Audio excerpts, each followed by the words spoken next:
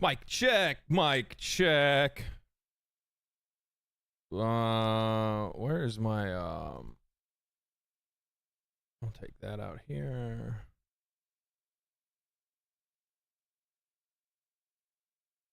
This will go here. That's not what I want. Oh God. There we go. All right. Okay. I think we're good. Move this over here. Just trying to get things lined up here, okay? I think I'm missing something. There it is. All right, we're good. We're live. Everything's fine. Everything's fine. I think this is the first stream I've looked forward to in a hot while. You should be looking forward to every single one of them. They're critically acclaimed. 10 out of 10. Definitely not an IGN 7. I'll tell you that right now. Hopefully you guys don't hear the fan that I have blowing directly at my face. My living room is incredibly warm today. It's very warm in here. Plus I just came back from the gym too, so little hot shower and little blood pumping, you know what I mean? Well, 6 months here, Rady with the tier 1, man. Thank you, man. Appreciate that. Can't hear a thing. That sounds like a you problem. Oh, the fan. Oh, okay. I thought I was like I forgot the question I asked. Let me change that to this too before I forget.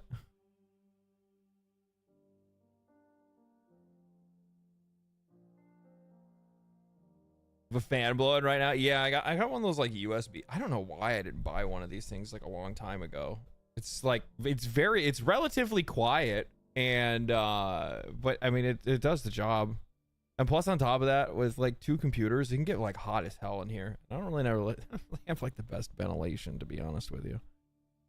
I don't really have the best ventilation. You're the only content creator I know whose videos I have to watch twice. First, you drop your video, then I gotta watch Asmon react to it. Love the content, man. Keep it up. Yeah, it's actually really funny. Asmon's editor. I was talking to him recently, and he's like, you know, you guys have like a really cool dynamic, and it ends up, you know, when he reacts to your videos, it's almost like a podcast. I was like, you know, now that I think about it, anytime I've ever watched him like watch one of my videos, I'm like, yeah, it actually kind of makes sense. So I'm like, you know, I'm teeing it, I'm teeing it up pretty well. I mean, that's kind of like the idea, the way that like I structure my videos and whatnot like that. It's to set up these moments for the viewer to like take time to think about what I'm saying for themselves, right? Like I feel like far too many times you're gonna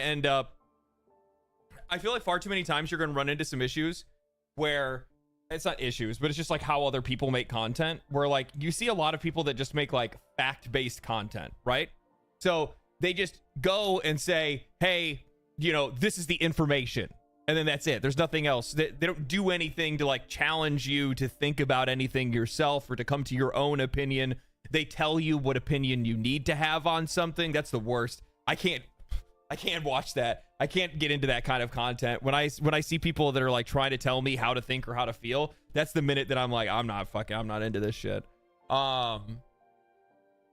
So like the idea that I try to pose, that's why like I'll oftentimes use questions in videos. I'll say, how many times have you seen this? Have you guys ever seen this happen before? Things like that. Love the video. Hello, love the video. This game wasn't made for you. I like that video too. I especially like when you say what you actually think and not tiptoe around things. It's just easier for me. I'll be straight up with you. Like it's just easier for me. It's not any like It's not any like noble cause or anything like that. It's just the only thing that I ever ran into. I've talked about this before. I mean, it's been a long time since I talked about it, but like before I ever even started making YouTube videos, one of the first things that I did was I looked at like what people did right, but then I also looked at like what a lot of people did wrong, right? And I think there's a lot of lessons to learn from mistakes specifically. I think a lot of people always want to look at somebody else's successes. I want to look at how people fail. For me, that's how I learn more. And also I find failure like really interesting. Look at my content, right? Like you can pretty much see it across the board. Like 90% of the shit that I talk about is failures. But I think that, you know, I don't view failure necessarily as a bad thing. I view it as a moment of learning, right? So I watch a lot of like people that had like big platforms, big, you know, YouTube channels or Twitch streamers or whatever, and I look at their like how they failed, and like 9 times out of 10, the one thing that I've learned the most out of like people that had platforms and then failed was that they were never themselves. Where's the cat? He's laying on the desk right here. The thing is that they were never themselves. They never spoke their actual opinion. They never said what they were thinking. They always said what other people wanted them to say, or what they thought other people wanted them to say, or what they thought the right thing was to say. I don't give a shit about saying the right thing or anything, or the right thing or the wrong thing. I'm just going to say my thing and whatever, you know, whatever opinion that I've come to. That's one of the things that I've seen some people like say, you know, like they'll say like I'll teeter-totter on some topics. It's not teeter-tottering. It's just like, if you actually watch the videos that I make, especially if you ever see like a long series, like I think Ubisoft's a really good example of this, right? Is that there's an evolution to my opinions, to the things that I'm critical about, to the issues that I find with them. And it's because I'm studying them over the course of like 6 videos, or I don't know how many videos I ever made on Ubisoft, but you know, I'm studying them over the course of that period of time, and I'm coming together on a opinion that I have, and it takes time to do that. I think people are in so much of a rush to have an opinion on things nowadays that it's fucking crazy. You know, I said it on I said it on Twitter. I think it was yesterday. Like I said it on Twitter yesterday, that, you know, seeing people on both sides counting their chickens before they hatch, it's a success. Take that, chuds. It's a flop. Go woke, go broke. Y'all need to fucking chill. Seriously. Like, people are in such a fucking rush, dude. People are in such a rush to have an opinion on something, to like say something's dead to rights already. Like, just give it a fucking week, man. I am never worried about trying to be the first to anything. I don't want to be that way. That's stressful, man. That I didn't get into this kind of shit to be stressed. I got the whole idea of like wanting to be a YouTuber or a content creator is to be just kind of chilled out and enjoy what you're doing, right? Maybe it's an Ibanez. It's all I have is Ibanez. Yeah, that's all I have is Ibanez. I have a Wolfgang, but that one's like back. That one's in storage. I don't actually have that guitar here. I'm so fucking mad. I was restringing the black the black RG guitar yesterday, and it one of the strings snapped, and then I also realized that the neck is warped on it a little bit. It's just weather. It's just like it's heat and cold and stuff like that over time. The neck hasn't been adjusted on that guitar in a while. I need to take it to a luthier. I need to take it to somebody that can actually like adjust it and get it in good sound and intonate it the right way and make sure that it's all good. Especially because like that guitar specifically, I like to play in down tune. So usually like drop B or something like that. So it's, you know, the strings are a lot looser. The neck can move a lot more. It has to be taken care of.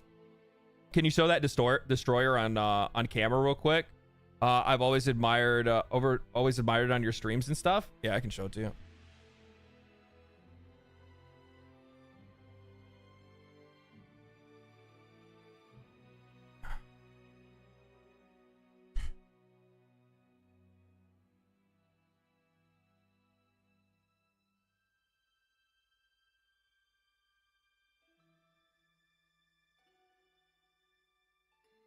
one's dusty because it hasn't really been cleaned up or anything right now.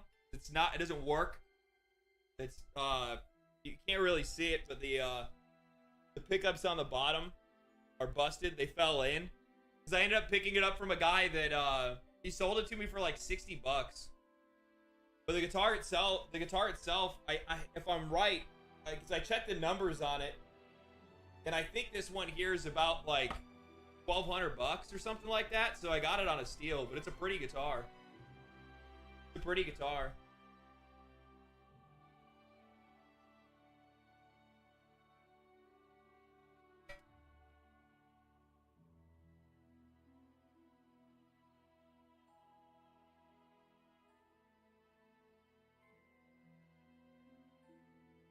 Ugh.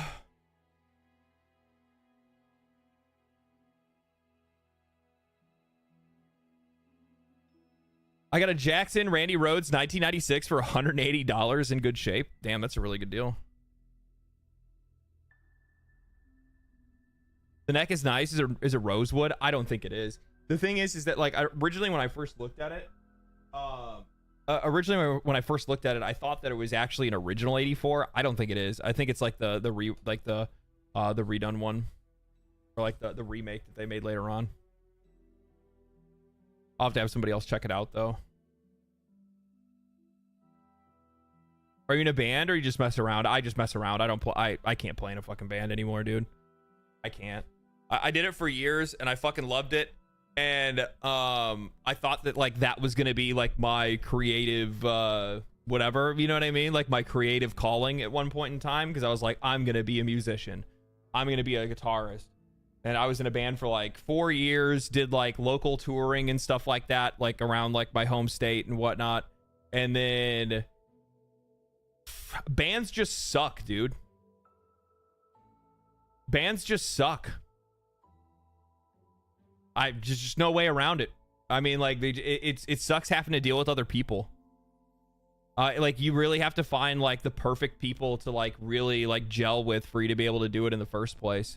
And the problem is that it's like, I think that, you know, like way back in the day, we ended up we had somebody like scout us from like Roadrunner or something like that. And they were like, you know, hey, make sure you guys put together a demo. We could probably put you on tour with one of our, you know, with one of the traveling acts or something like that, you know, as an opener or whatever. And we're like, oh shit, all right, cool.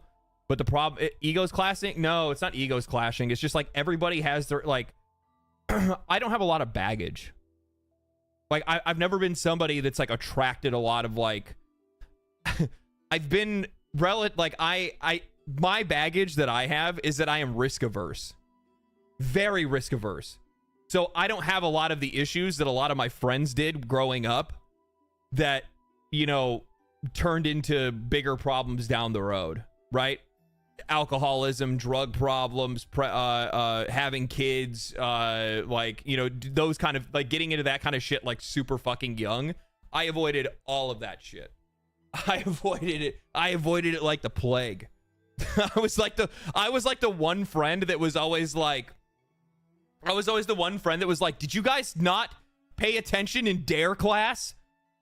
Like, fuck. Gaming is my addiction. That's definitely one of mine. I'm not gonna say I don't have any hooks. That's for sure. Kids are more expensive than crack habit. Ain't that the fucking truth? They'll bankrupt your ass real quick. How do bands get into bad drinking problems? So like this is actually it's a really weird thing that like happened with the band that I was in, which is like we were all young, like super young. Like I think I was like. I think I was like probably I was the eldest in the band, and I was like I don't even know. Like most of us were still in college. I was the one in college. The other guys did not go. The other guys did not go. I went to college. They did not. And like the one, like I'm gonna be real with you, the one guy in our band, which is like the other guitarist, like he actually did have like an ego clashing problem. 100 fucking percent, because like he was upset that I was the one like writing all of the songs, but I wasn't like trying to be the one writing all the songs. I would just show up to fucking band practice and be like, dude, I wrote a really sick lick, like a really good rhythm. You guys want to hear it? And then I'd play it, and then my drummer would be like, oh fuck, and then all of a sudden he would drop something, and then me and him would just be like sitting there like looking at each other all fucking giddy and like going back and forth, and all of a sudden, you know, a fucking hour later, half of a song is completed, and this dude would be over there fucking brooding, emo fucking hair fucking swung in his fucking eye, and then then like he was the, I'll be honest with you, he became an alcoholic out of fucking what, like it was for attention. It was for attention. I have another friend that was like that did those kind of things, where they would get themselves into situations that they know are bad so that people would pity them, and then they were only doing it just to get attention, but then the next thing they know, they actually ended up having the problem. It was like basic, like I think the best way to explain it is that like this guy was not an alcoholic. He was pretending to be one so that people would think he is one, so that people would feel sorry for him and then talk to him and listen to him and pay attention to him. And then he became an alcoholic.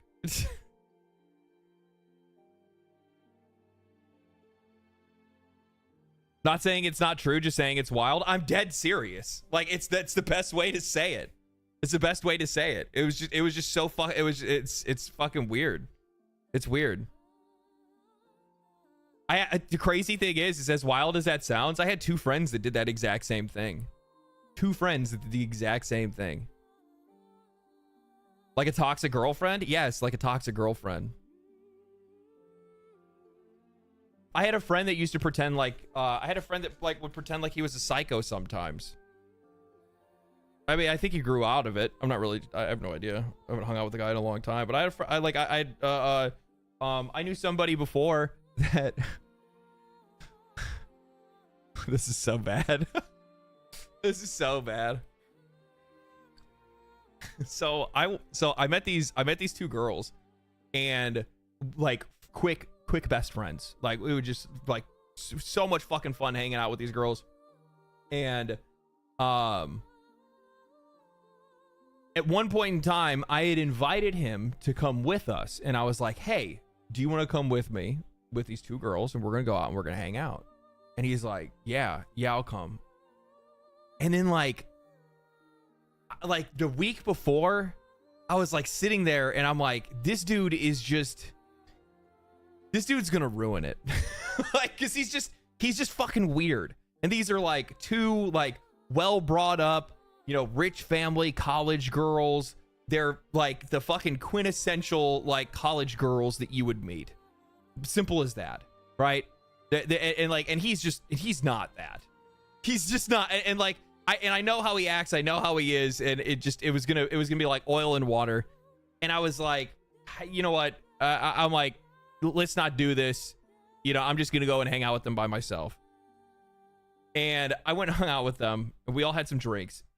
And then I ended up bringing them back to my place, and we were roommates at the time.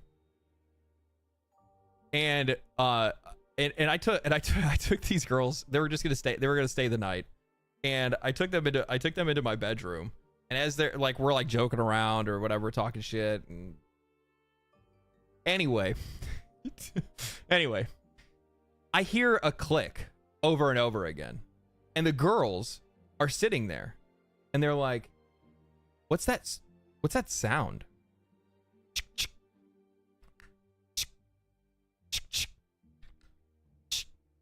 Over and over again. And I'm like, no fucking way. I wake up, or not wake up, but like I get out of the bed, and I go over to his room, and sure enough, he's sitting there, and he's unloading and loading his pistol over and over again in his bedroom with the door open. And the TV, it has static on the screen.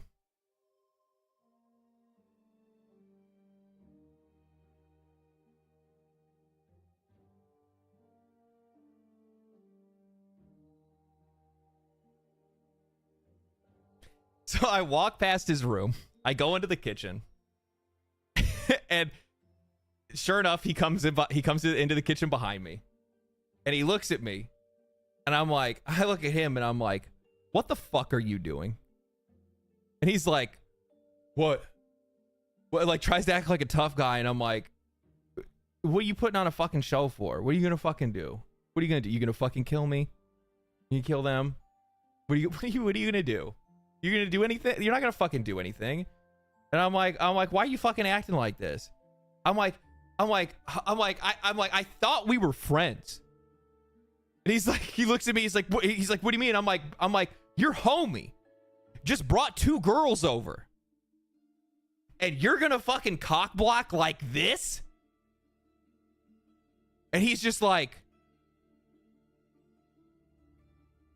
I didn't think about it like that.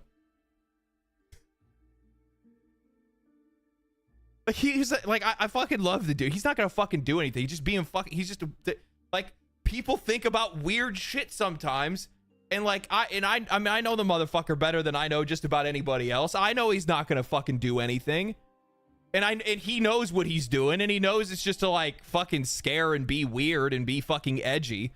And I just called him a fucking edgelord right there. I was like, bro, I'm like, what the fuck are you doing? I'm like, do you realize how fucking weird this is? What are you doing? And I'm like, don't do that shit. That's fucking weird, man. I like how most people are like, I would have ran. And I'm like, I mean, like, in most cases, that's probably what you'd want to do. But I mean, like, this is somebody that I knew really fucking well. Really fucking well. And then he went to sleep. And the worst part is that like he's doing this, acting like he's upset. And like when I walked past his bedroom, his girlfriend was laying on the bed. His ex-girlfriend.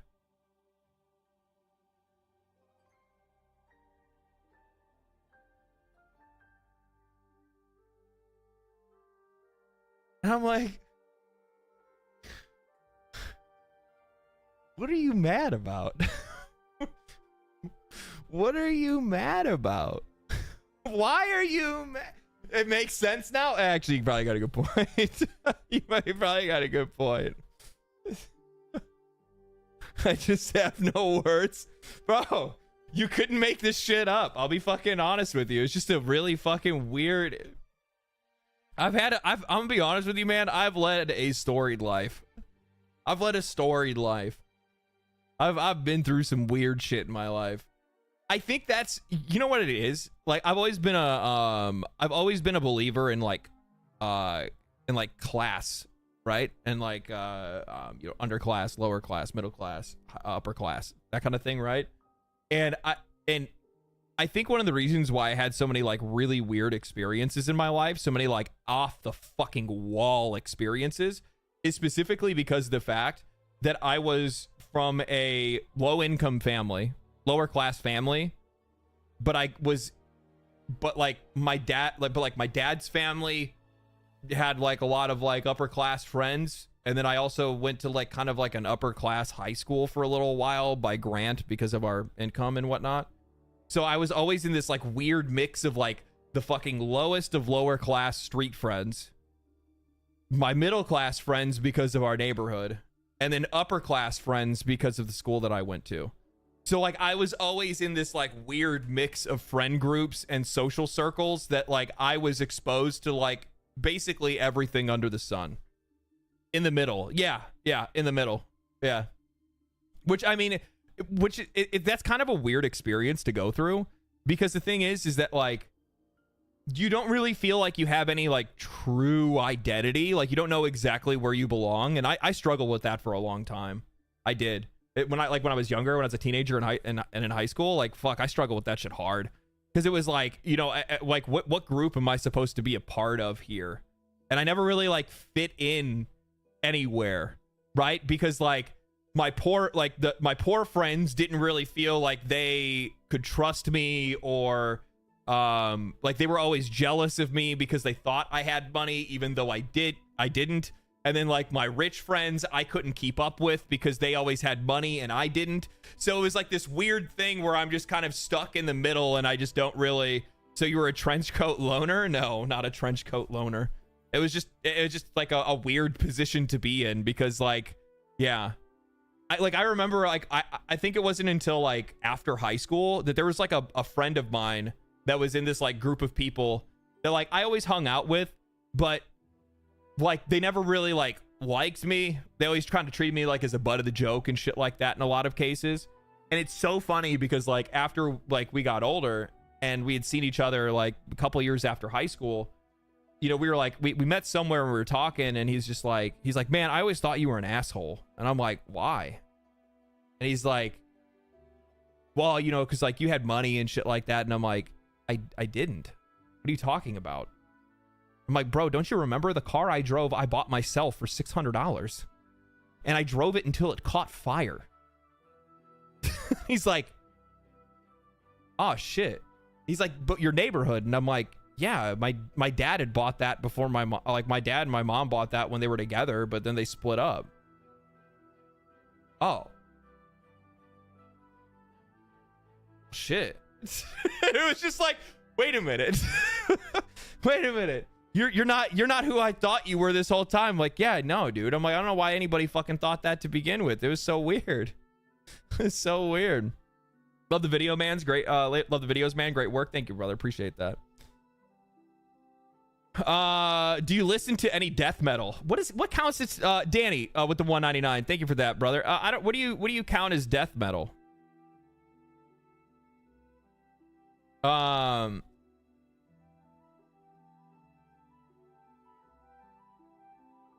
think like the only thing that's like close for me would be like Lorna Shore. Era is good, but not death metal. No, they're like progressive metalcore, I would say, something like that. That's the problem with like metal today, is that like metal music is like so there's so many like subgenres and shit like that. Do you gent? That's the real question, right? Six Blades Kojiro, thank you for the 499. Thanks for showing The Destroyer. It's my kind of style for sure. Bands are for the birds. I've enjoyed being a studio musician, hired gun guitarist. You know, there was a point where I really wanted to do that, but I'm not talented enough. I don't understand music theory. I don't know shit about music theory. Like literally nothing. I'm self-taught by feel. Like I've done like a little bit of like practice with like chord progressions and like scales and modes and shit, but like that's pretty much about it. Like it doesn't really go that much farther than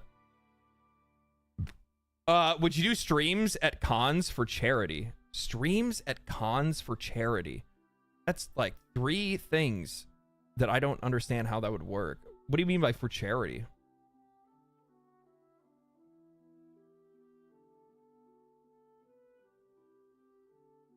The first question is, would I do a con? That's the real question.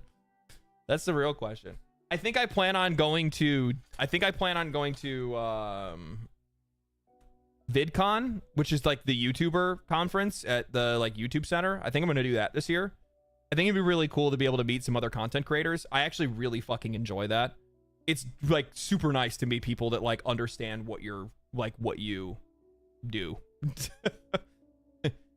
TwitchCon doesn't really make a lot of sense for me because I'm not like really I get decent viewership on Twitch. I do. And the Twitch, and honestly, you know what? Shout out to the Twitch chat, by the way. Twitch has been growing like fucking crazy recently. I just broke over 10,000 followers. Do you guys have any how fucking hard it is to do that shit? How to get people to go from one platform to another? That shit's hard. I think it's much easier to get people to go from Twitch to YouTube. It's way more difficult to get people to go from YouTube to Twitch. And I realize like a lot of people don't really want to like support Twitch as a platform, but like that shit's like super important for me to do, because if anything ever happens on YouTube, then I don't have anywhere to go. My content is just gone. You know what I mean? So it's like I have to make sure that I diversify and I have myself in multiple places so that, you know, I can figure out ways to be able to like skip around and keep my head above water. Baby Metal. Good night. Hope you guys are having I just arrived and not having too much time these days. Will you go to TennoCon this year? I am awaiting word about TennoCon. I asked Digital Extremes about it. My only worry is like whether they still want to have me. I'm kind of a bad boy. I'm kind of a bad boy.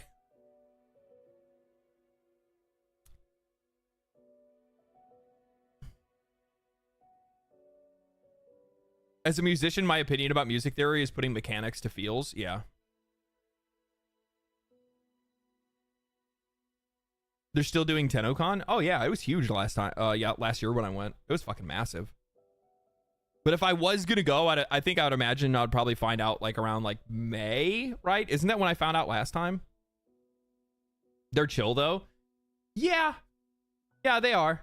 They are. And it's not like I honestly, the funny thing is, it's not like I'm making any different content than I was when I was covering Warframe. It's the same.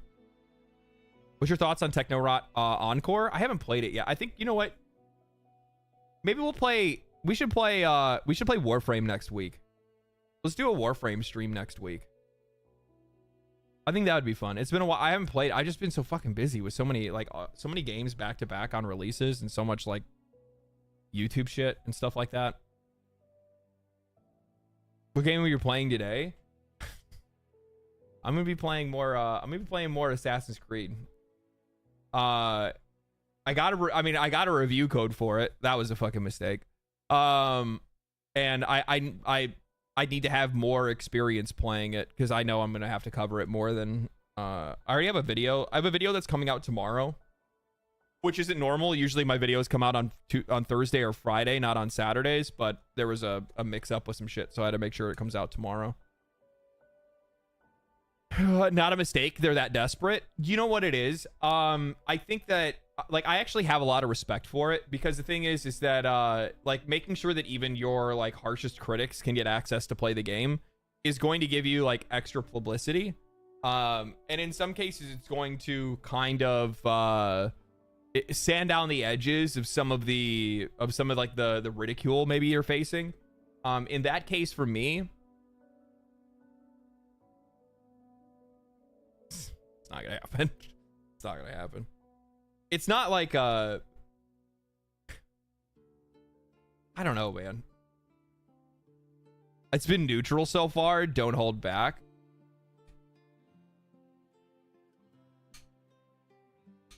I mean, if you guys have seen my posts on Twitter, like I'm sure I'm not gloating about the game, that's for sure.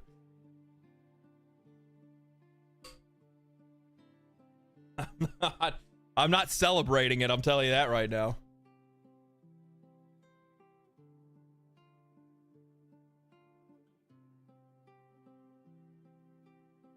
I'm gonna say this. Given the way the game is performing, this is the thing that's like crazy to me. I'm gonna be honest. Even I didn't see this coming.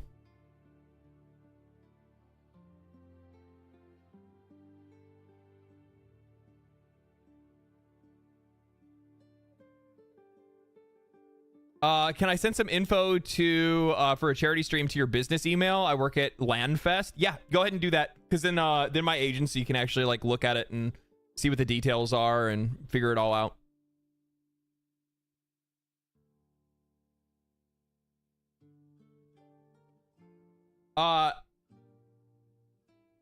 Yeah, I didn't see this coming. I'm gonna be honest with you guys. Because of the fact it's Assassin's Creed, because of the fact of like how much the game has been in like the media cycle and people have been talking about it and the controversy and all that stuff, I will fully admit I thought that this game would reach like 80 to 100,000 players on launch. I was convinced, because I'm like, the thing is, the reason why I say that is because it's not just the controversy, it's how often I saw people defending the game. And how often those people defending the game were getting like a ton of positive feedback, a ton of positive engagement, a bunch of updates, a bunch of people happy. And then Ubisoft said 1 million in sales. No, they did not. Ubisoft did not say 1 million in sales.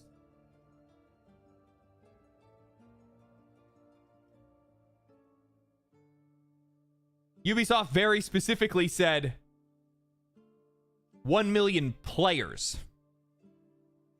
players is completely different than sales. Keep in mind, Dragon Age the Veilguard engaged 1.5 million players.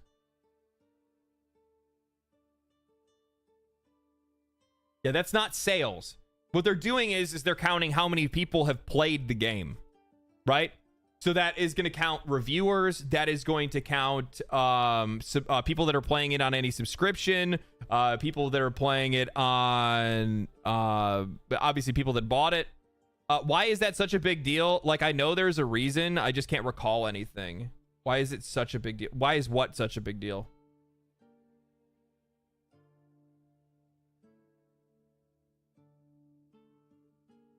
I bet refunds are counted too. I would almost guarantee that refunds are counted as well, yeah. Satisfying investors? Funny you say that. Funny you say that.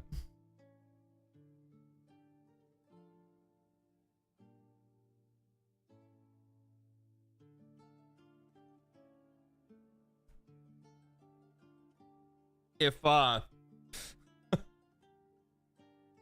so, if I'm not...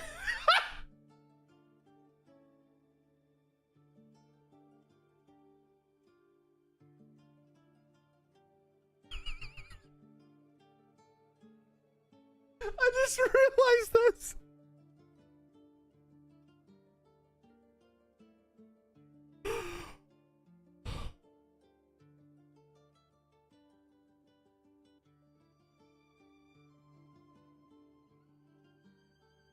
It's not even 4 p.m. here in Canada.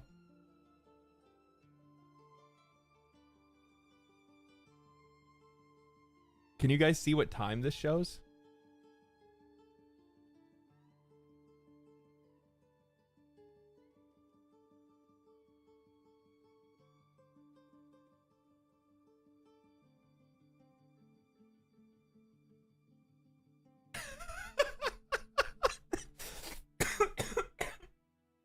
Oh no.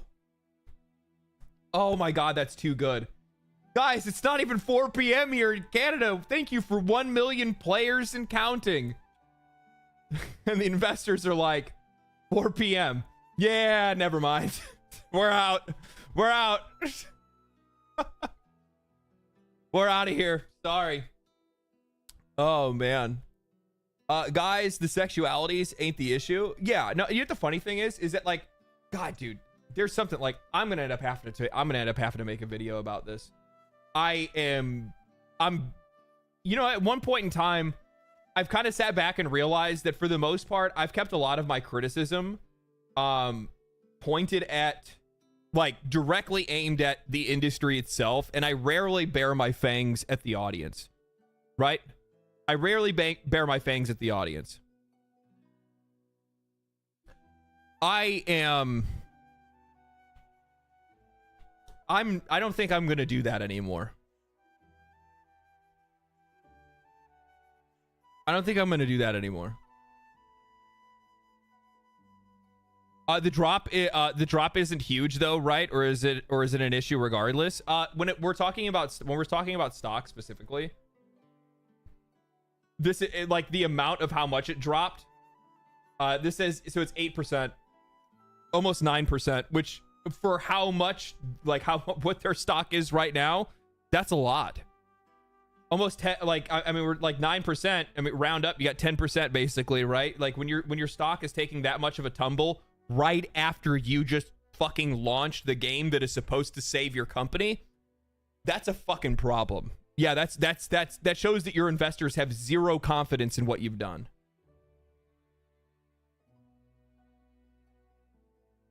But one of the things that I am infuriated over is how much of the controversy around Assassin's Creed Shadows has been reframed as racism and bigotry. And I'm not going to defend it and say that there are people like, I'm going to word this the right way. I hate the fact that the media, as well as a lot of other people, are being relatively dishonest about the controversy around the game, or why people don't want to play it, or why people aren't interested in it, because they keep framing it as, you know, oh, all these controversies are nothing. You know, it's all about race, or it's all about sexuality, or whatever it might be. And there are people that are out there that are being that way, for sure. Fuck, I've seen them in my own comments or in my chat or something like that, where they're just like, I don't want, like, literally people that are just like, I don't want black people in video games and shit like that. Like, those are fucking weirdos. Nobody wants anything to fucking do with them. That's not the issue. And acting like there is just this fucking huge group of people, and that's the reason why all of this controversy exists. You're out of your fucking mind. You're out of your fucking mind. Like, the fact that you go and write an article, it's abundantly clear that Assassin's Creed Shadows controversies are nothing. No, Paul. No. If they were nothing, then why would they make a day one patch making it where you can't destroy shrines anymore? Why would the Japanese Diet be discussing it? Why would Ubisoft have to issue an apology to fans over insensitive designs in some of their promotional material?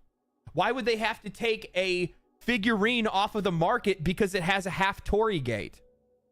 Why would they have to issue an apology to a reenactment group because they used their flag and their symbols without permission? Why would they have to issue an apology to local shrines for using their name and using their imagery without permission? The controversies aren't for nothing. The controversies aren't for nothing. And the worst part is that I think that in a lot of cases with a lot of people that are like, I think the, like, overall the outrage for this game is being like mischaractered and like misdirected in a lot of ways. And how they're and instead of talking about the things that players are complaining about, how about we take the time instead to talk about why the fuck are people so excited and so happy to watch Ubisoft fail in the first place?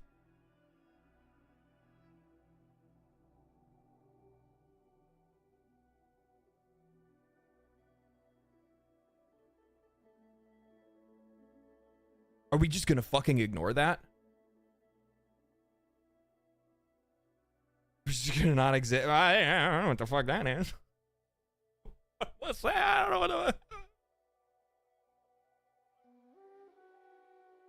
like, I think that's probably the most like infuriating thing for me, is that it's not only the media, but it's also like the game's defenders online, where it's like, do you not understand why this company is so hated?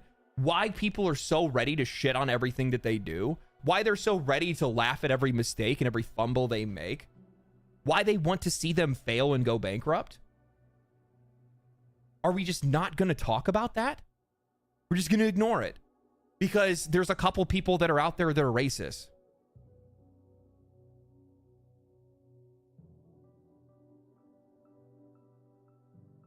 What are we doing?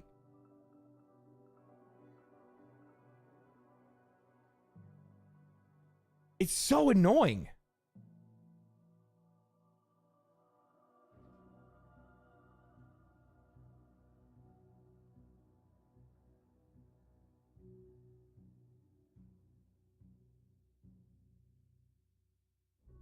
Hold on. I missed a couple things here.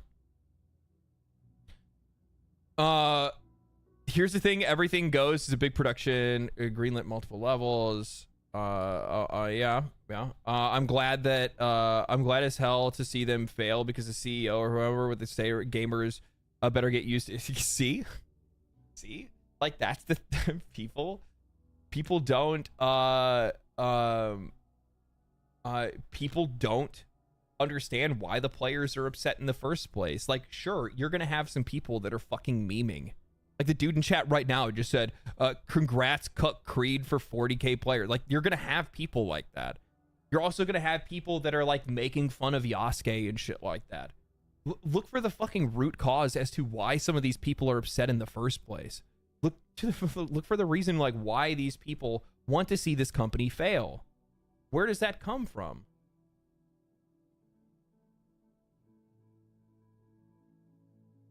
But nobody wants to take the time to discuss that kind of shit. Because I guarantee if I go to read this, it's fine, it's pretty good, but simply nothing out of the ordinary for the series. Many of the people otherwise. The narrative about the game has been drowned in social media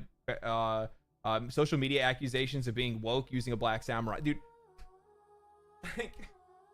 it has been. I'm not gonna say that it's not. I'm not gonna pretend like people haven't been complaining about that. Fuck. Of course I'm not. Of course I'm not. The funny thing is that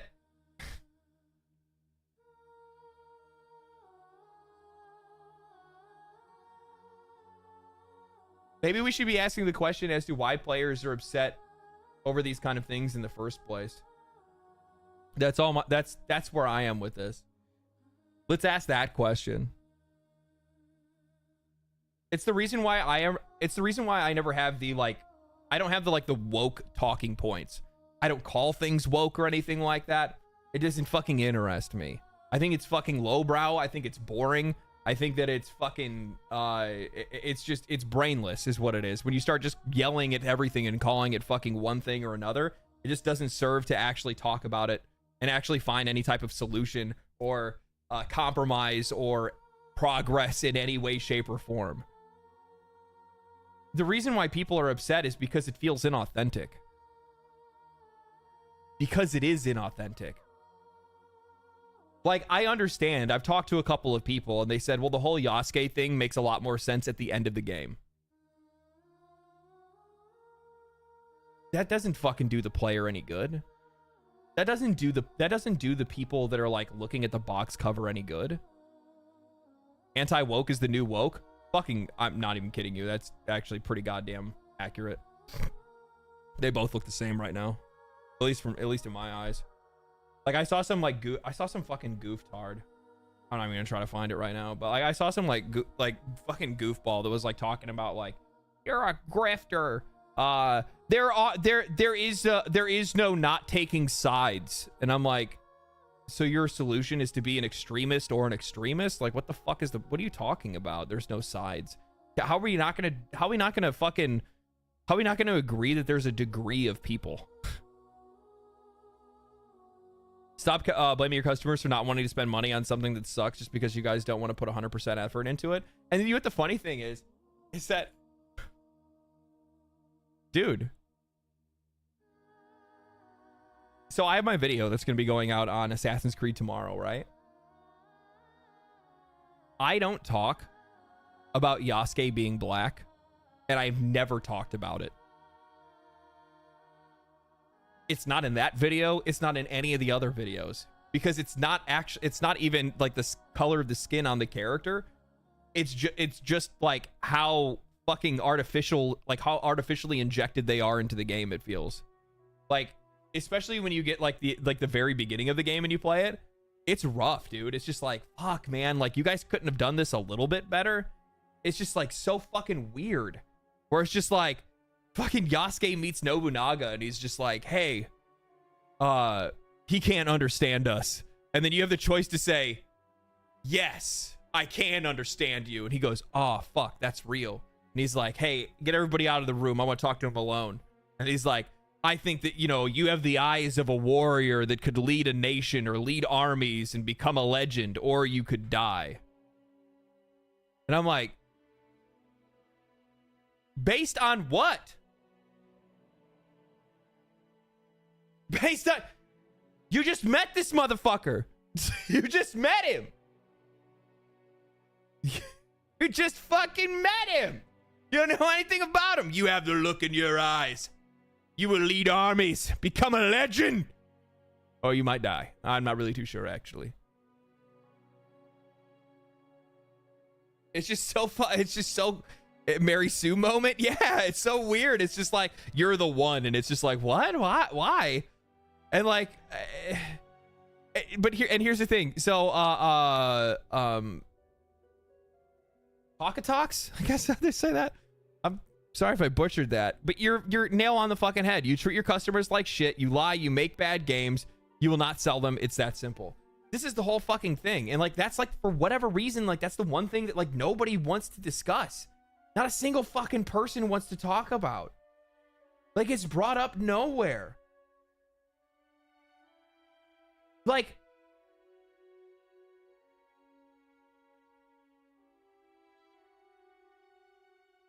we're giving backpacks and fucking congratulations for some of the most fucking like no-brainer takes. Like, everybody's like, if you're upset that there's a black guy in a video game, fuck off. Nobody's upset about that. But like that everybody has to perpetuate like it's a major issue. And and you know what the funny thing is, I'm gonna be honest with you. I don't necessarily at all times have the most tolerant of crowd in my fucking community sometimes, but I haven't seen a single fucking person in my chat bring it up.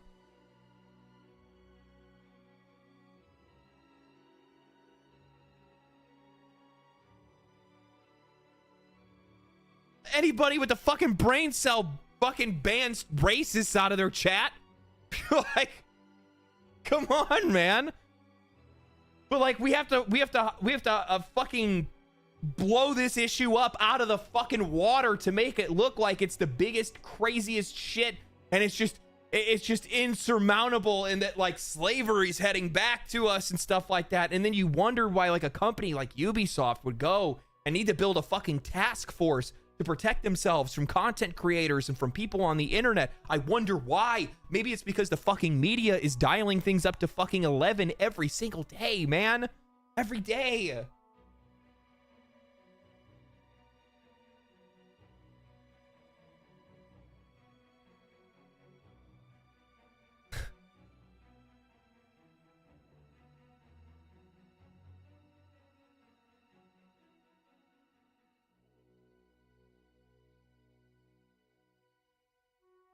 It's not what is this? It's not about a black guy being in there. It's about the decision to make a historically marginal nobody a central character, instead of a vastly more interesting character, Satori Hanzo, Ninja Master, or a fictional character of some sort that works in these historical settings. Yeah, no, for sure.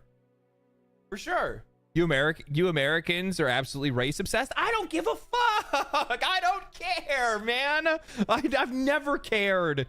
It's never like, I grew up in I grew up in like quite literally a fucking melting pot where in most cases, in the most places I've lived in, I've been the minority. It's never bothered me. I don't fucking care that like. The funny thing is that like I actually really wouldn't have that much of a problem with Yasuke being in the game if they just handled him better. But like really, like the whole thing that I keep running into, and like one of the things that I talk about in the video that I'm putting out, is that they just fucking suck at making video games. Like, their story writing is so bad, their character writing is so terrible. And it's like, it's fucking whiplash after me coming from a game like fucking Kingdom Come Deliverance 2 to going to play Assassin's Creed Shadows. Like, I damn near broke my neck. I was like, fuck. Oh. And like, the thing is that like,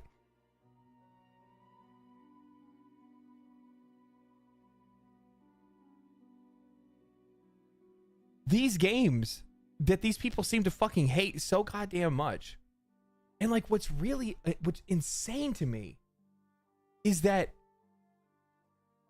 like in KCD 2, they did such an artful job of making a character that gets exposed to more cultures and more people that are foreign to them, right?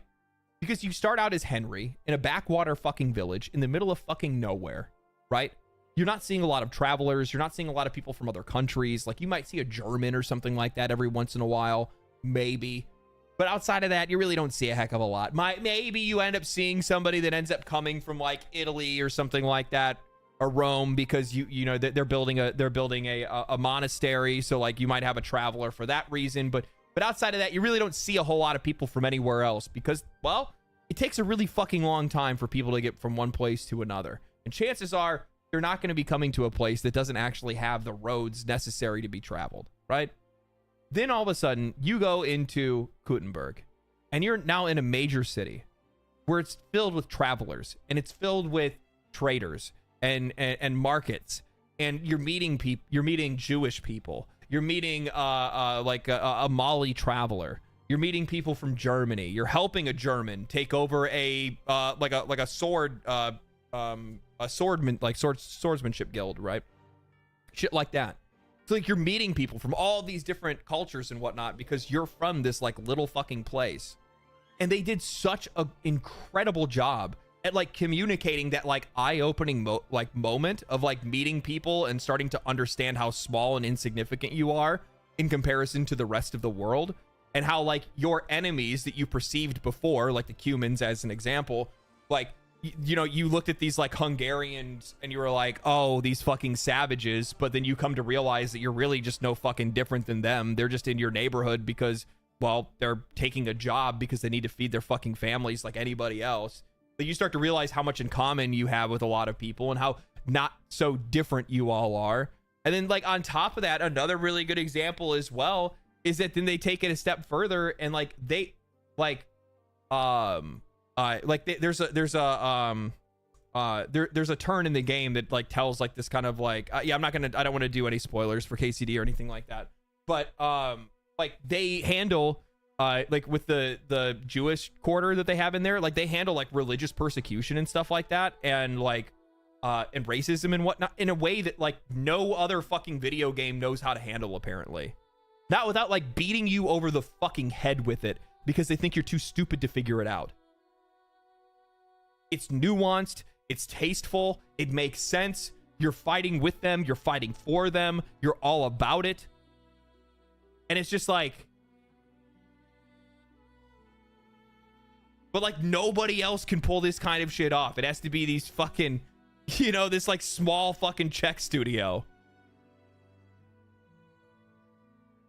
It feels real. Exactly. It's authentic.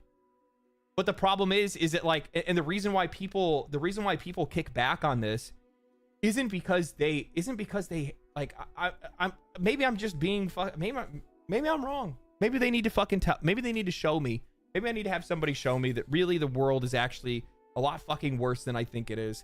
And that everybody is, and that like the entire country of America is like 75% like evil racists. And they just don't want like black people or any other race in video games other than white. And that's it. But I just don't think that's the fucking case. I think really what it comes down to is that they look at a game being made by, you know, fucking French Canadians that, you know, like an entire office of like white French Canadians, and they're like just forcing a character in because they don't know how to like handle any sort of nuance. Just inauthentic. They're not putting the character in there because it needs to be. They're not putting it in because it should be there. They're putting it in there because they feel like it needs to be in there, I guess is probably the way to look at it.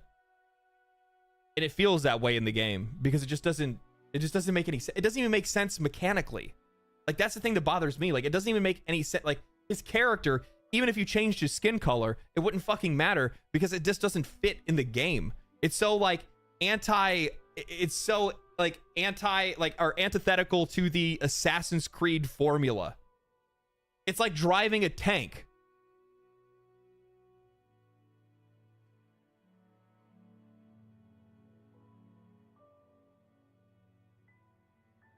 It's bad because they're French? I didn't say that. I'm really looking forward to Expedition 33, and that's a French-made game, but I think that one's gonna actually be pretty good.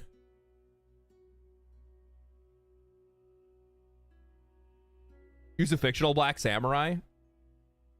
Like we're talking about the same people that like really. We're talking about the same people that are constantly sharing like clips of the Boondocks or Afro Samurai. I don't get it, man.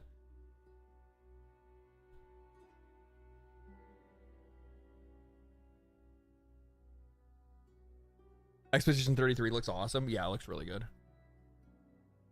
Real French, not French Canadian. I think it's both.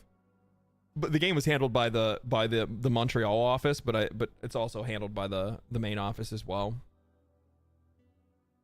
Exactly, it's not the skin color, it's the fact that the combat style doesn't fit. We had the same issues with combat in Valhalla, but it was dialed up to 11. That's really what it is for me. Like for like Yasuke as a character, like his story feels really inauthentic and it just doesn't feel good, and the character writing's really bad. And then him as an actual character in the game just doesn't feel right. You can't even do half of the activities in the game. Like 90% of the like eagle spots that you need to get to, you can't get to with him. You have to use Nawe.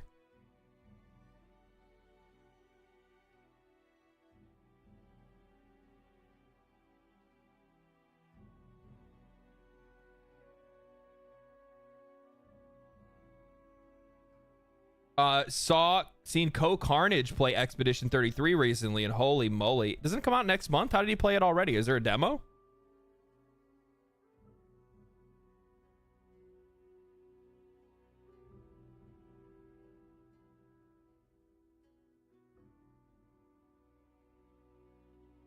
Let me check. I missed some super chats. My bad, guys.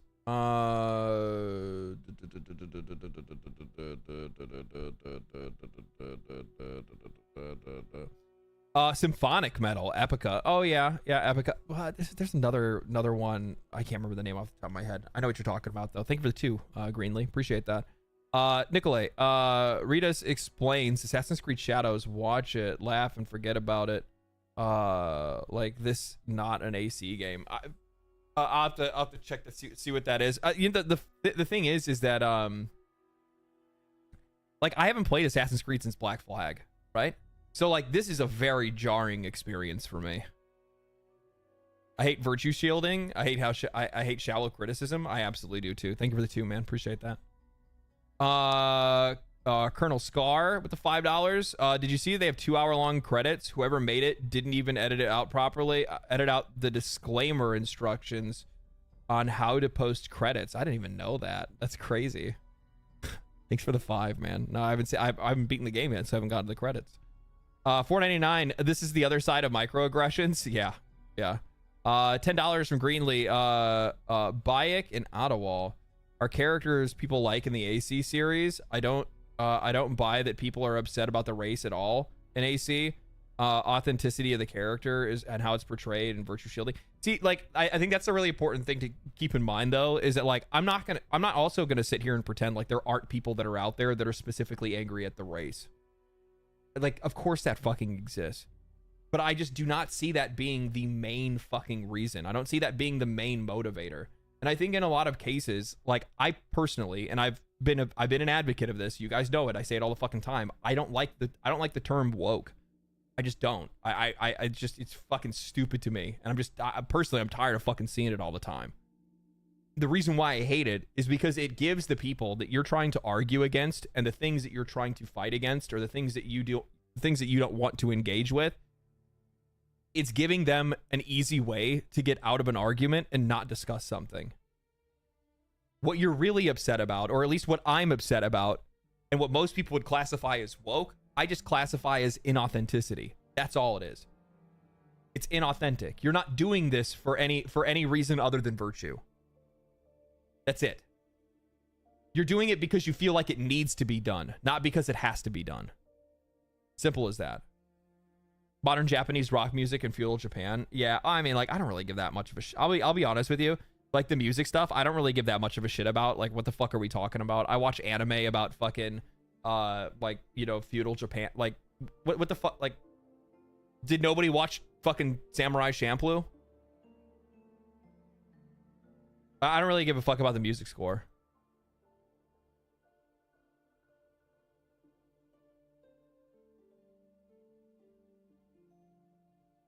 Performative activism? Yeah.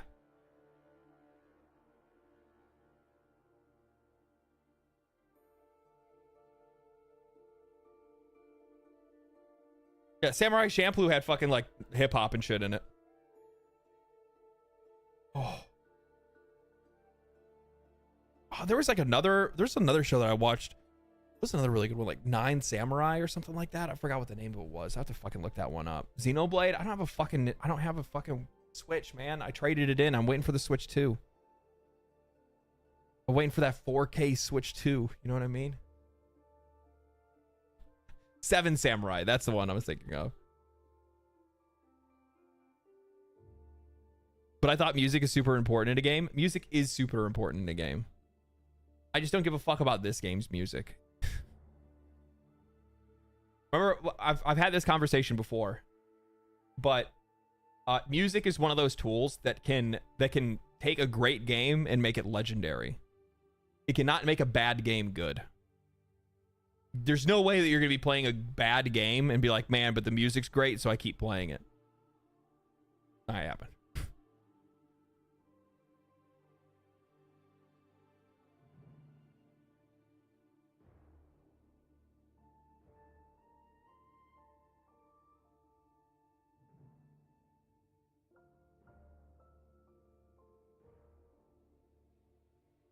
A fast car with a bad paint job is still a car you won't buy. Yeah, chances are, maybe. Yeah. Yeah, I mean, if the car, like, looks like shit, you're not gonna want it, right? The Warframe songs are amazing. Well, like, again, that's what I'm saying. Like, Warframe's already a good game. Great music elevates it to a legendary position.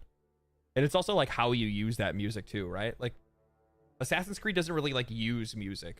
It has music, but it doesn't use music.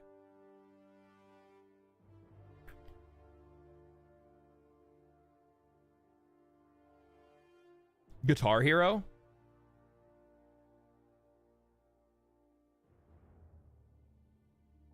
Are you over here talking shit about Guitar Hero? You know, I once got a girlfriend because of my Guitar Hero skills. What the fuck are you on about?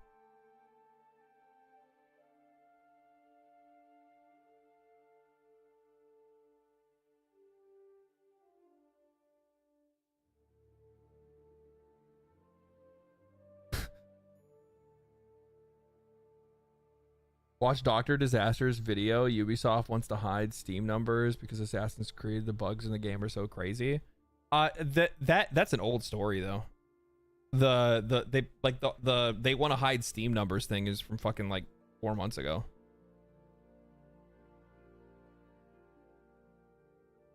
Also, to be honest with you, like in most cases, I don't even really I don't really watch a lot of content creators. I'll be honest, like I really don't. I just like I it's just not what I'm really like. Most of the things, like I listen to like fucking video game soundtracks on YouTube. I watch crime documentaries. I watch cat videos, animated shorts, Baldur's Gate 3, like conversations between NPCs and characters. That's pretty much about it. That's about as far as it goes. About as far as it goes. I used to watch a lot more people before, but like I think that like especially when we're talking about like a game that I'm playing and trying to formulate my thoughts on, I tend to try to take my time to be able to like come to my own opinion without that opinion being influenced by other people's thoughts, if that makes any sense.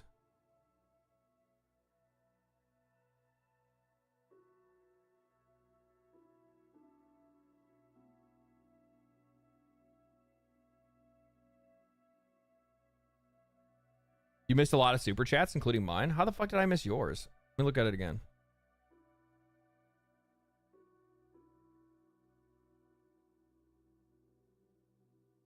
Oh God. I didn't even realize that was oh no, it's Alex that fucking said it's another side of microaggressions. What's up, man? Danny Passion official. There he is. Being a low class warrior makes you a legendary. Makes you the legendary SS. Thanks, man. That was the one that I missed. Appreciate that, brother. Thank you for the 2. Thank you for the 2.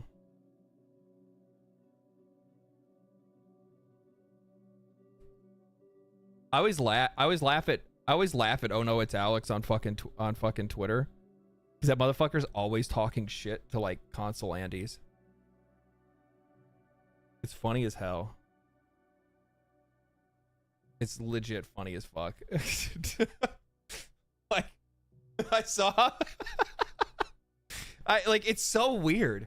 It's like console warriors, which I'm surprised even exist. Like you'd think that they're like a like you'd think that they're on the edge of extinction. Chat is really active tonight. Yeah, I really actually kind of enjoy these like one stream a week things, because it makes it more like it's an event. Like we all get to look forward to it. Salute to you. Love your videos. Thanks, man. I mean, like it's like an event. We all get to like look forward to it. You know what I mean? It's just like, let's talk about everything that happened this week. And there's a lot of shit that happened, right? But love my console one right here. There's like nothing wrong, guys. There's nothing wrong with having a console and loving your console. There's something wrong with wanting to be a fucking warrior for a plastic box in a multi-billion-dollar company. That's the shit I'm talking about. Like, stay the fuck away from that weird shit where it's like, I need to fight I need to fight these fucking Xbots. I need to go after the Sony ponies. I don't even know what's do they have a name for Nintendo people or PC people? Do you know the funny thing? Actually 9 times out of 10 when I see people talking shit about people that play on PC, they call them PC Master Racers or PCMR, and I'm like, that's actually really fucking funny. That it's just like, you like to insult us, you actually call to our dominance.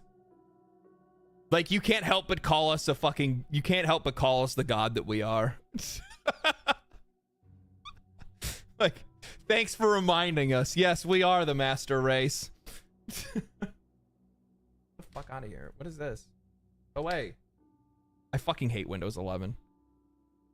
Danny Passion Official with the 2. Legendary Super Saiyan is Goku and Vegeta call. Yeah, I know that. I know what fucking Legendary Super Saiyan is. What are you talking about? I didn't watch Daima. I've watched everything else though. I've watched all of Super. It's not only Yasuke. Naue sucks too. Don't even get me started on Naue. Don't even fucking get me started on Naue. It's so weird. Like, Naue specifically is so... Thank you for the 5, by the way. I can't read your name because it's in another language, so... I can read... The only... like, I can read Spanish. I can't speak it. And I speak English. That's about as far as it goes. Naue is a fucking really weirdly put together. Like, she's by far the better character by a long shot. And that's not really saying a lot at all. Like, at all. Like, it's really weird because at the very beginning, and I don't know if any of you guys have played it yet or have seen any, like, if you guys have watched like the beginning of the game, but at first, like, she kind of plays this like rebellious youth, like rebellious young woman. Her father says, you're not going onto the battlefield. She says, I'm going anyway. You know, like, he'll like the way that he talks to her, or the way that she talks to him, is like super casual and like kind of like CW drama teenager in a lot of ways. And that's just like not 15th century. That's not, or 16th century Japan. It's not how a young woman would talk to her father back then in Japan. And it's honestly not even how a young woman would talk to her father in Japan today. I just like, it's weird. It's so weird. Did they girl boss her? It's not that they girl bossed her. It's that they can't help but reflect their own culture and their own experience growing up into their writing without understanding what it is for that specific culture. It's not a grr down with the patriarchy. It's not any of that. It's not like, so it's not virtue signaling or anything of that nature. It's just bad writing. So she has the emo spirit. Yes, basically, yeah. Yeah. Like, it's how do I say this? It's something that, like, culturally, somebody coming from, like, North America just wouldn't really understand, because that's just not what our culture is. American or Canadian. They can't wrap their head around it because they haven't like they don't understand the culture on that kind of level.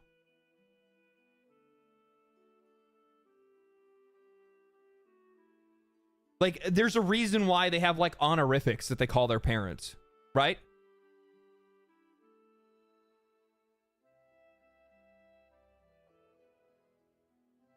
Naoi's action doesn't suit Japanese culture at all. Believe me, I'm from East Asia. Yeah, it just comes off really weird. And plus, on top of that, her character, like, her character does a lot of teeter-tottering.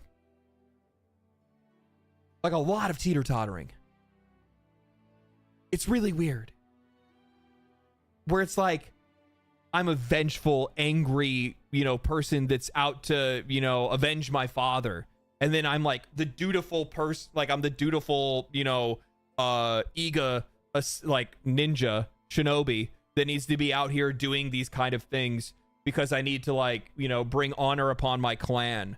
And then there's like, I need to get the box back for my dad. Like, that's the other part. And then all of a sudden Elsa has like this other weird twist where like, then she's like, painting fucking foxes and shit with some kid, with some orphan. And talking about how, like, being like super nice and sweet. So it's like this weird mix of like, vengeful assassin that will like kill somebody without any hesitation, and then like soft, caring soul that wants to take care of this orphan child. It's just like I'm not saying that you can't be those things, but the problem is that like the transition between the two doesn't even make any sense. Well, I am Japanese, and AC Shadows is a massive is like a massive spot the differences game. Ooh. I'm sorry. I'm sorry.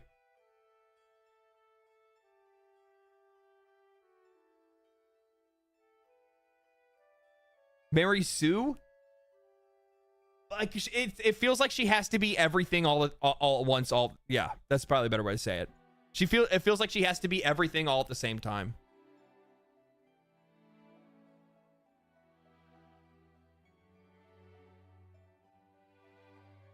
Like, she can't be just completely, like, straight up vengeful assassin. I need to kill the people that killed my father. That's it, right? She can't just be that. She has to also be somebody that loves animals. She also has to be somebody that's still a woman. She also still has to be somebody that, wants to take care of this orphan kid. Like, she still has to be all of those things at the same time. And it's just like, if you're gonna do that, that's fine, but you have to do a really good job at being able to like balance those kind of personalities and those kind of traits, because if you don't, then it's gonna come off inauthentic, and it's gonna feel really weird in conversation. And it is exactly that. It feels very weird in conversation. I'd care about Nawe more if the flashbacks were in order, at least. Imagine starting out the game in a peaceful village for a time, and then shit goes down. Do you know what? That's a real, like, I think that's probably the most I bring it up like, the game is just really disappointing, because like the thing is that you have everything to make an incredible game. The setting, the Assassin's Creed like formula of story, at least it's like overarching narrative, not necessarily their writing, but like the premise of, I am living through my bloodline, through my descendants, and I'm going back in time, and I'm revisiting these like crazy fucking sequences because I am a part of this like assassin bloodline, right? And those are my ancestors, and I can tap into that ancestry and go and revisit this and see like different ways the world was shaped at certain times, and there's this like science fiction narrative that's like written over it. Like, you have so many cool layers of such like interesting content that you could make and deliver, but they just don't fucking do it.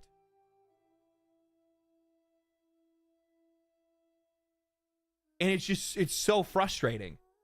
It's infuriating. It's insulting. You have all of the money. You have so many developers. You have everything that you need. And you just give us this. Like, I fully agree with you. It would be way fucking cooler if, like, the game had started out where you're, like, actually doing her ninja training. and you're like helping to like defend your village against like Nobunaga, right? Against the Oda clan. And you know, maybe that's like a few months that you're actually going through that, not just like one specific night where everything all goes to shit all at once. Let it build up to that, right? Give me like how about this? How about make me feel connected to the father, right? Maybe build up the father character so I actually like really respect that character, so that when he's dead, I as the player want to go after the people that killed him. But I don't really have any fucking motivation to do it because I didn't really know the fucking guy. He trained me with a fucking sword once. That's it. Like, everything just feels so rushed. It's so weird. It's like there's certain times that you need to take your time and you need to like build up investment for the players, and they fail to do it. They fail to capture anything. You kind of made Naue sound like Batman. She's kind of Batman, I'll be honest with you. She's kind of Batman.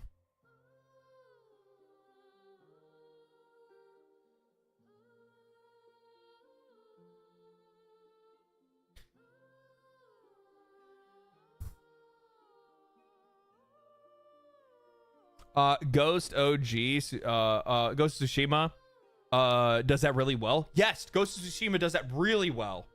Very, very well. They did a really good job of like building up the relationship with like Jin Sakai with his father, like understanding like your honor and your clan and like everything that went down and how it went down, and they kind of build on that like your need to take down the Mongols and stuff like that. Like they just did such a fucking good job, man. Such a fucking good job. Noctoy with the 10, man. Thank you. I would have loved the idea of this game if it had started as a small village pre-disaster and was based around Naue and her brother, a real assassin game. That would actually be really fucking cool. Yeah, I think that'd be like way cooler if it was like Naue and her brother, and then you could kind of choose the path, you know, like of either one of them. Like maybe they had like two separate paths that they wanted to take. Like one wanted to go like the path of like actual like righteous justice, and the other one wanted to go like vengeance purely. And you could kind of choose between those characters or switch between the two of them, and it would like, you know, switch the outcomes of things. And then like really build on like building connections with like your village, like the Iga, like building connections with like your clan, like the Iga and your father and whatnot like that. So like the player actually has some investment and like wants to go after the motherfuckers that killed him. I'm trying to think like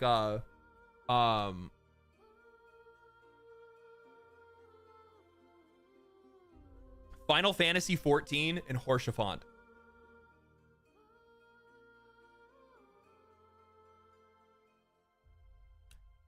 After that happened, you wanted to kill those motherfuckers. They needed to die. they had like like you had to go after them. Like there was no like sitting on your hands like, oh man, that, you know, that's too bad. Like the minute that they did your boy Haurchefant like that, no. Like that's the kind of thing that you need to do if you're gonna do like a revenge plot or something like that.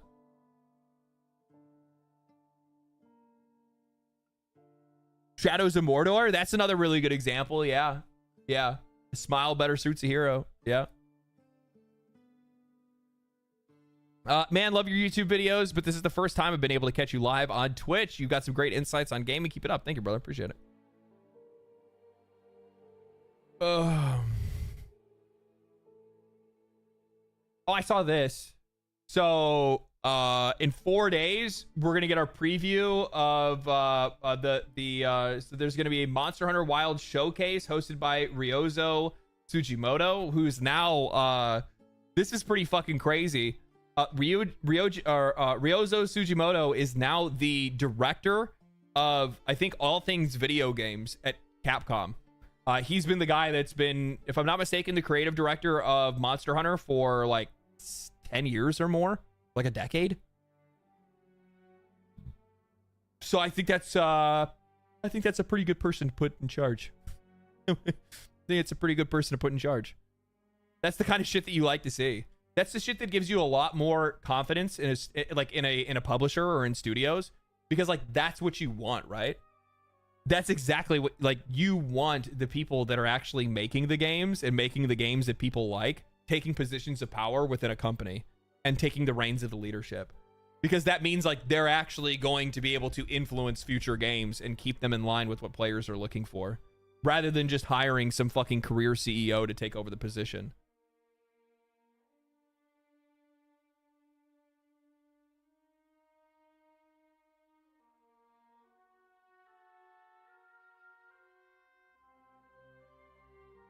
Capcom has been through some shit, and they've learned a thing or two. Yeah, Capcom had a rough spot, you know, quite a while back. I think it's probably around the time of like Resident Evil 6. It's like right around that time that they were like, woof. They were having some fucking problems, man. Their games were not going anywhere.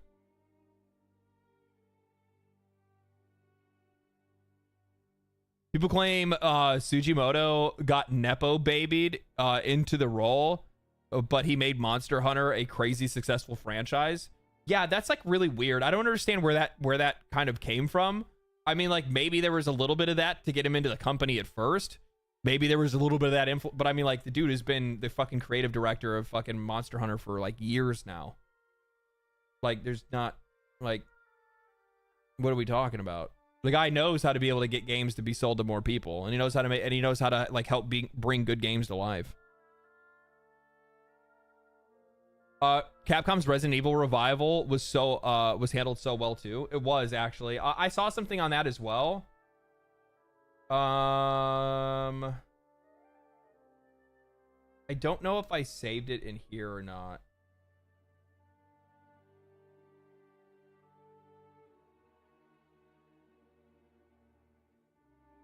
Yeah. Rumor Resident Evil 9 to be a major reinvention on par with Resident Evil 4 or Resident Evil 7. Will feature a different playstyle. I wonder what they mean by that. And this isn't the only place that I've seen it. I've seen it in a couple different places.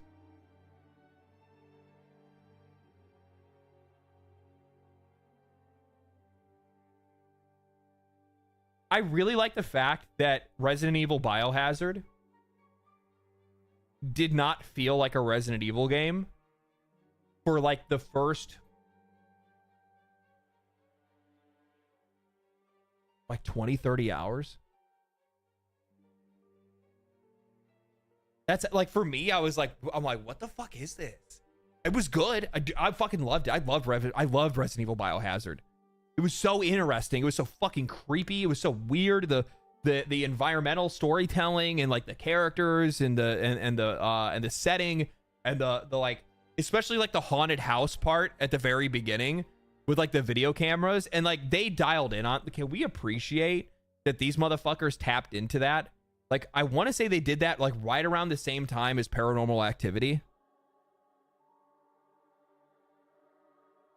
And it hit like that like reality camera like situation where you're like, oh fuck, this is a little bit fucking too close to home, man. This is a little too close. Like Resident Evil 7 hit a little bit too close to home at times, and you're like, oh fuck, bro, this is creepy as fuck. And then like the shit with the chainsaw happened, and your wife, and you're just like, what the fuck is going on here? And the thing is, it never really felt like or played like Resident Evil until the boat. It took almost the entire playthrough. No, I wouldn't say it was the boat. I would say it's the it felt like Resident Evil fighting the mom. Fighting the mom was like, oh, I thought it was like a straight up reboot, right? And I'm like, nope, this is some Umbrella shit. This is some straight up Umbrella shit I'm going through right now.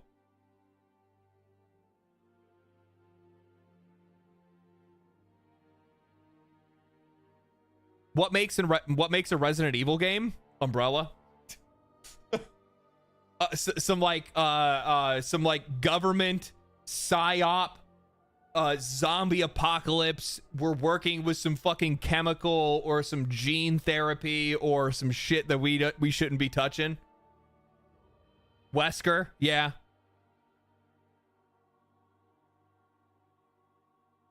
Resident Evil 8 was Resident Evil 4, but in first person. 100% it was. And it was a banger. Absolute banger.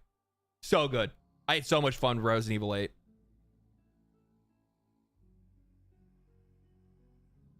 Umbrella and some failed zombie shit. Well, I mean, they're like immortality, right? It's always like the chase for real immortality and power.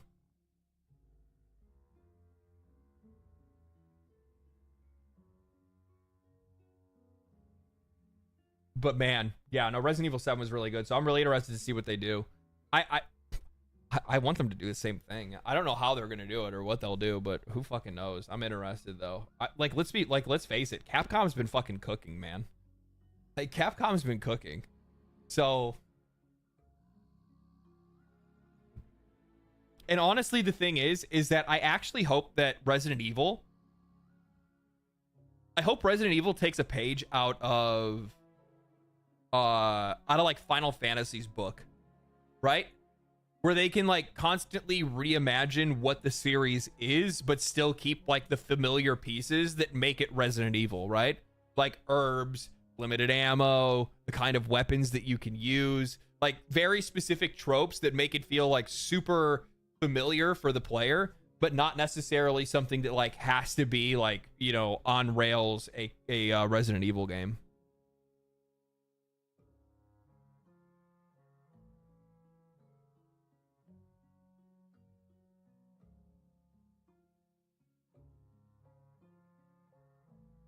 I really like. I've heard nothing but good things about Xenoblade Chronicles, and I've never played a single one of them. Not a single one.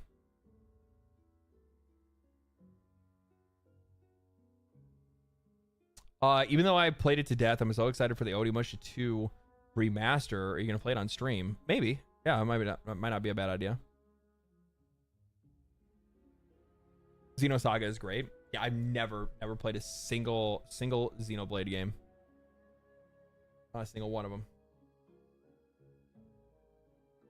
Resentment can grow quietly without much warning after a storm. Mushrooms can too. Shiitake?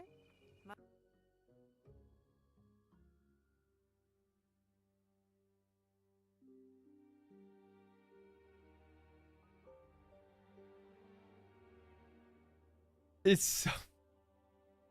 The funny thing is that like the voice acting across the board is in the game is like hit or miss. But when it comes to like just rando NPCs, which you deal with a lot, like you'll free them, like they'll be like attacked by like bandits or whatever, and you'll free them, or like you'll help them out in the wild with something, a little minor quest or whatever it might be. And dude, every single fucking time they have like the choppiest voice acting, and it takes you out. You're just like, what the fuck is going on here? Shiitake?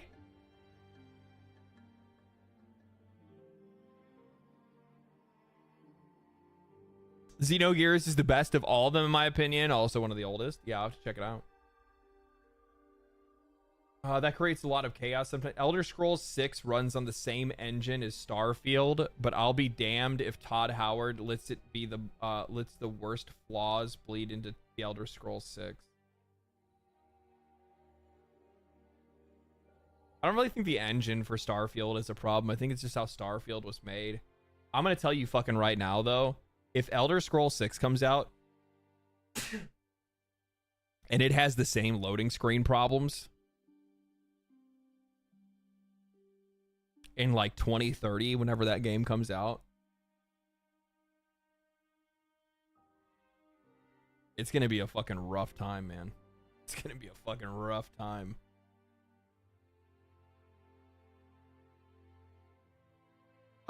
I will applaud Assassin's Creed.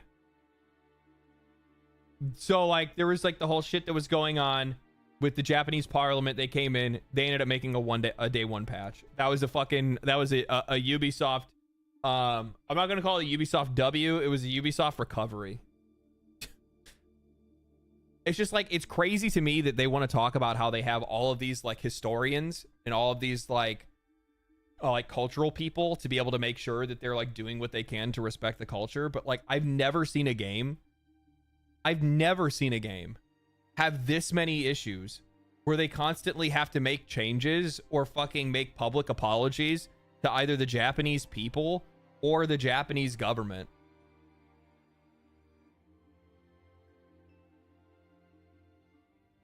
Like, it's crazy.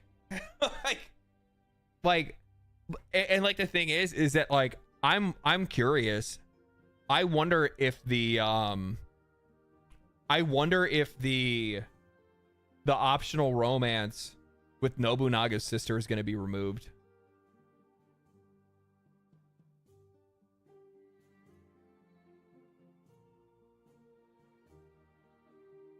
Because like, so I've been thinking about this. Like, technically, like, she has descendants that are alive today, right?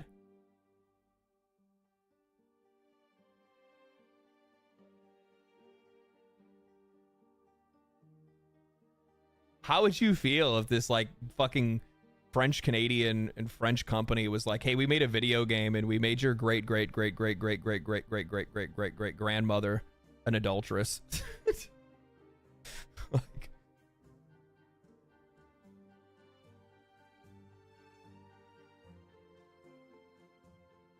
Like, that's fucking disrespectful, man. It's so fucking disrespectful, especially because like there's like royal families and stuff like that. It's a game. Who cares? Fuck, like, I'm not even gonna give you the fucking time of day. I'm not even gonna give you the fucking time of day. Like, it's just the most fucking brain dead fucking like, who cares? Game has microtransactions. Who cares? Game sells the map. Who cares? Game disrespects their culture. Who cares? Fucking who cares, my ass. Did you really just fucking line up on one of my fucking, like, what do you, like, wait in line in here to fucking, like, wait for me to say something so you can be mad about it? Dick eaters. It's just like here, I'm not fucking complaining about it for them. I'm the fucking Japanese folks are the ones complaining about it. Who cares? The fucking Japanese folks do. The people that are having their fucking culture appropriated for profit. Fuck you talking about? It's a movie. Who cares? It's an election. Who cares? It's just so fucking stupid, man. So fucking annoying.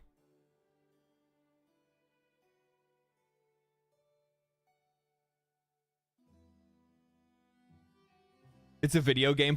Go pick up a football. Yeah, the funny thing is, like, 9 times out of 10, I saw like there was somebody that made like a fucking, like, I'm not kidding you guys, like a 40-minute like crash out video about me. Right? I'm like, no fucking, it had like 2 views. Like literally 2 views. I was 2. The only reason I found it was because they tagged me, right? And I was like, what the fuck is this? It's just a 30-minute crash out about me, and I'm like, what the fuck?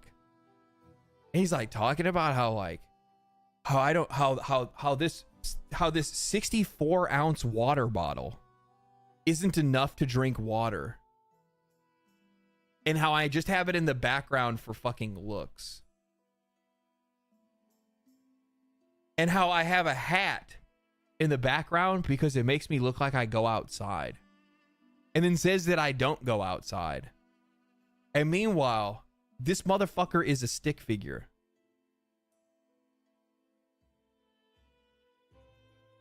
You have fans that really love you? I know, right? I do.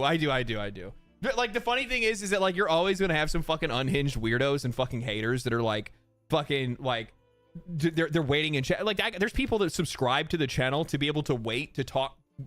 Think about this. There are people that subscribe to the channel to wait 20 minutes so that they can talk shit in fucking chat. Think about the fucking dedication you gotta have to do that kind of shit. Fake LD, yep. But it's just, yeah. I'd like people are fucking weird, man. Parasocial cringe, both for and against you. Yeah, you're gonna have a little bit of that either way. Honestly, I like your videos a lot, bro. Thanks, man. Appreciate it. I just like it's just like it doesn't matter, you know, who cares, bro. Like people care. People are buying this shit. Like that's another thing that I've seen is like how many people are like, don't fucking engage with it. If you don't like it, don't buy it. Don't like, well, yeah, for sure. You need to not do that. If you don't like it, don't buy it. I didn't buy Assassin's Creed. I got a fucking review copy. But if this is not something that you want to support, don't fucking support it and then complain about it. But that doesn't necessarily mean that the people that bought it can't complain about it either. Because maybe they didn't know what they were fucking walking into. And it's like, it's such a weird fucking thing when I hear people say, well, if you don't like it, don't talk about it. That's like, if you don't have anything nice to say, don't say anything at all. Oh, go fuck yourself. What the fuck are you talking about? We're talking about like criticizing a product so that we get better products. Like it's your right as a consumer. It's what you're supposed to do. It's your right as a human in the world. I actually don't like your videos. I'm just here to meticulously I'm just here for your meticulously kept beard. You know, the funny thing is, it got like really out of fucking control like not too long ago. And then I this week I went and got a haircut and a fucking beard trim. They did a pretty good job, I think, actually. I mean, they dialed it in, you know what I mean? They dialed it in. I don't think I can do it myself, to be honest with you. I only have like a 2-inch blade that I can use, so it's like I have to, there's like one length that it all can stay, and then it just looks all fucking scraggly.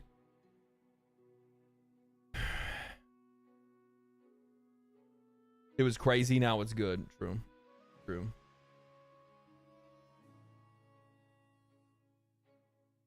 Morons don't do any research of the company or their history. Well, like that's a whole other fucking thing. Like people aren't it's not necessary for you to have to do that. Kingdom Come Deliverance 2 sold 5 times more than the original of its first. Fucking thank you. I'm so happy. Bro, like this motherfucker's name is everywhere. Motherfucker's name is everywhere. Grumps, any thoughts, retard? That's the like this is one of those things. Like people are like so fucking they're so trigger happy when it comes to outrage anymore. Like that was a game where like like the minute that I saw like people popping off and fucking freaking out about the game, I was like, y'all are fucking tripping, man. And that's another really good example of like players don't like these, like people don't actually give a fuck about like romance options in a fucking video game. The problem is it's like it's how inauthentic it is, or it's how or how much it's like forced upon the player, or maybe in some cases, and I think this is like another thing too, is like how heavily weighted in one direction it is. Aztheron, thank you for the tier 1, 7 months, man. Holy shit, thank you. Discourse around this game has been absolutely nauseating, to be honest. If you like the previous Assassin's Creed wannabe RPG style games with endless grinding, you'll like this. Pretty simple. Yeah, but the reason why there's been so much discussion over this one is because of how much is riding on the line for Ubisoft. That's the reason why a lot of people have been talking about it. Because like this, I'll be honest with you guys, like no bullshit, Assassin's Creed Shadows decides the fate of Ubisoft. There's no ifs, ands, or buts about it. It's just straight up, it decides the fate of the company. It decides whether or not they just go straight out of fucking business, whether or not they sell their IPs, whether or not they spin it out into a different entity, and then they make like a fucking, you know, like whatever they do, right? So like there's just a lot of directions it goes in, and like people are like really that, and I think at the same time, you know what it really comes down to is that did I make a note of this?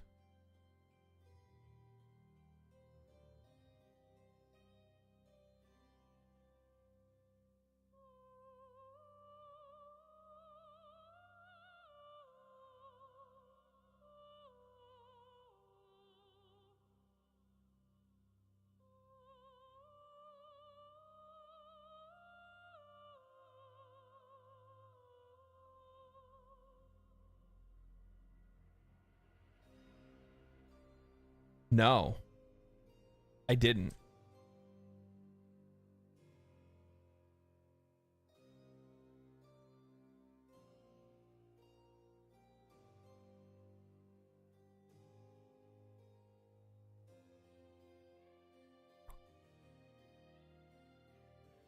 need to make sure.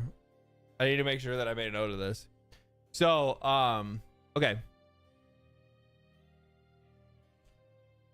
The reason why you're seeing more people talk about these kind of things, the reason why you're seeing more people that are getting into these kind of discussions, why you're seeing so much outrage at these companies like Ubisoft or EA or whatever it might be, it's because of the fact it's like it's kind of like it's a bit of a whiplash effect. So we've had a basically every like year,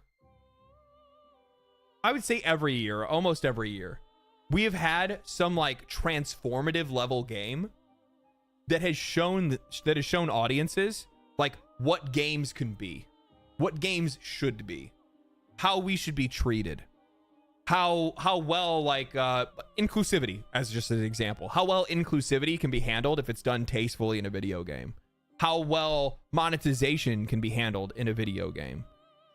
So I'm going to use examples because it'll make sense if I tell this as like as an ongoing narrative, right? So we look at a game like a Baldur's Gate 3. I would also say, so Baldur's Gate 3, Kingdom Come Deliverance 2, Final Fantasy 16, and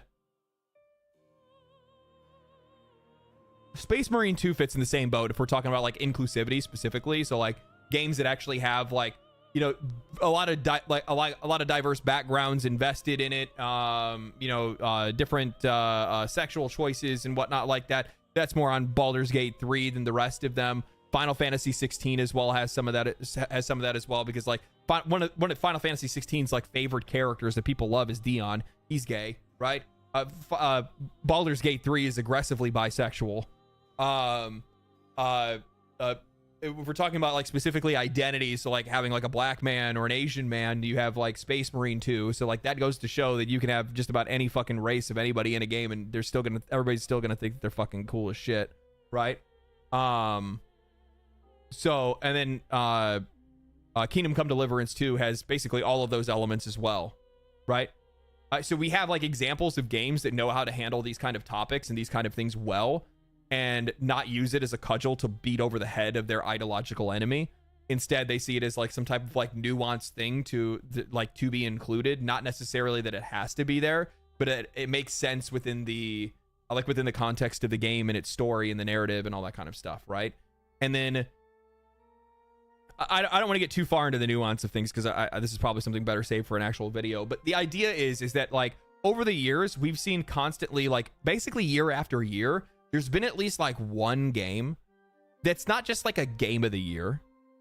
It's a game that is in such high contrast to the rest of the industry that it makes you fucking mad. That you're like, Ubisoft, you want to charge me $70 for this? Ubisoft, you spent $500 million on this? That's what's happening. That's what's going on right now. People are like, I spent $60 on Baldur's Gate 3. Here's the funny thing is, we're getting this is the best part. Not only are we having these like crazy contrast games, but the crazy contrast is almost happening within the same month as some of these games releasing, which makes it even wilder, right? So like a really good example of this is like the month before Starfield, we got Baldur's Gate 3. I do not think that people would have hated hated Starfield nearly as much if they didn't play Baldur's Gate 3 before it. Their players' perspectives are shifting so hard, so fast lately, and they have limited funds, limited time, limited money, and you're having these crazy contrasts, and it's just like it's too fucking much. It's just like, holy shit. And plus, on top of that, the thing is that like with how much money a lot of these companies are spending, they're getting a lot greedier, and because of that, they're being sloppy, and they're just kind of like outright bold-faced being greedy to the point where it's just like, bro, like, we see you. I see you robbing me. And they're like, no, I'm not. And you're like, dude, I have a picture of you. Look. And you just hold up the picture of them right there. Like, that's what's going on. So like I think a lot of like the fan outrage and like the reason why people are so fucking pissed off about games lately, and they've been complaining more about it, and they've been talking more about these things, and we get more involved in a lot of these conversations, is specifically because of the fact that like we're in this really weird spot where games are simultaneously getting worse and better at the exact same time. But I'm not saying like worse and better like a little tilt. I'm like full fucking tilt. So you have these like wild contrasts between games, and it's impossible to ignore. It's impossible not to talk about. You can't. That's the best way for me to be able to put it. Does that make sense? At least that's what I'm observing.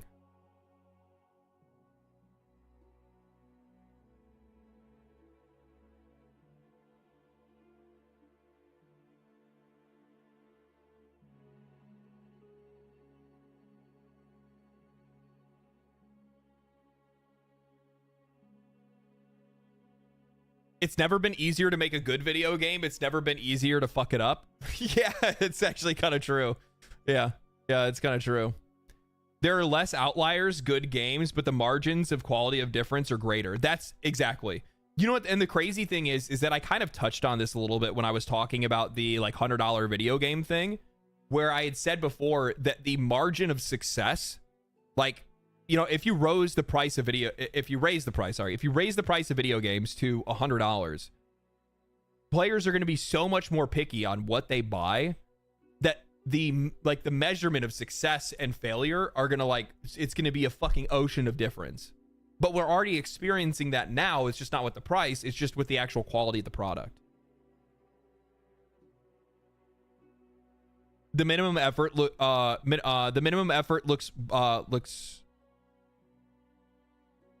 the minimum effort worse looks better nowadays. I get what you're trying to say. You're saying minimum effort looks way worse than it ever has before, and maximum effort looks really fucking good in comparison. And when I look at a game like Assassin's Creed Shadows, this is a game that shows that like minimum level effort. Minimum level effort. It's minimum level effort with maximum investment. Like they put, I'll be honest with you guys. This game is fucking gorgeous. Gorgeous. Its world is fucking insanely. It's probably in like the top 5 best looking video game worlds ever created.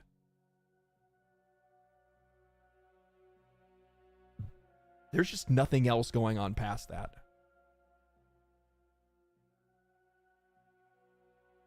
Like nothing. That's about as far as it goes. And I like one thing that I've noticed is that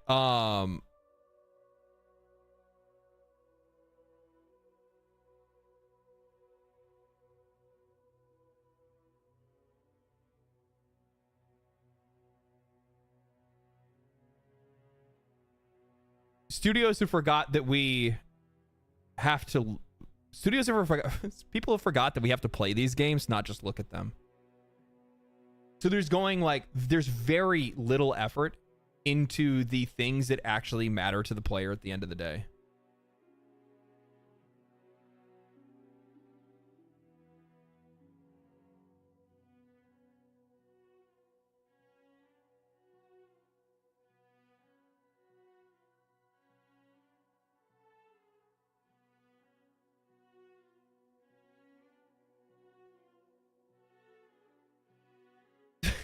Do you guys know? I don't know. I'm not gonna try to go and find it. There was some like fucking idiot that like went off in the comment section on like I think it was like last stream or a stream before that or whatever it is, and he was like, this guy pretends like he knows everything about the video game industry. He doesn't fucking know anything. He's like, this fucking retard needs to take notes all the time. What kind of fucking pussy takes notes?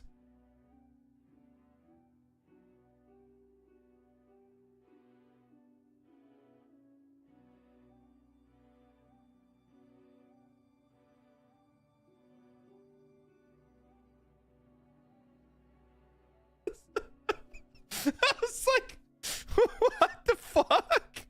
What an odd flex. I know. I'm like, he's like, none of his thoughts are original because he has to take notes.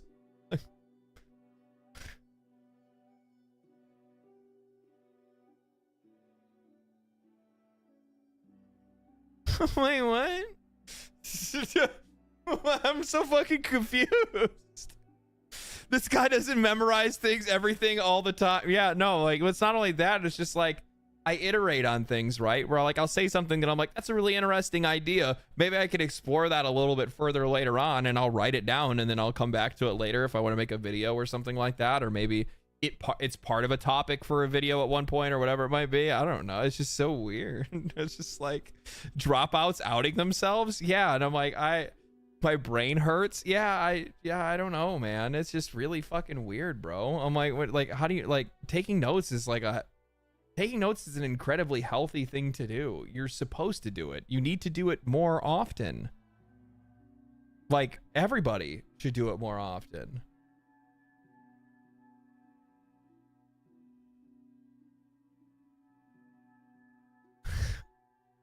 Did nobody ever like I read that and I was like, did nobody ever like, did you never take a fucking like a class on like how to study or how to like retain information or memorize things? You're supposed to say it out loud. You're supposed to read it, say it out loud, and write it. And if you do not do those three things, you have a hard time remembering something in the future. I missed some super chats here. Colonel Scar, yeah, Colonel Scar with $10 said, OMFG, just saw a post where they made Kofun Imperial Tomb armor, a lootable area from the Ardal Assassin's Brotherhood. Oh, so it was the Imperial Tomb that you were gonna loot, but now they've made it into the altar of Assassin's Brotherhood. All those tombs are off limits to any media and publications. Oh, that's crazy.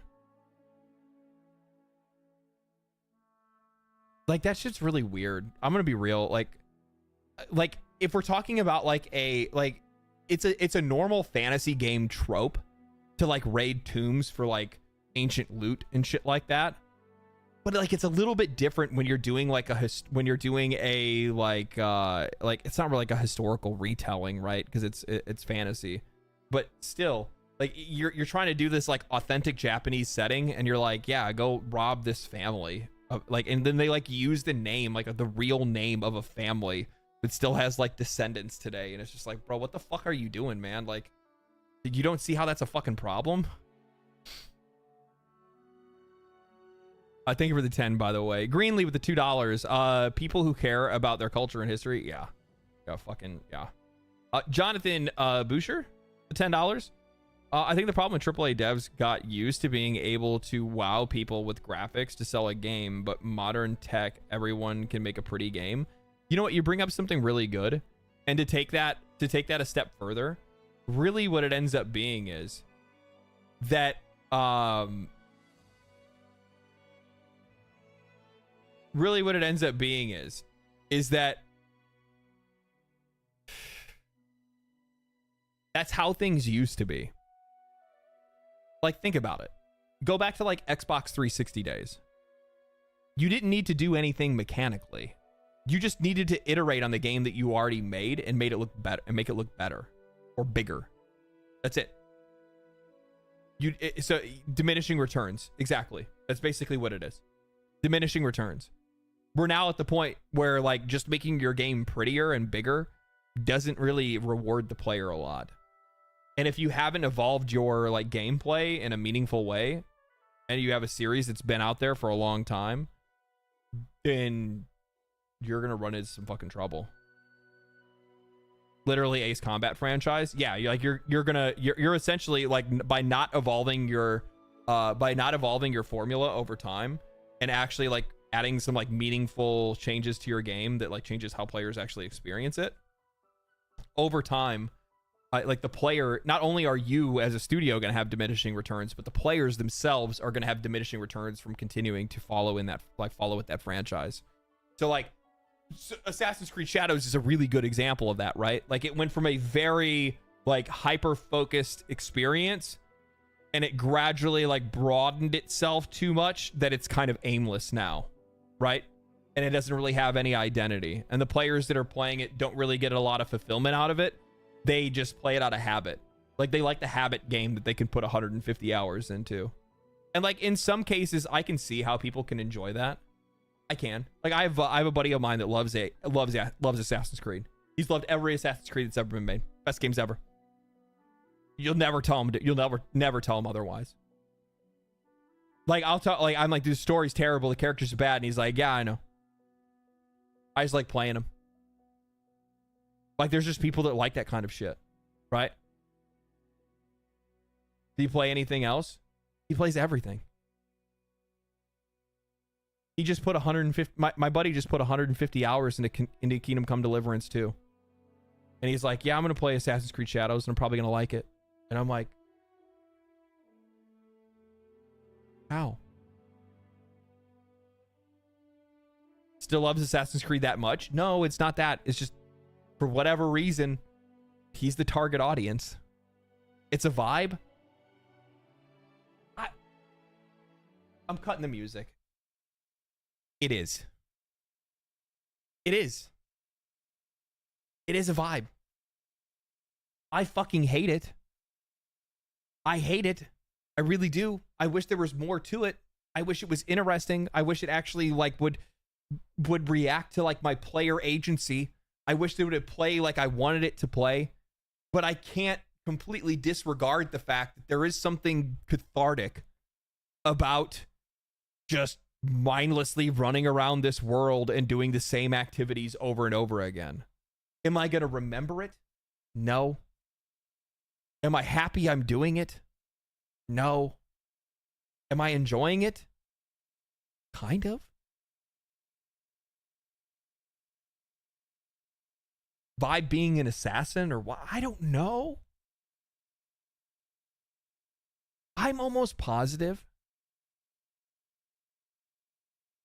I think it's a psyop. I think it's the Illuminati. I think that Assassin's Creed is real. I think the game is mind control.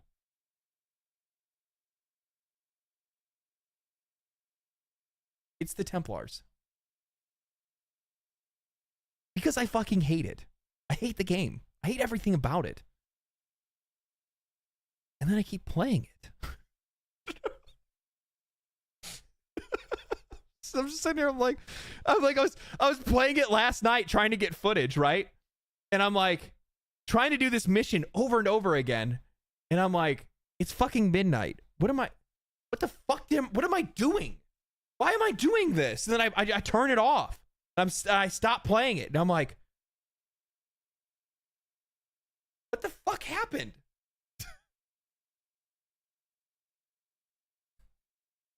What the fuck happened?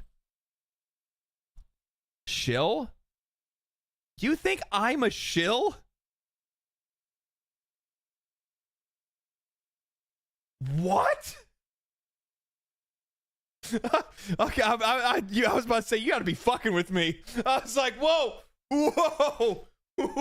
fucking pump the brakes, chief. Reverse psychology shilling, maybe. Shiitake? Yeah. LD is known as a shill. Yeah, that's true. No, you know what's really funny? Anytime I like a game, I'm known as a shill. Every time I like a game, wow. By the way,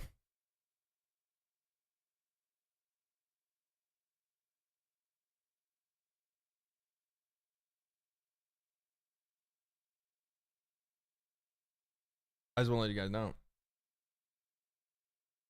This one right here, totally called a shill. Wow. Can you glaze them any harder?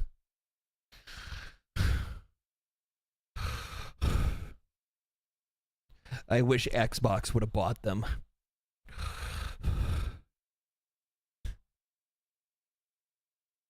Gavin Shill? Yeah. Oh, I actually have to say something about this, actually. This is now my third video to reach 1 million views. Third video to hit 1 million views. Fucking crazy. Huge. Huge. It's fucking huge. It's crazy. It's wild. Like it's hard to do that. Like Asmongold makes it look fucking easy. Guys like that make it look. I ain't there yet, but this is the third time that I've been able to do it, and that's fucking crazy. And I will say that like it is very much because of the support that you guys give, and it's very much because of like how often people share shit. I didn't realize it's the hair. It's also partially the hair. I do think the hair has something to do with it. I think people are like, you know what? This guy takes care of himself. I'm going to listen to him. I'm going to listen to him. Maybe I'll figure out his secret. But it does have to do with the sharing. Cause my analytics will actually tell me like who shares it and how often it gets shared.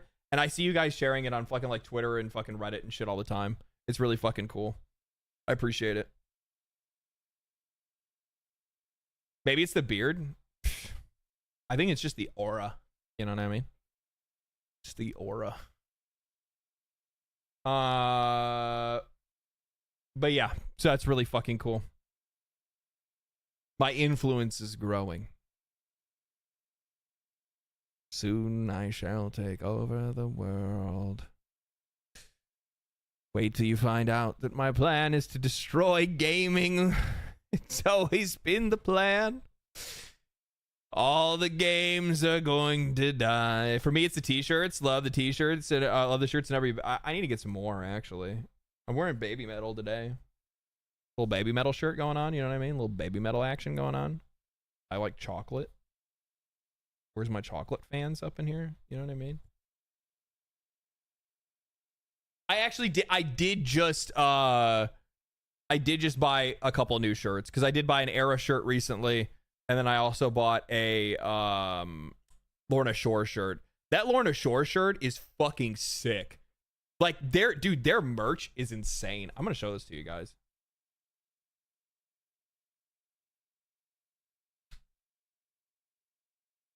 Dude, they're like they have like fucking. It's not even like their merch is just so fucking cool, dude. Hold on. I want to see their actual shit. Let me show me your t-shirts. Like this is the one I got. This one here, this Berserk shirt.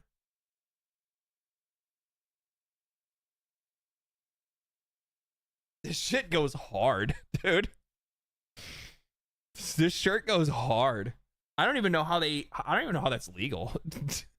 I don't even know how it's legal, but it's such a fucking good shirt.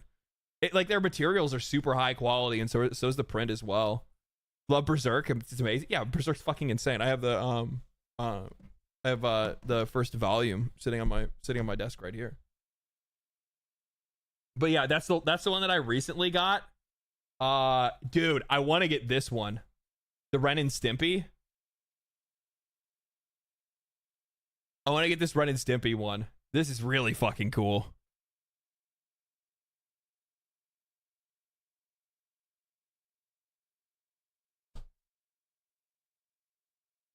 How much are their shirts? They're $30. They're expensive. That's why I don't buy a lot of band shirts. I only buy them every once in a while. But yeah, I want to buy more of these fucking Lorna Shore shirts. I fucking love their shit. Like their designs are just like all their designs are like really fucking cool. What's this one? Oh, okay. That one has that one had some nudity on it. You didn't see nothing. You didn't see nothing. Fucking cover your eyes, chat. Cover your eyes.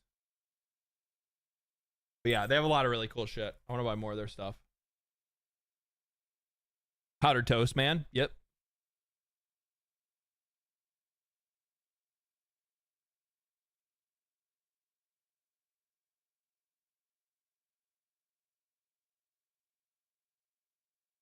All the Lorna Shore designs slap. They're all really fucking good. A lot of these bands have like really good fucking shit. Oh, you're hungry. That's what it is. I'm like, why are you over here like being weird and being like, wah. I'm hungry. That's what it is. You're bitching because you're hungry. Want some food?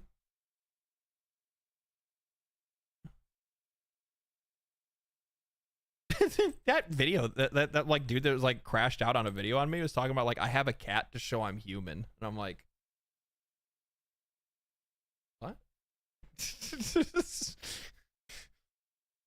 What?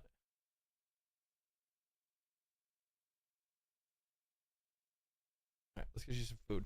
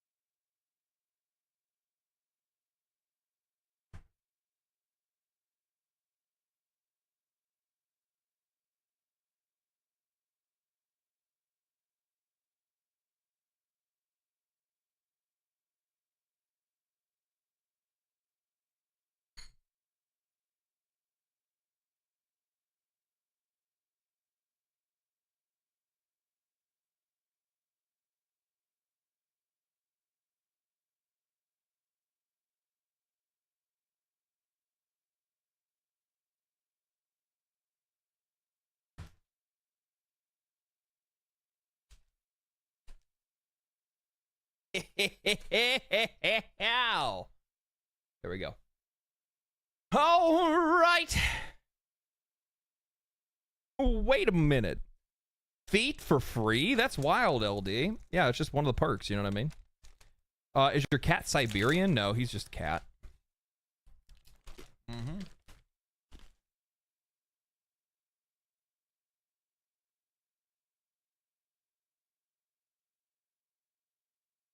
Bag of carbs? Fuck, I need them, dude. Holy shit. I should have grabbed it to see exactly what it's at right now. But I started going to the gym at the beginning of the year, and I've been like fucking holding my streak outside of like 1 week that I didn't like. There was like 2 weeks where I didn't get to finish like my full workout. So like I had like two, like, you know, like where I skipped leg day or something like that or whatever it might be. But like I've been hitting it fucking hard lately, and it's actually kind of weird. Like it was like just the other day that I like flipped on the camera and I was like, I'm actually like, you know, starting to see like a little bit of a little bit of shrinkage. Arms and stuff are starting to get fucking big. Arms are starting to fucking fill out and whatnot like that. You know, yeah, that's right. I'm trying to become a model YouTuber for you guys. You know what I mean? Yeah.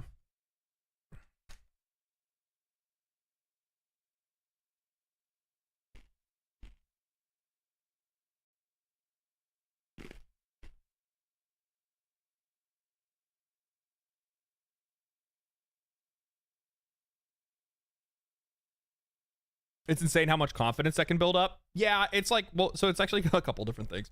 So like, yes, so like last year I went fucking hard on YouTube, okay? Like I absolutely I just dedicated all of my time and energy to fucking writing and researching and figuring out like what I wanted to do to be able to like grow the channel and stuff like that. And in that, I became sedentary. I was wasting away. Like it wasn't until like I had gone like golfing at one point, and then like I got basically got like shin splints from like walking like a little bit, and I was like, what the fuck, dude? Like, and I was like all it took was a year. Like, I mean, like the year before that I was in, you know, fucking construction, so I was walking around all the time, right, trying to look busy. All it took was a fucking year of sitting on my fucking ass and making fucking videos and researching and shit like that for me to all of a sudden go like, oh fuck, and then like hop on the scale and be like, fuck, you're starting to fucking pick up pounds. I've never gained weight in my fucking life before, but it's like, it's just that like just not getting up and being motivated and doing things that like leads to that kind of shit. And then yeah, turn that shit around. So it's nice to see that payoff. You know what I mean? I think like that's probably like the biggest demotivator for a lot of people, is that they don't see like instant returns. And it kind of got me there for a second, right? Because I was like, you know, it'd been like a month and I'm like, I'm not really seeing any difference. Now it's a completely different story, right? Like I like walking, or like, you know, I have no problem like fucking I can walk all fucking day.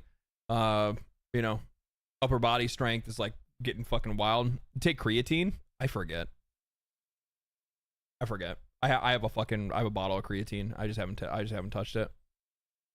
The only thing I have is like pre-workout, and then I'll do like a protein when I get done.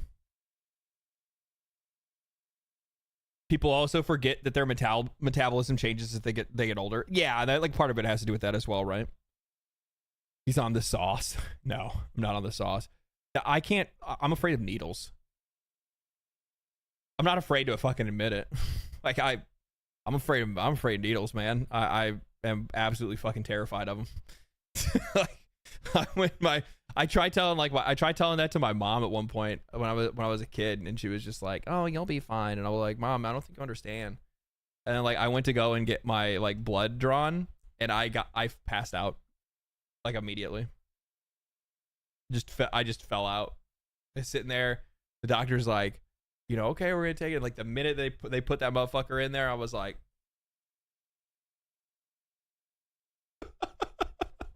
I'm fucking gone. I was gone. Now I can still do. Okay, so I can have my blood drawn. I can get my shots. Okay, but I can't look at it. So like I can't. There's no way I can juice. Okay. Like I would probably do it if I could do it, but like I have to see it. You have to see it to be able to do it. I can't look at it happening. I have to like I get my blood drawn and I'm like this.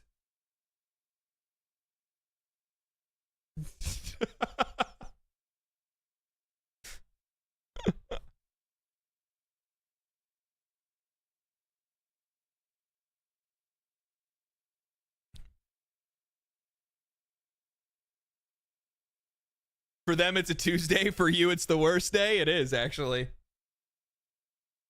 It is.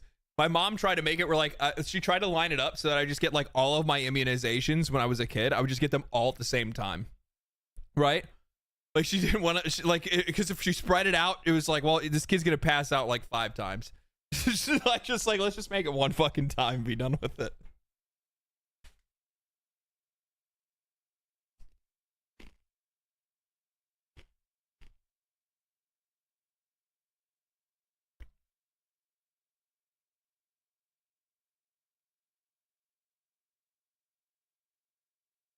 This motherfucker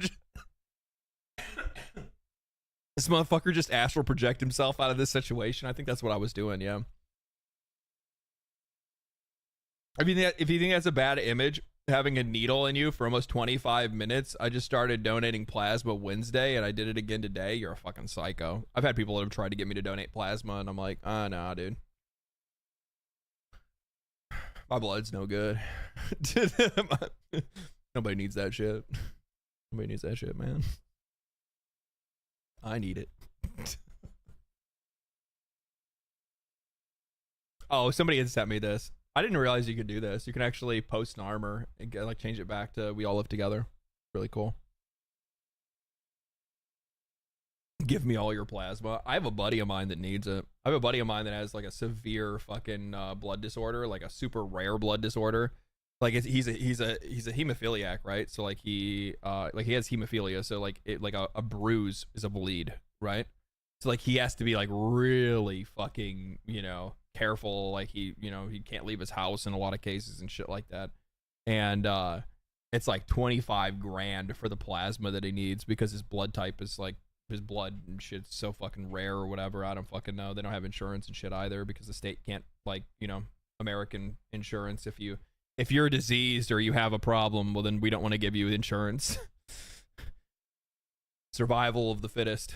Insurance is there to be able to. Insurance is there to like rip off people that will never fucking use it, and then keep the fitting. You know what I mean? That's usually how it kind of fucking rolls.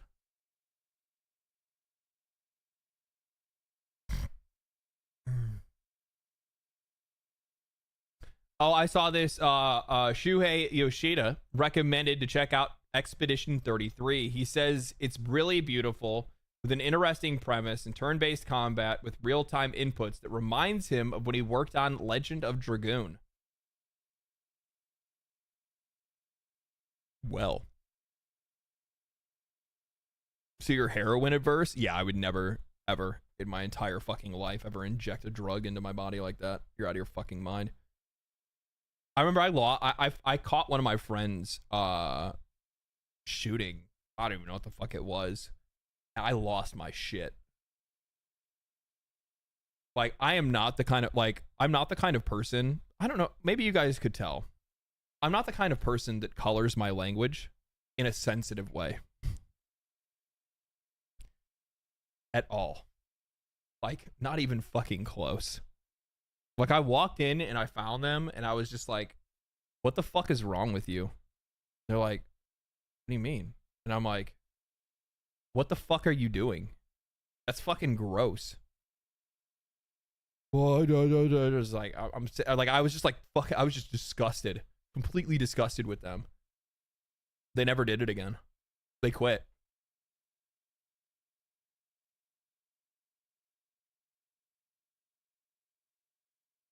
Really? You seem so tactful and concerned with how people view you? Yeah, maybe, I guess. I hear it's like I feel like it's a huge harm. Yeah, exactly. Yeah. Weed and shrooms are the only thing I can get behind. Anything further beyond that, that's all I've ever done. That's it. Like, I've never done anything like processed or anything like that. I've never done any. No, nothing harder than that.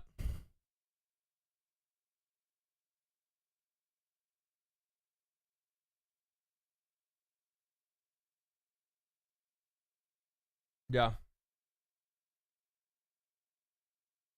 Only the organics. Yeah, that's right. I'm actually really looking forward to this game, man. I really am. I feel like it's gonna be one of those. I think it's gonna be a sneaky banger. There's a lot of I'm seeing like a very like low swell of people that are like really optimistic about this game. And I think that it's gonna I think it's going to over deliver. I think it's gonna be like under promise, over deliver, and I think it's gonna hit. I think it's gonna do really well. Seeing Wolfheart streaming Expedition 33 was super interesting take on timed combat. Yeah, I heard that like it's gonna be kind of like hit or miss with that because the combat's so weird because you have to get used to like dodging and countering and shit while in a turn-based mode. So it's gonna be interesting. Is it single or multi? It's a single player game.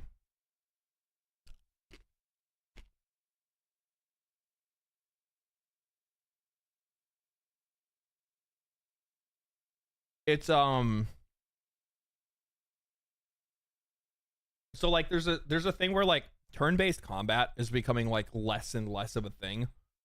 And because of that, you know, a lot of games are like moving more towards like action combat. They're moving away from turn-based combat. And I've noticed like a lot of games that like will do like turn-based have a hard time with it. And like the best thing that they can do to be able to like keep the game interesting for people. Hello, BG3. I know. Hold on. Give me a second. I'm getting to it. A lot of the things that they've been doing to get people like to stay interested in it is because like a lot of JRPGs and like the old school like turn-based RPGs were like super fucking grindy, right? Like you had to keep doing it over and over again. If anybody here has ever played Final Fantasy X, holy shit. The amount of grinding, like the amount of like artificial grinding you had to do in that game to be able to kill bosses was fucking crazy. Crazy. Final Fantasy X is my favorite Final Fantasy game. It's one of mine too. It's one of the best stories, and I mean, I fucking love the sphere grid system. There's a ton of shit that I like about Final Fantasy X, but the grind sucked. The grind, and like Final Fantasy games were always really known for that. And a lot of these JRPGs have always been known for that. And the way that they've gotten around it is auto battler, right? If you guys have noticed in a lot of these games now, go play Altair Riza. Go play not Final Fantasy doesn't really have it. Metaphor, ReFantasio had it. So you're seeing like more of these games have auto battler, where like you're basically just playing the game on autopilot.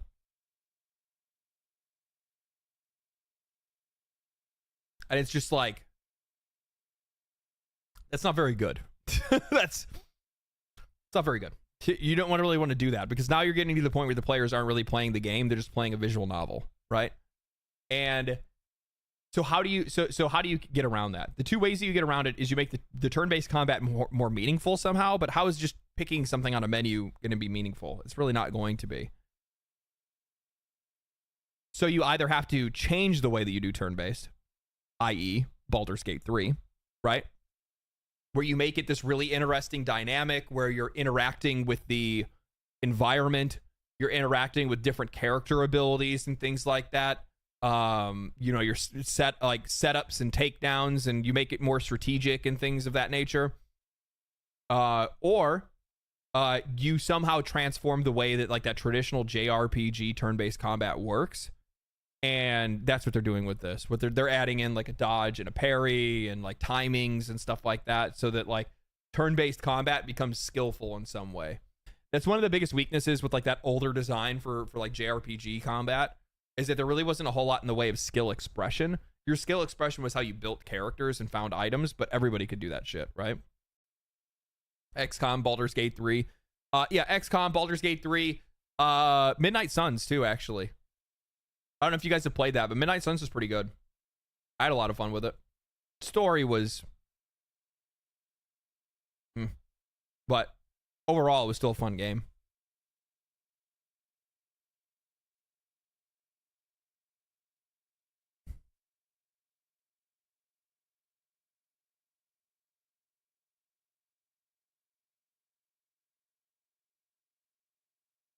Also, now because of like Marvel Rivals and now also Midnight Suns, I think that like Magic is my favorite Marvel character. Because man, you know, they know how to really make a good rendition of her.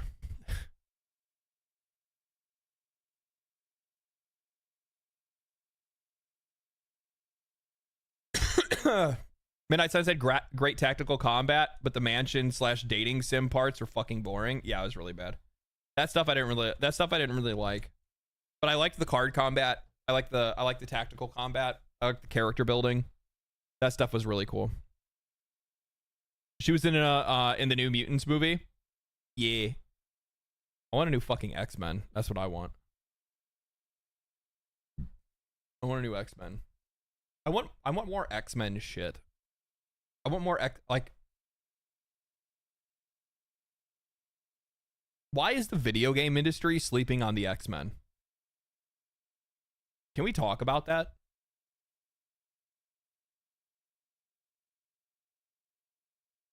Did you see the X-Men 97 series? Yeah, I watched a bit of it. But I mean, I watched it when I was a kid, right? So I don't really need to see a remaster. Insomniac Wolverine? Wolverine doesn't count. I guess we're kind of starting to see it a little bit, right? Because yeah, you're right. So we got Wolverine. But like, I want like a fucking X-Men game. I want like a fucking... I don't know, dude. What do I want? Like an RPG?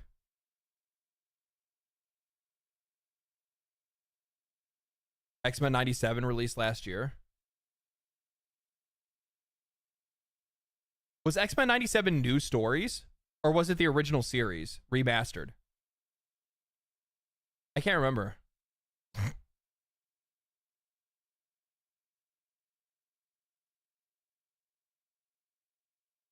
It's new? Oh, okay. Oh, then I need to actually watch it then. I thought it was just a remaster. Have any X-Men movies come out since Disney took over Fox? No? I don't think so. What was the last one? Days of Future Past?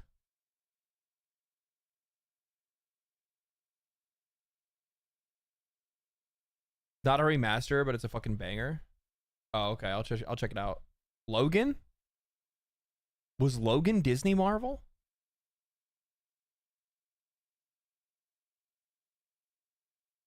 Deadpool and Wolverine. Yeah, I mean, I guess that's technically an X-Men movie.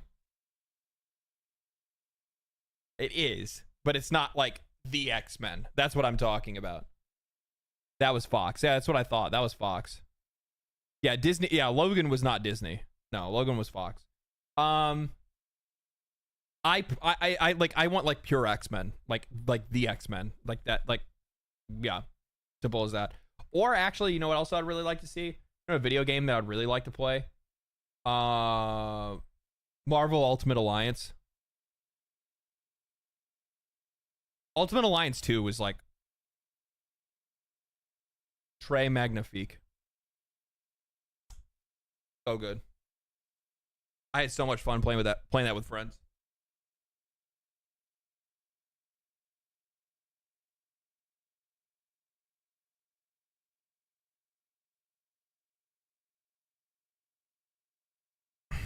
Everywhere I see Eve. Oh, I was gonna point this out. I'm gonna be honest with you guys. Like this shit, the like people point to. I hate this. I don't really like it. Like I think that there's like I think it's worthwhile to like call out how characters look, but I don't want every character in a video game to look like this. I don't need fucking Tiggo bitties and a fucking fat ass and a hot chick in every single game. Like now, I think Naoe's fine. I think like her character design is fine. I don't need her to be a fucking sexy assassin. Like I just don't need like it's not necessary. Personally, that's just me.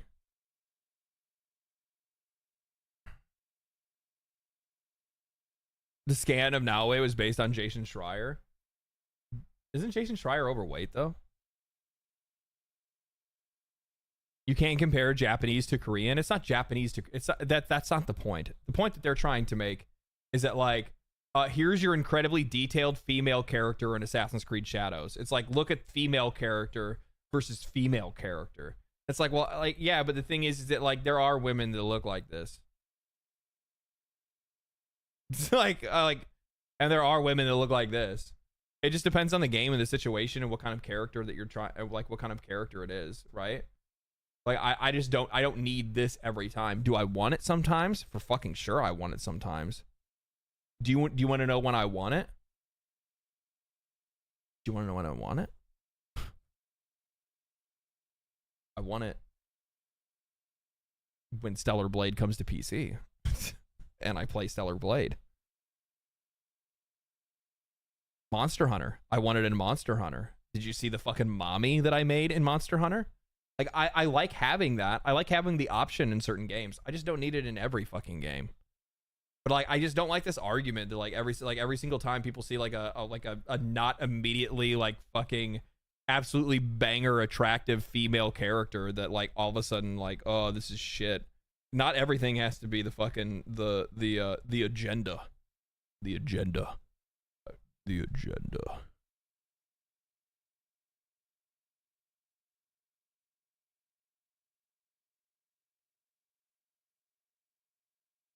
Do I have my I don't know if I have the reverb. What if we're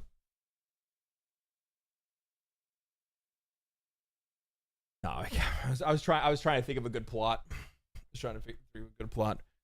They took the titties away. They thought they had a choice.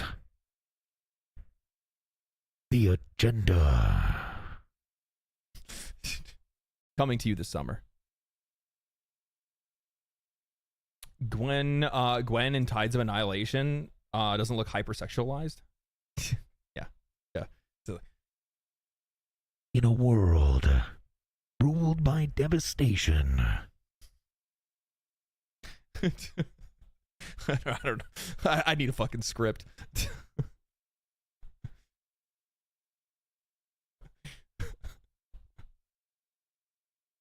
I need more women in suits instead of armor. Give me my female knights, goddammit. Is it like can't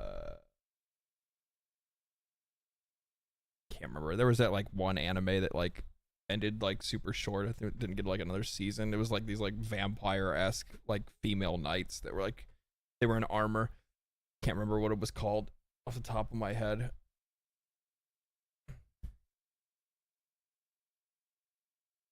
Reverb whenever your cat I remembered it was there because the Claymore, that's exactly what it was. Yeah, I remembered it was there because the cat stepped on it last week, and then I turned the reverb down because if the reverb's too high then it's just a straight up echo. It's just like echo, but you don't really want that. You just want like a little bit of like, you just want to like open it up a little bit, you know what I mean? Little tortilla boy. Fuck, who did that skit? Fuck, that was a stand-up. I remember that. Little tortilla boy.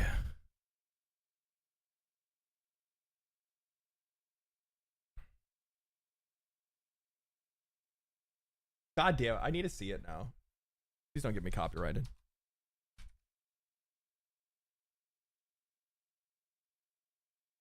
Pablo Francisco.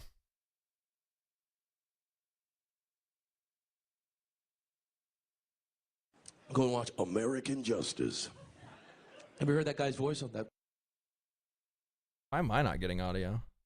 Oh. The weird guy. Are you ready? One man, one decision. Dude, I'm not even kidding you. This stand-up is actually what made me start trying to do that voice. Like, literally, I watched this and I was like, can I do that? One desire. I met the movie previews guy in real life. He really talks like that. I met him. He was doing like a Brady Bunch commercial, early morning radio. I walked in there. He's like, This summer has Brady written all over it. Actually, dude, the funny thing is, I'm actually pretty sure that guy does kind of talk like that a little bit. It's really weird when you find out like some of the voice actors for like certain things are actually like that is their voice. They're not voice acting, they're just reading. His timing is so on point. It is. Hi, Pablo, come on in here.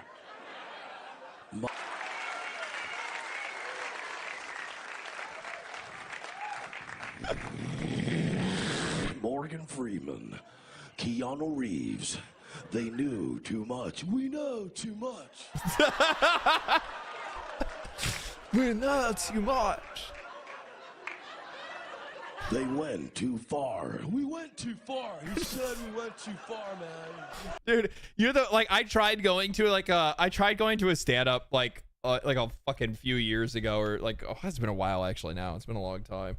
But like it didn't hit the, like I tried to go into just like a random bar kind of scene like this, and it's just like man, they just like let anybody get up there. I'm like, I need to actually go to like one of the actual like comedy clubs, like one of the like the legit comedy clubs.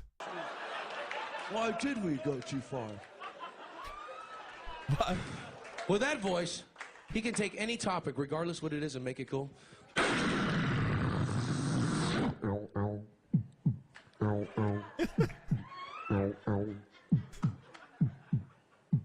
In the city, you must fight to survive. He sold tortillas on the corner. This is the yeah, this is it. This is it right here. Yeah, this is the one. And the mob wanted in. I don't know who this guy is, but I want him and his tortillas. I want to attack. He had one chance, and his I don't know who this guy is, but I want him and I want his tortillas. chance was to fight back. Arnold Schwarzenegger. Listen to me. These are my tortillas, and I'm not going to get them up here. You have to get out of here. They're trying to kill you. Get out. Get out. Double the action. Triple the excitement. Get down. More the excitement. Get down again. Pablo is the man in high school. I Didn't know. who he was. Mijito, who are those men who came here? What did they want? Listen to me, Corina. You have to get out of here. They're trying to take my tortilla. Fucking shit, dude.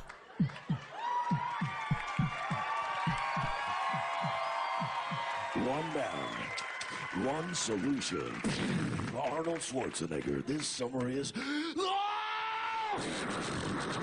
Little Tortilla Boy. It's so good, dude. The fucking delivery is so on fucking point. So on fucking point, man. Holy fuck. Little Tortilla Boy. the like Arnold Schwarzenegger voice of like saying like, look here, mijo, you need to get out of here. Oh man, dude.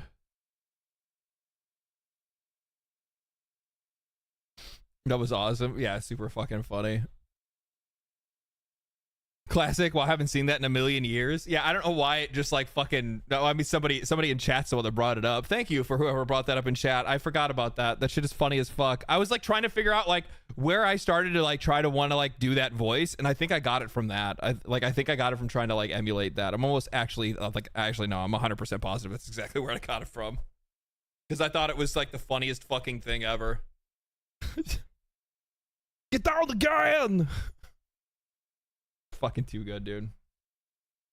I would love to see I'd love to see a Lost Odyssey remake. Game is so fucking good, man. I don't know how you do that today though. That was a slow game, dude. Slow. Game took a long fucking time to beat. It's a long fucking game.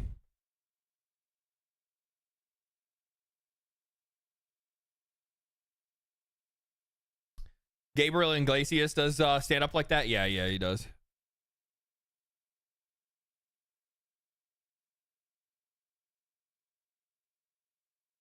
We as a society just agreed on that narrator voice will sell a movie. Yeah, that's actually very true. And like even with like that person not necessarily doing like every review, most people at least try to like emulate his voice if they can. It works, dude. I don't know what it is. It's really compelling. Comedy movies kind of recently disappeared, huh? Yeah. The thing is that I think really what it is that like for like comedy specifically, is that a lot of people like Hollywood's not funny anymore. That's it. Like Hollywood's not funny anymore. They don't have they kick out the people that are funny. They don't want to have anything to do with the people that are funny. All the funny people moved to Texas. That's what the fuck's going on. Yeah, like they don't want to have anything to do with them. And on top of that, the thing is that like they keep like they always have to like beat the same drum over and over again, right? Like they can't like that, and like Hollywood's other like big issue is that they can't make anything original anymore. So like look at the they made like the Hangover a fucking trilogy, didn't they? I can't remember. I only watched the first one. I never watched any of the other ones because I was like, anytime I see them try to like capture lightning in a bottle twice, I'm like, bro, what the fuck are you doing? What are you doing? I never watched the other ones. I just enjoyed the first one and it was like, I'm good. Millennial writers and oversensitive people. It's just like Hollywood, like they're just not interested in that kind of shit anymore. They're just not interested in like funny or cheeky or anything like that. And the finding out has commenced. What is this? Due to recent events, I cannot recommend this game. What is this like Helldivers 2 drama? What I missed out on this.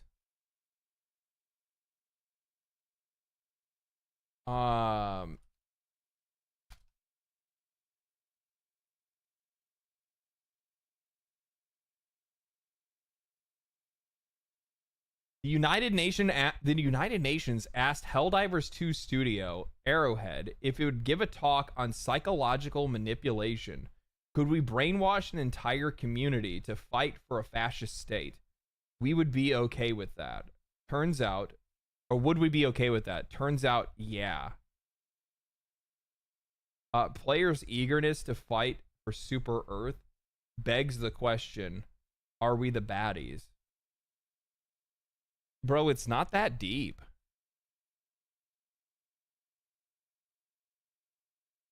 Polygon wrote an article about this last year, I think, where they were like talking about how the fascist roleplay is getting out of control because people are taking Helldivers 2 too seriously and are going after people and shit. Actually, we got a message from the UN asking if we wanted to talk in some form about psychological defense against manipulation, added Pielstead.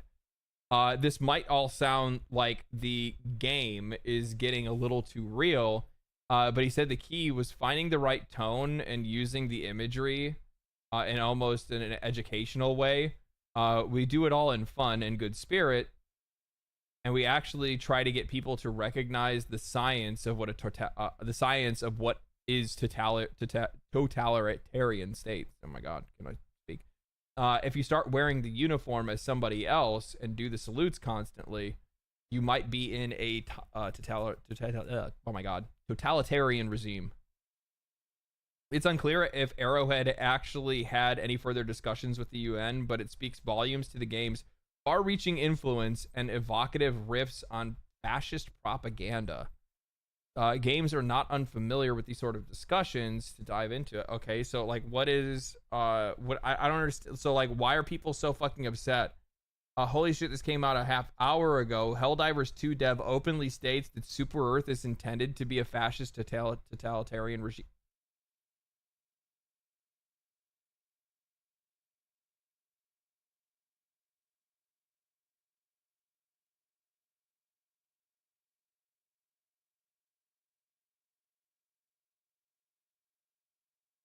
Are these people retarded?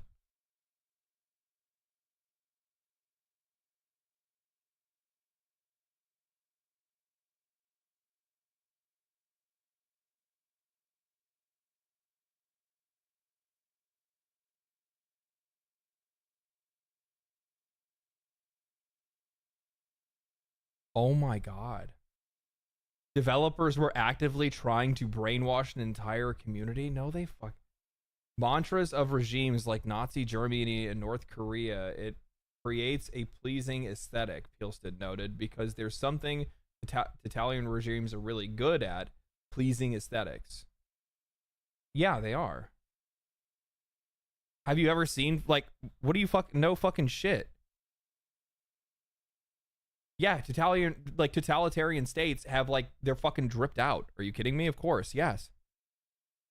Yeah, like you have to make sure that your, like, signage and your symbolism is effective. That's part of, like, the technique. Of course, yeah. But, like, we already knew that Super Earth was totalitarian to begin with. Excellent branding. Yes, you have to have good branding.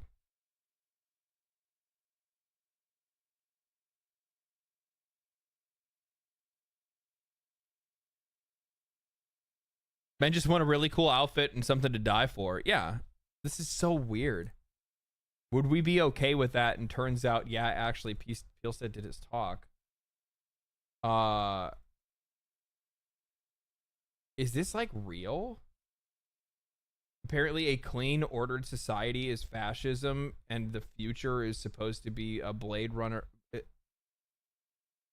Apparently, a clean and ordered society is fascism, and the future is supposed to be Blade Runner with fentanyl. Any society that resists its own destruction is fascist now? Oh my god.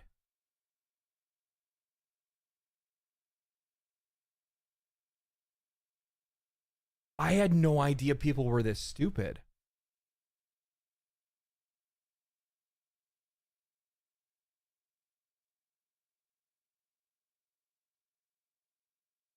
Helldivers 2 was a psyop. CEO said it manipulates players into being fascist. United Nations asked them to give a talk. If you're starting to wear the uniform as someone else and you do the salutes constantly, you might be oh my fucking god. They're all stupid. 6K likes.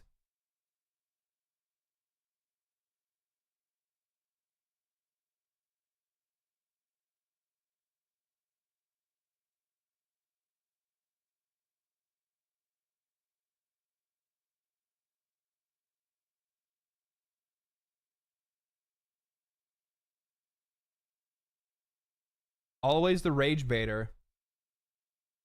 The other way around. Role-playing something gives you the tools to be cautious about it in the real world. Not tricking anyone, just a fun way to play the part of the baddies. Yeah, like, no fucking shit. How did these people not fucking see it?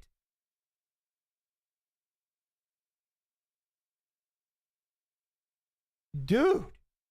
It's literally part in the game. They play messages on the TV that if you do not do your part, or like, oh, sorry guys, we're going through a like a famine or something like that. That means that we're gonna need to send like Grammy and Grampy off to the fertilizer plant. Like, there's literally like it's like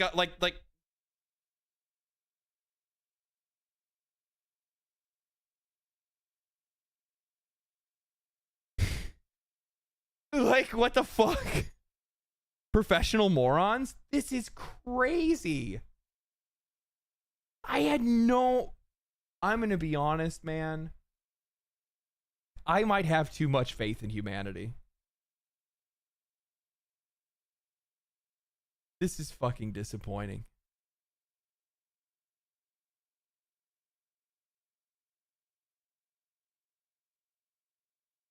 Oh no. Oh no.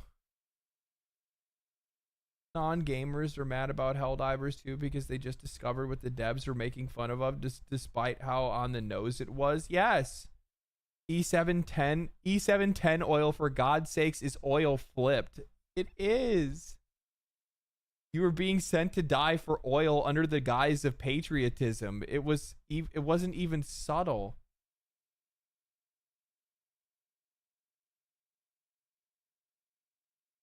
And the game itself, is it that good? Yes! Helldivers 2 is a fucking blast! What the fuck are you talking about? Yeah, the game is that good. What the fuck are you talking about? Helldivers 2 is great. I don't really play it a lot because I haven't really been playing with the boys, but Helldivers 2 is a fucking blast. The UN is just fucking virtue signaling. That's the only reason why they're asking to talk to fucking to Arrowhead. And then they just gave like, yeah, this is what our rendition of a fascist regime is. Yes, like the Helldivers Super Earth is fascist. Like, no shit. There's no brainwashing. The game shows off what brainwashing looks like in a fascist regime. But it's just, holy fuck.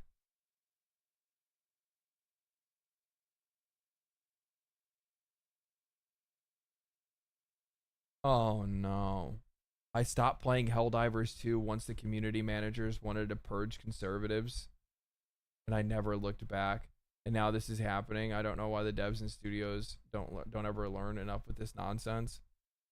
I mean, like, I'm not gonna fucking flip out. Like, I mean, I made videos talking about their community managers. Like, that shit was stupid, but they ended up walking away from that.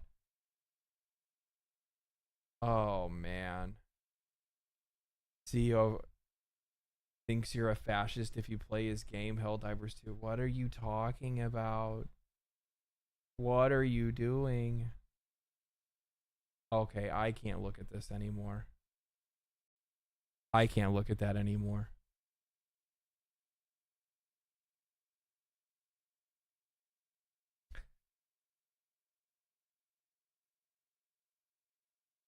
We're living in the middle of an education crisis. Unfucking real. Unreal. Holy shit, man. I'm stunned. I'm sorry. I should have more to say. I don't really have anything to say. Wow.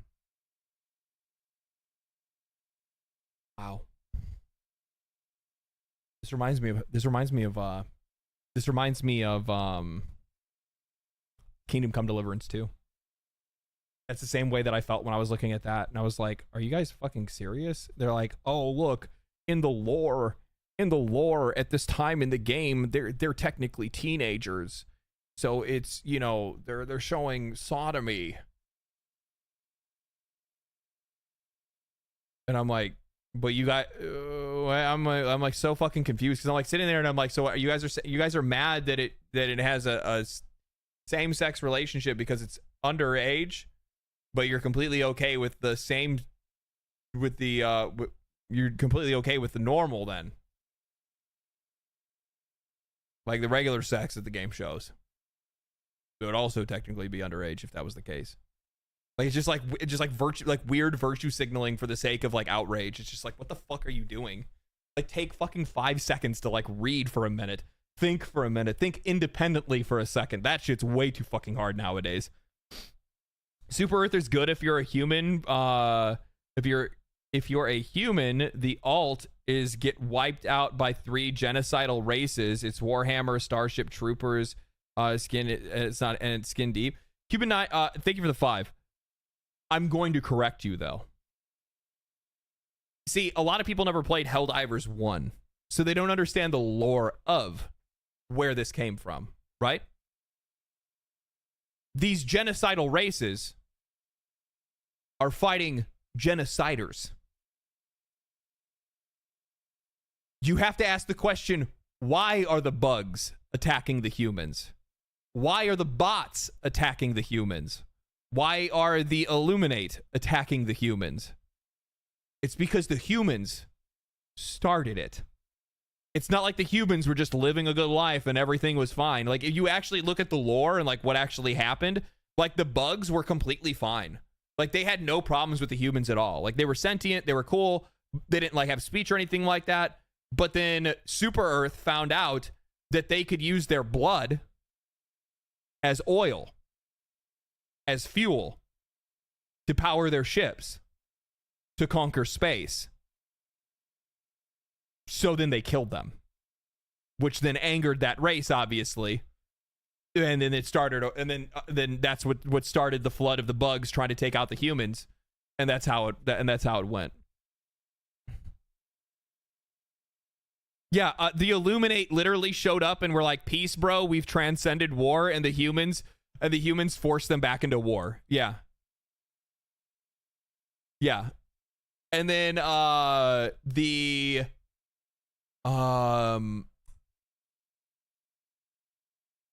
oh man, the bots are a weird one, because the bots are like the bots in Helldivers 2 are technically the descendants of the cyborgs in Helldivers 1.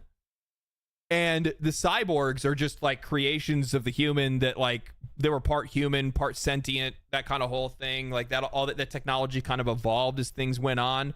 And that is probably, that's the Cylons. The cyborgs are essentially the Cylons from Battlestar Galactica. Except for, like, they didn't try to take the first shot. Yeah. So basically, like, they became sentient. They just wanted to have independence. The humans wanted to keep them as slaves. That didn't make sense. The cyborgs still remained peaceful. But then I think, if I remember correctly, in the documents, there was basically a staged like terrorist attack at an embassy that started the war. But it was Super Earth that started it. It's Super Earth made it happen. So the cyborgs were a self-sustaining army just to get revenge. No, I don't really. I'd have to actually look at like the robots like the bots themselves, because the bots aren't really the cyborgs, but they're a child of. But if I understand correctly, like, they also had a peace agreement. They had a, like, if you go to play Helldivers 1, it'll actually do like a full recap of the story and show you, like, basically bit by bit what happened. So, like, there's a really good example where it's like they come to peace agreements and everything is fine. And I forgot what, like, the bot homeworld is, but basically, like, there was like an embassy there, and then all of a sudden a fucking bomb went off.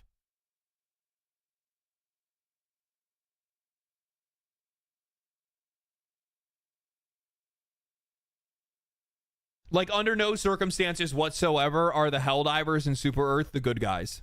Like, it's not even like literally everything is like everything they started, and if anything stops, they, like, their entire economy is built off of their war machine. So, like, they can't stop being at war. Cyberstand, that's what their homeworld is. Yeah.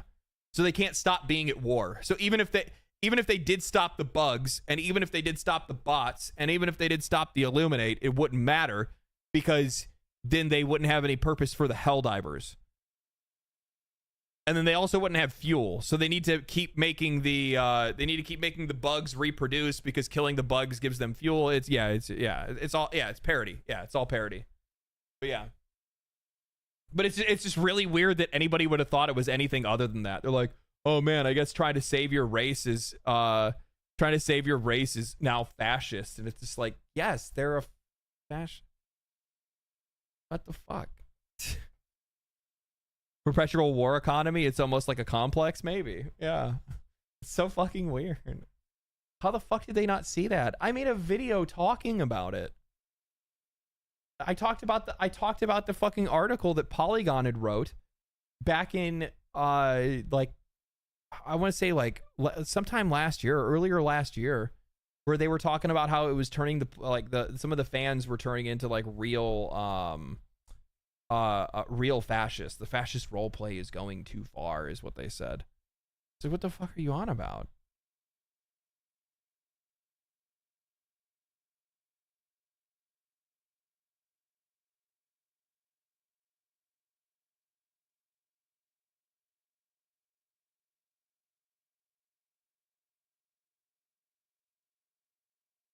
propaganda for Super Earth 1. This is all propaganda. Super Earth 1. Yeah, Super Earth 1 doesn't exist.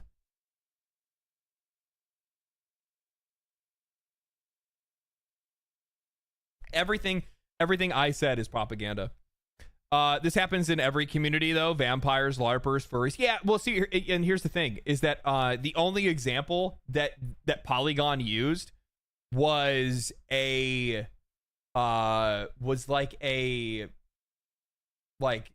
if I'm not mistaken, I'd have to go back and look at it, but it was like people that were trying to raid a like Gaze for Helldivers Discord or something like that. I forgot what the fuck it was, but it was like, it was so small and so niche, and we're talking about like a handful of people. We're talking about like 15. We're talking about like a Discord of like 30 or something like that, and like a group of like 5 people. And they're like and we're talking about a game that sold 12 million copies. And like, that's what their whole article was about. And I'm just like, this is really fucking weird. Like, you found this like crazy niche case and was like, this is indicative of the entire audience. And it's just like, what? I bet they were used to use that as clickbait for news. It's exactly what they do. It's the only thing they can do to help maintain relevance. You guys notice like how bad these outlets are at making like videos? Hey brother, how you doing? Hope I didn't miss anything. You didn't miss a damn thing. Like, I was thinking about, like, I watched IGN's IGN Adam Ball. Like, they are not good at making YouTube videos. Nothing at all. So like, I want you guys to like listen to how this guy does his read. I haven't. Sometimes I solve these leads with diplomacy, while other times His voice does this. Sometimes I solve this with diplomacy. Like, every single time he says, like, at the end of every sentence, he raises his, it's like, it's really weird. they Watch. ended in violence. He's constantly The various leads ramping. and conspiracies only grew more tantalizing and morally murky from there. Where it truly feels different from the status quo is that instead of the compass at the top of the screen telling you exactly where you need to go next, Adamfall does a great job of directing you more organically by teasing out subtle hints instead. It largely allows you to piece these puzzles together yourself by actually measuring out longitude and latitude coordinates on its map, deciphering the vague description of a certain location, or catching your eye with plumes of chimney smoke rising from a distant farmhouse. That upward inflection thing is my pet peeve. I hate it. It's just like, there's like certain things that like they don't understand, like how to they don't understand how, like, writers, like, it's sounds almost Aussie. It probably is Aussie, but they have people from all around the world that work at IGN. But I think what it is that it's like, it's one thing to write an article, because you don't have to think about how to entertain somebody when you write an article, right? You just write what you think, your opinion. You try to color it in you know, colorful language to make it, you know, to like convey whatever your message is. But then when it's like but a video is a completely different story, right? I'm telling you, that's just how Aussies talk. Well, they need to fucking figure it out. Figure it out. Figure it out.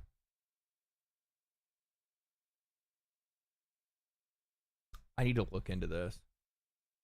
Sven Vinka says single player games aren't dead, they just need to be good. This is actually the truth for a lot of games nowadays. This kind of goes back to that discussion we were having earlier in stream, where I talked about how one of the things that we need to, like, one of the things that's kind of like fucking up a lot of stuff right now is that very, very specifically with single player games, that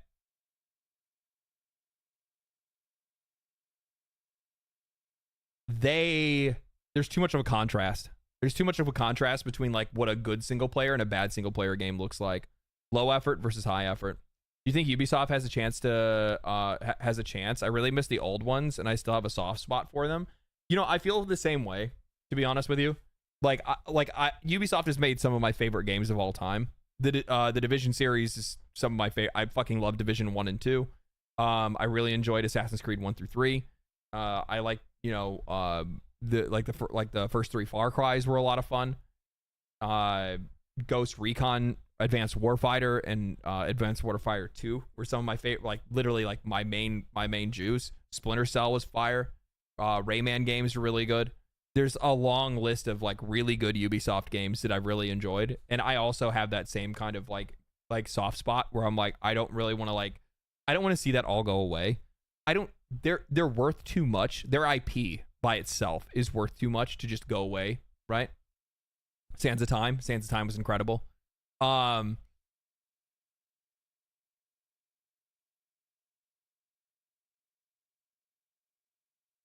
not going to survive this. There's two things. What do I think is? I'll tell you guys what I think is going to happen. My honest opinion on what I think is going to happen. I think they're going to spin off into two separate entities. I think you're going to have I think their IPs and their games are going to be handled under a completely new division, under new management. So like Assassin's Creed is going to go to a completely different studio that's owned by different people, and they're going to make, or that's ran by different people and owned by different people, and they're going to make that, and they're going to make their games. The Division will go off and it'll do its own thing. There may be an opportunity for some of these studios to go independent if they choose to. That's what my hope is. I don't know if that's going to be possible. I hope it is. Like Toys for Bob, right? I think Toys for Bob went independent.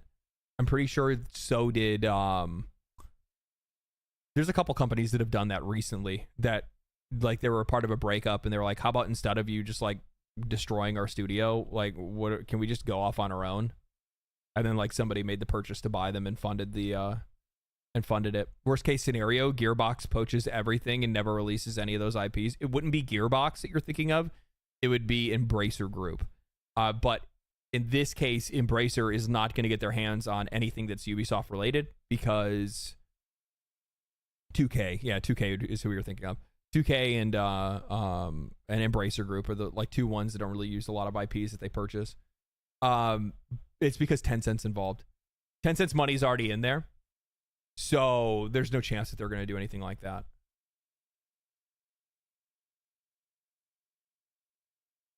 Massive is technically a successful company and would thrive on their own. Oh, Massive would do fine.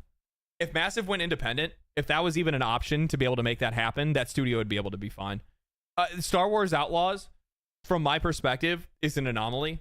It was a game that they weren't asked to make if they wanted to make that game. It was a game that was handed to them and their team had to make it. That was a game that like they had bought the rights from Disney, or had earned the rights from Disney to be able to make. And that was the game that they wanted to make, and that was the game that studio was then given to make. Now they're working on the Division 3. I think that, and actually, I fully believe this. I think that if they made don't hate me for this. I like live service games. They just have to be handled well, and they have to be updated properly, and they have to be somewhat. They have to respect the audience, like Warframe or something like that, right? Think about how hard a good Division live service game would go.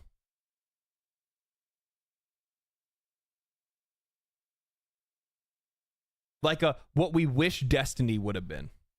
Like fairly monetized, well updated, really good fucking content. Awesome PvP, Dark Zone. God, really good open world activities and things for you to be able to do some like organic shit that happens day to day. Being able to have like clans and like build like your own fucking bases and shit. Like,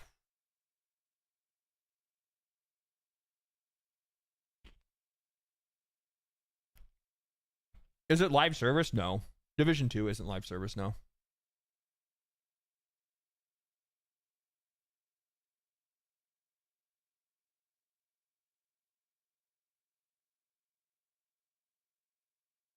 What killed Division for me was the RPG stuff. I was so hyped in the trailers. What made Division for me was the RPG shit. Are you kidding me? I fucking loved being able to make my like own unique builds.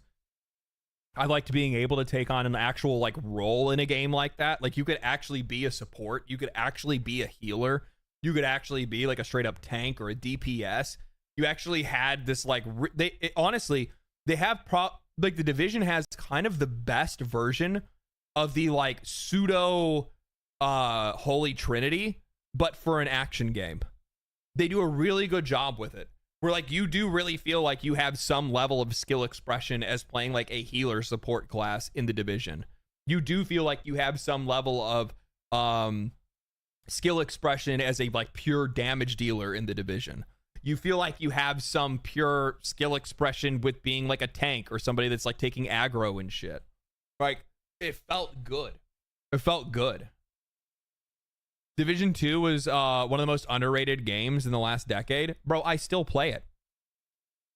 I still play it. I fucking love the game. It looks incredible still. Incredible. There's still people playing it right now. People still doing PvP. Dark Zone still has people. Anytime that like I get into that like spot where I don't really have anything else to play, you guys will notice, like if I don't have anything that I'm like playing at the moment, there's no like big game or whatever, you'll end up seeing like Division 2 gameplay in the background. I'm either like replaying a new run or whatever it is. Visuals hold up great and the gunplay is super fun. Gunplay in the game is fucking insanely good. Guns feel really good to shoot. And there's not a lot of really good third-person shooters. Like straight up like third-person military style shooters. Division 2 has the best third-person gameplay, hands down, in my out. It's not even fucking close. It's not even close. The cover system in Division 2 is fucking peerless. You're not getting hung up on bullshit. Your ability to like run between cover and like tactically move and place your equipment and all that shit, like everything in that game is fucking surgical. It's so good. And then the changes that they made later on to like build diversity, where you could actually like store like legendary blueprints and like take like legendary passives off of one piece of equipment and save it. Dude, I'm sorry if you like shooters and you like RPGs, you like games like Division or like Warframe, go play Division 2. It's fucking dirt cheap. You can go play it right now and have an absolute fucking blast. You find somebody to play it with, fuck, you'll never stop. You'll never stop. I have 2 friends that I can think of off the top of my head that if I was like, do you want to go and make Division 2 characters and start from scratch and play the game all the way through? Both would say bet. Bet. But Warframe is free. You get what I'm talking about.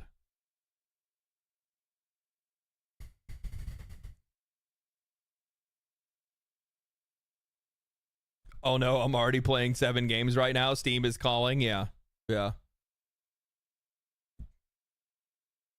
It feels really weird to speak good and bad of Ubisoft. I mean, that's kind of the position they're in, though. That's who they are. That's their identity. That's what they've done. They have this like weird mix of like really well done games. But the thing is that like when did the Division 2 came out back in like 2019.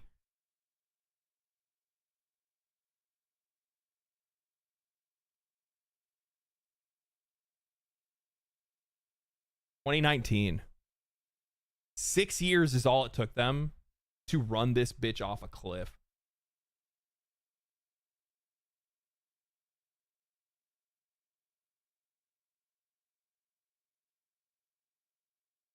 Is that fucking crazy?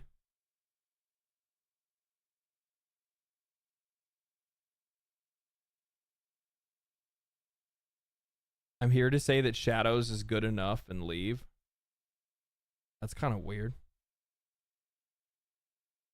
What does that have to do with anything?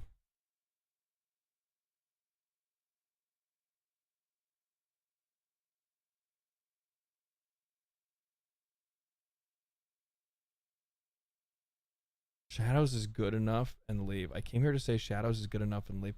Did you really go on fucking Twitter? Get mad about something I said on Twitter. Then go to fucking Twitch. Just so you can be like, I like the game. Got you, streamer. Like, what the fuck? I'm confused. What the fuck is going on? No. Oh, okay. I was like sitting here. I'm like, there ain't no fucking way somebody did that. Oh, I'm like, don't get me wrong. It's the internet. That shit could happen. That shit could fucking happen. There's some fucking weird people out there. I'm like, I was so confused. So what are you trying to say, dwarf? Fucking explain yourself. Fucking explain yourself. Yeah, we're all sitting here fucking kumbayaing over the like loss of Ubisoft. We're like sitting here like, man, I wish things were like how they used to be. Oh, we down there. Bring it back. It's all right, but I see people complain about everything these days, so I guessed that the subject was shadows. Love your content, LD. Keep up the good work, my dude. Thank you, man. Appreciate that. Well, we're not talking about shadows, and you're completely welcome to have your opinion that you like it. We're not talking about it at the moment, but if you wanted me to talk about it, I can. And I think it's fucking trash. Personally, I don't think it's very good. But you're welcome to your opinion, as I'm welcome to mine. And your truth is your truth, and my truth is actual truth. Oh, I need to read this one.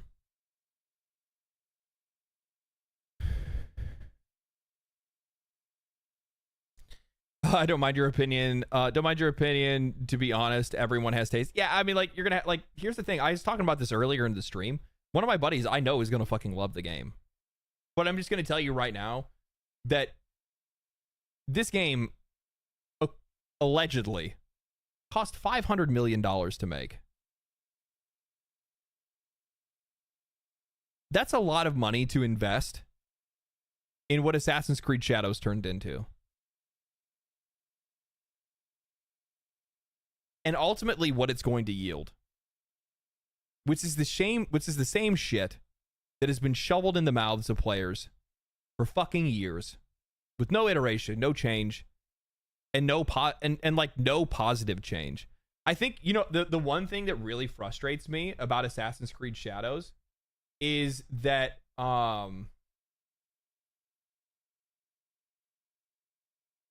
this is actually really good. The one thing that really frustrates me with Assassin's Creed Shadows is like their use of immersion mode or whatever, right? And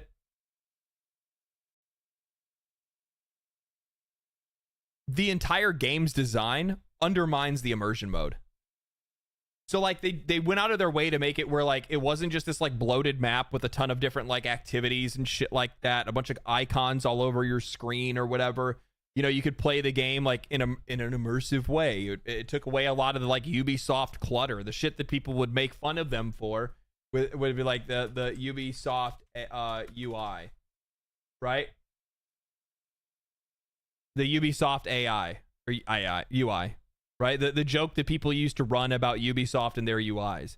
This is not the case. You don't have this shit. This is not the UI that you have for Assassin's Creed.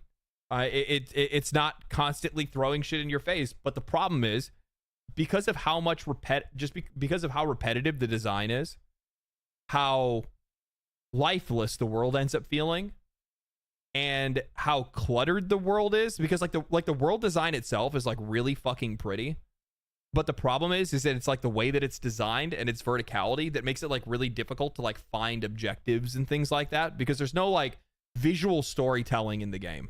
There's nothing that's like kind of like subconsciously leading you in the direction of what you're trying to find. And because of that, you're just running around holding focus mode, looking for the blue and white dots. And you're essentially undoing the work that they've done to make the game more immersive, because they didn't design the game well enough for it to actually be an immersive game. Does that make any sense?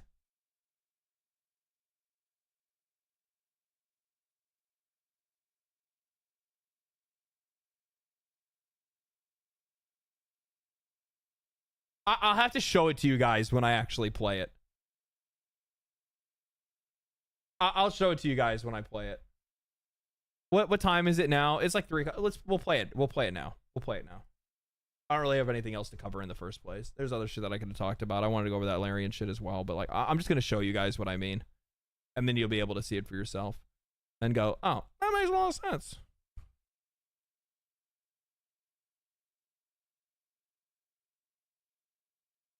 Super excited for the Switch 2 Direct. Less than 2 weeks to go. I wonder when they're gonna drop it.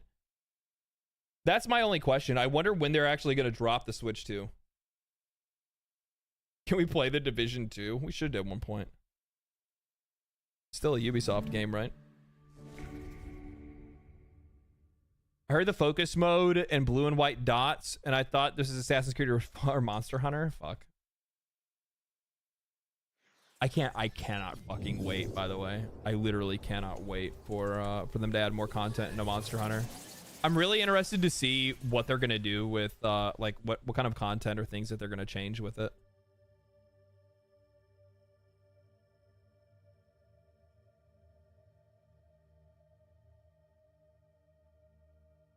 I hope they can keep up the momentum with what they're doing. They need some contemporary consoles like voice chat.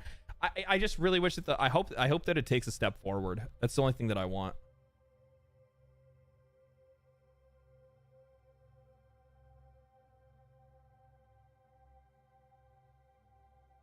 Be weird if they announced the Switch 2 this early.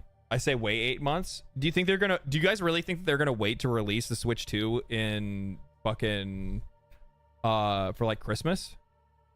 You guys think that's what's gonna happen?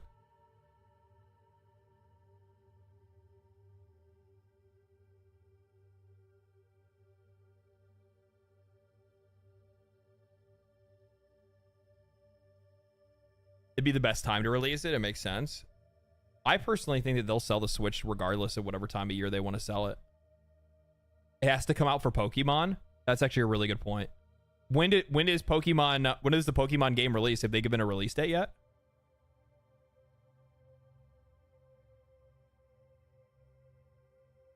I don't think they have they? Late 2025? So it will be winter. Yeah. So they'll probably release a Pokemon version and the game at the same time, right?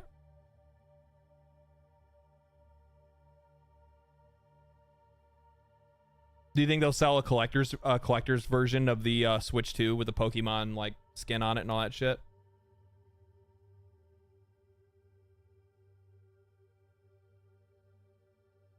We should also talk about the shop in this game. Fuck me, dude. This shit is so crazy. One thing that I think is really funny is, so I watched Asmongold boot up the game for the first time, and he was so fucking confused as to what was going on, and I totally get it because he's never played an Assassin's Creed game, and also I didn't know what was going on because all of a sudden it brought up this menu, and he was like, "What the fuck?" And it's like showing all of these different like all the different assassins and shit, or the modern assassins at the very least, and it's that, you know, Ubisoft essentially made a third-party launcher like what will launch all of their games from now on. Is this on PC?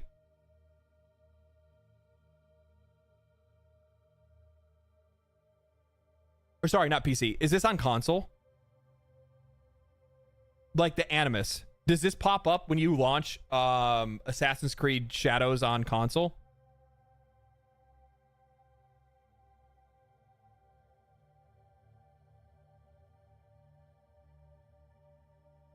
It is? No shit. On Xbox and PS5.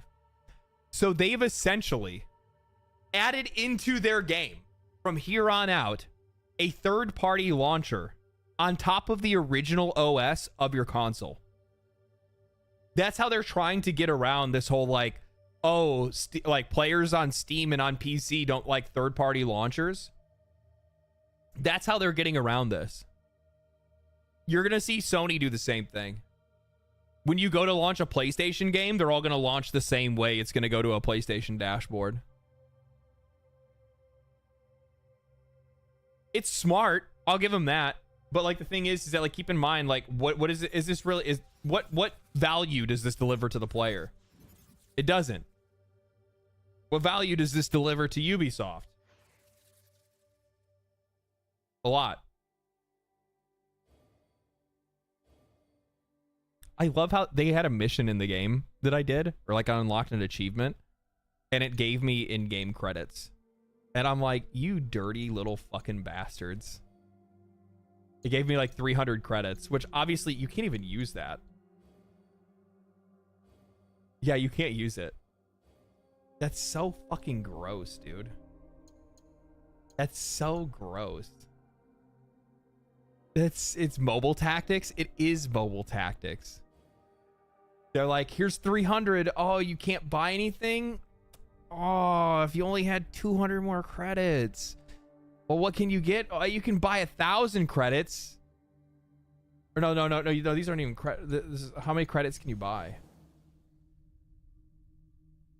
Here's 500. So then you'll have 800. And you can buy a skin pack. You can buy 4 seasons hideout packs.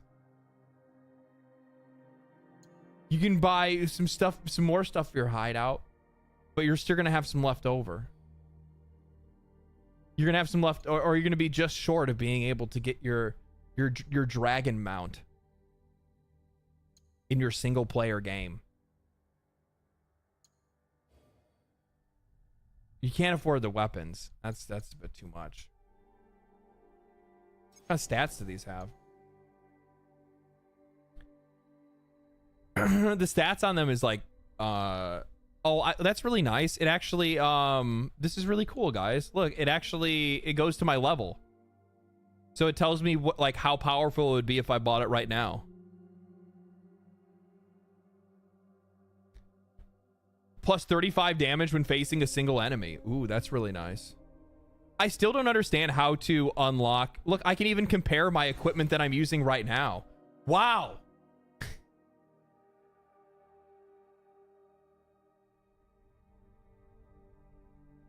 So helpful.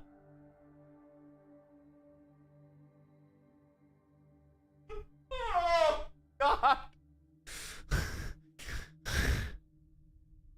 Oh, man. YouTubers have ruined video games? You really think that?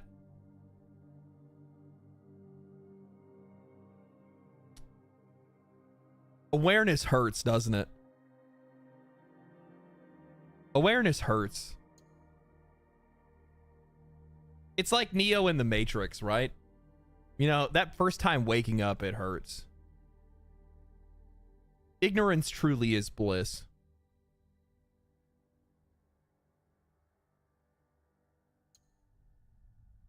Oh, wow.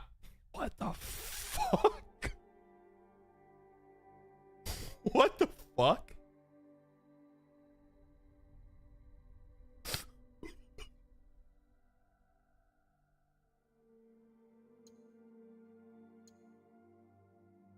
Oh, that's Yasuke. Long Katana is Yasuke. He just does like, look at the damage difference between Nawe's weapon and Yasuke. It's fucking twice as strong.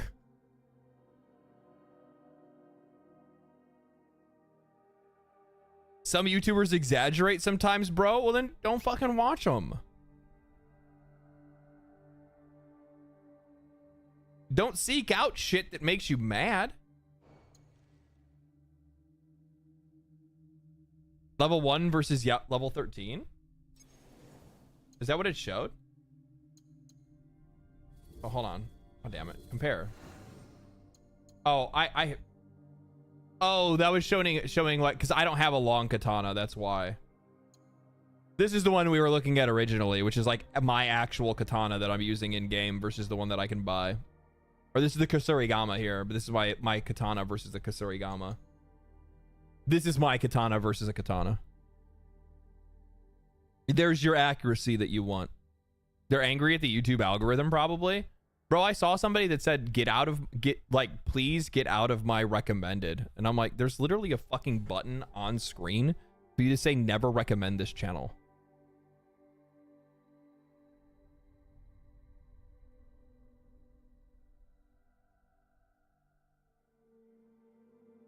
It's so weird when I see people say that. Like, man, these, and like the funny thing is like, what the fuck does that say about the shit that you're searching? If it's being recommended to you, what does that say about the content that you watch? You know, more times than not, what it ends up being is like people just don't like fucking hearing the truth. They don't like opinions that are fucking different than theirs. This is too big. Can we get drops for Irish Valhalla? Oh my god. Love your videos though. Love you too, man. At one, you know, this is, I think that's a really good point to make. Dwarf, you bring up something, not on purpose, but you bring it up. You bring it up by sideways. At one point in time, chat, we're gonna disagree. There's gonna be a day that's gonna come where I'm gonna have an opinion that you're not gonna fucking like. There's gonna be a game that I hate that you love, and there's going to be a game that you hate that I love. There's going to be something I defend and you're going to be upset, and there's going to be something that I condemn and you're going to be upset. And I just want to let you guys know. Fuck you preemptively. I like that. Yeah. I just want to let you know. Fuck you preemptively. I just want to let you guys know when it happens. It'll be all right. It'll be all right. I had that with none of his father-in-law's charm. I had that with what the fuck was it called? Final Fantasy 16 and Final Fantasy 16 and when do you think that'll happen? I don't know. Maybe one fucking day. Who knows? There's gonna be, I don't know. I don't know. Are you gonna try to tell me that? Like, what do you think that'll happen? Do you think I can read the fucking future? I thought that Assassin's Creed Shadows was gonna have 100,000 players on Steam. I thought it was gonna do better than it did. I knew it wasn't gonna do good. I knew it wasn't gonna save the company. That I already fucking knew. I did not see it. I did not see it fucking absolutely just falling flat on its face on Steam. I didn't see that one coming. What is this? LD, there might be a time where I throw you to the wind like I did NES Punk for him. Ian for being douches over Immortal. I mean Ian for being douches over Diablo Immortal. Being douches. Maybe that's gonna be me right now. What are you talking? You like Diablo Immortal?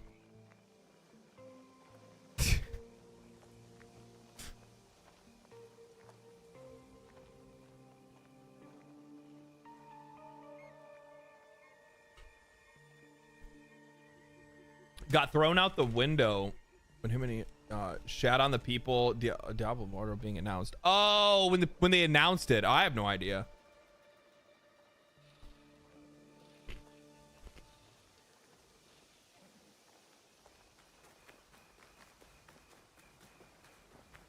I don't think I ever even made a video on it.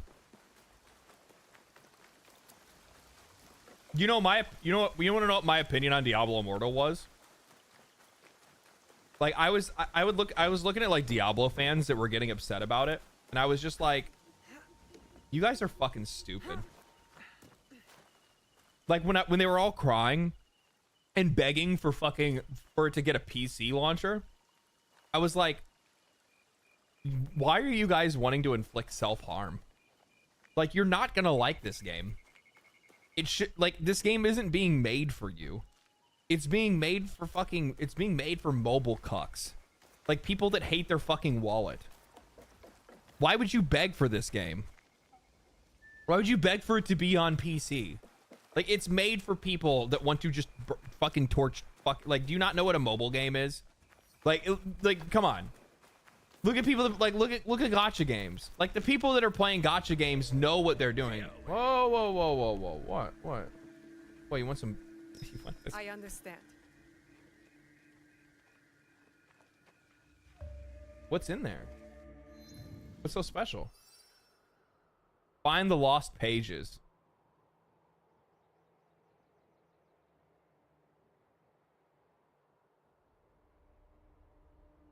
Genshin Impact, yeah.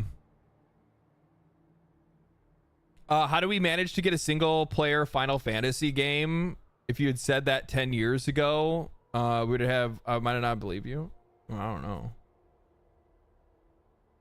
I feel like that a bunch of fans loved the company. They realized the death of their favorite series. Maybe. Oh, is that one of the shrines you can enter respectfully? No, this is the same repetitive task. So this is one of the things that I really do not like about this game. So for mastery, okay? So like if I want to put extra points into my skill tree, to unlock the next set of skills, the next tier of skills that you can get access to, you have to get knowledge points, which is under my head. Here, I'll show you. You have to get knowledge points, which are these right here. These are knowledge points right here. Right underneath me right now. I need 9 of them. I have to do 9 of the same repetitive fucking world quest tasks to get those 9 knowledge points. So I get 1 knowledge point for running around this shrine, holding this. But there's one right there. There's a lost scroll right there. So I have to run around this shrine holding focus mode.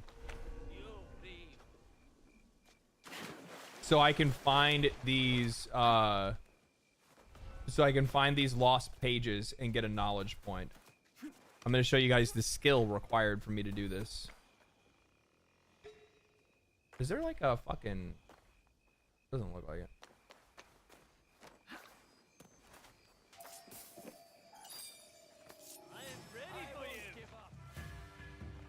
Where's the next one? Bro, you're not gonna find me. I am the ninja. I am the creed of assassins. What am I doing? Where's the okay, so there's another one over there. Is there a fast way over there, or do I have to hit the ground? Now technically what you probably should be doing, right, which is like the normal like Assassin's Creed thing that you should be doing, would be me actually like sneaking around this place like a sneaky ninja, right? Like it's a stealth mission or something like that.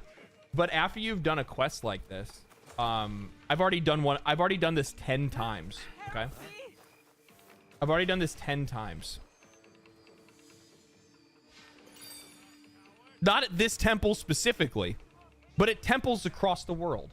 The same repetitive bullshit 10 fucking times. And now I need to do it another 10 times to get access to the next tier of skills.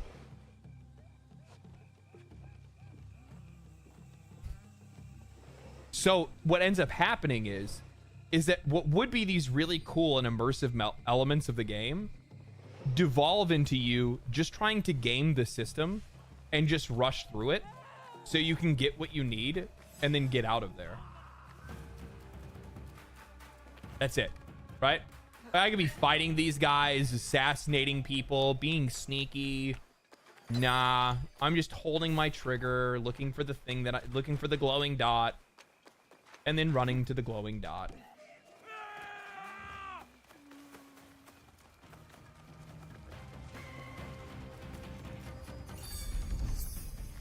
Got my knowledge point.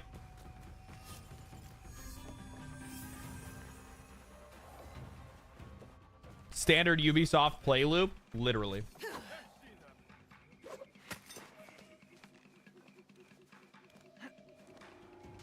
I do really like what they did with the traversal of this, though. I really like the grappling hook. It still has that like Ubisoft like jank when it comes to like movement, though, that I don't really like. You guys know what I'm talking about? Where like your character like runs up a wall when that's not what you're trying to do. Your character won't let go of a ledge when you're trying to let go of a ledge. It always ends up happening like when you're in a rush. Never when you have time. Like when you have time to get through something, the game will be like super responsive. But the minute that like you have any pressure on you, the game just like fucking bends. This is why I stopped enjoying most open world Ubisoft games after Far Cry, because it's so formulaic and cookie cutter. Well, like it's not the formulaic. Like, this is my problem. So the formulaic and cookie cutter part sucks. It definitely removes a lot of like value out of the game and value out of the experience. It makes it a lot less engaging. But the reason why it's a real problem is because of how fucking much you have to do it. It's how much you have to do it. Like, it would be fine if it was like, oh, I got like 3 knowledge points for this. But no, I get 1. So I just got those knowledge points. I am now 2 knowledge points out of 10 to be able to get access to the next tier of skills.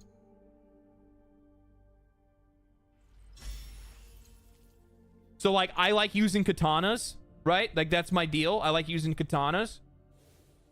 On my next level, I'm going to be able to max this. And then I'm basically done with this tree.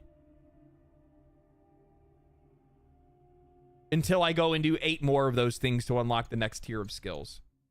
Oh, actually, you won't even let me do it because I actually have to unlock the bit, like, so like this skill right here, like counterattack. I can't get this until I go further into the story. So this is a skill that I unlock in the story. But like if I want to get this like actual, like, I need to say this clearly because I want to make sure I'm communicating this the right way. The reason why this is frustrating is because I don't get any skill expression from the way that I want to play the game. I like playing with katana. I'm not going to be able to get another katana skill until I get to rank 3 knowledge points. So twice, I need to go find 20 knowledge points in the world, which is essentially, that's probably about like anywhere from 5 to 10 hours of gameplay for me to be able to get access to be able to getting 1 skill for my katana. Because the only skill I have right now is tidal wave. That's it. I can do tile wave. That's the only skill that you have. I won't be able to get eviscerate until I actually get this. So no early build variety. Exactly.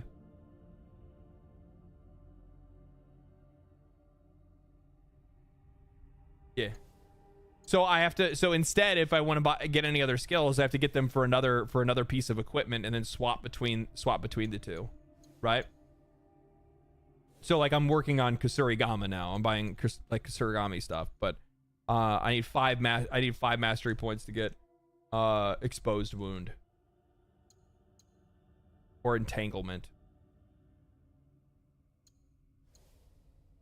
But then I have to switch to that weapon to be able to use it. LD, are you going to be playing this in 2 days, or is this all theoretical? Are you going to be playing this in 2 days, or is this all theoretical? I'm going to finish the game.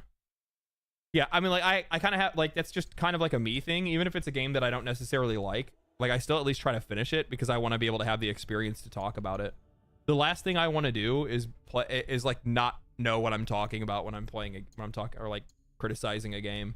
And I'm going to tell you right now that there's going to be a lot of discussions around Ubisoft and Assassin's Creed Shadows over the next couple of weeks.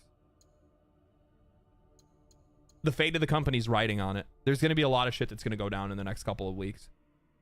The axe is going to fall on Ubisoft's head fast. Needs that ammo for a video about it. Well, I mean, you want to be a subject matter expert. Nobody wants to hear somebody talk about something they don't understand. What's the value in that? Hey. Hi.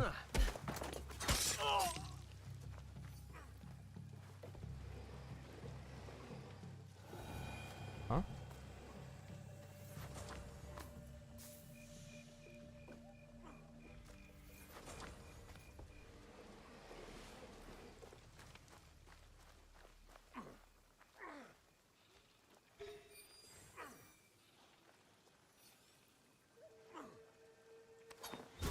What is that?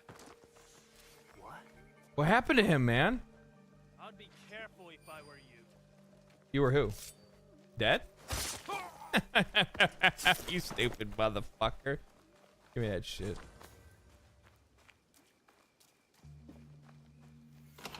I think if I had to point out like one thing that's like my biggest criticism of this game, it's the combat. The combat is like fucking, it's so ass. It's just like, it wouldn't be that much of a problem if you had more access to skills. I'll bleed you out. But you don't have a lot of access to skills. So I have like one skill that I can use. Other than that, I'm spamming light and heavy attack over and over and over again. Shouldn't have been fucking looking in those bushes, bitch. I know that you were level 1, but that doesn't mean shit to me. Yeah, you need to go look at that. That's a serious situation over there, bud. Yeah, I do. I'm ready to fight you. No, you're not. Wait, whoa, whoa, whoa, whoa, whoa, whoa, whoa, whoa, whoa. Why didn't I throw my fucking shit?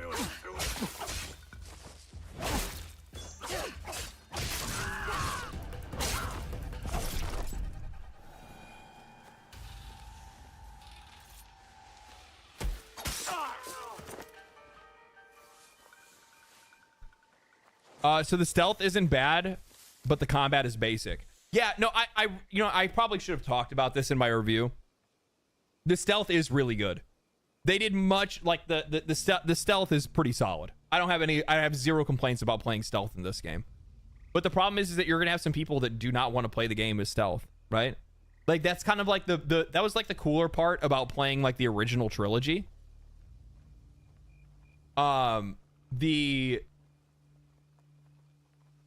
That dynamic between like playing the game stealthily and then also those moments where you would play the game like where you had those moments of confrontation where you had to fight multiple enemies at once and shit like that, and you had to dial the fuck in and get good at combat. The problem is the combat is like really fucking messy in this game. Not only is it really messy, it's not expressive, so it's boring while also being like really fucking really clunky. Like you'll get lost in the camera sometimes. You know, if I'm fighting a guy right here, all of a sudden I can't really see my character. You know what I mean? Like if you get near a corner, you can't see your character at all. That shit happens a lot, especially if you're fighting in buildings or in alleyways. I can go into more detail, but a lot of it's just like game feel more than anything else. And like the game feel in combat is just bad. It's just light, heavy attack, charge light attack, charge heavy attack. Outside of that, there's really nothing else to it. Oh, you're fucking dead. The other thing that I don't like either is that he's not the patient type. I better get him these documents. Like the assassination shit. So like I was trying to do a base last night and I was trying to get like some solid like footage of me like killing one of the bases off or whatever. And you're gonna get to some positions where like you can't deal assassination damage to a target. By using an assassinate, it only deals like a sliver of damage to them, and then you need to like either run away and then bait them again, and then do it and then try to go for an assassinate after they've lost some health, or you just fight them, which kind of sucks. I'm gonna be real, it sucks. There's a viewpoint here. Where's that at?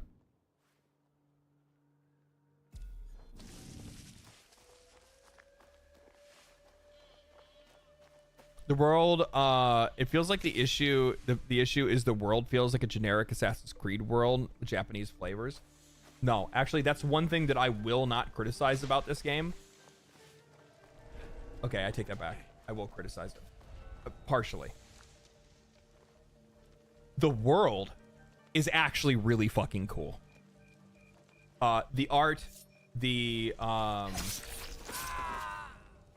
lighting, the sound design, the seasonal, the seasons that you go through, like all that shit is on fucking point.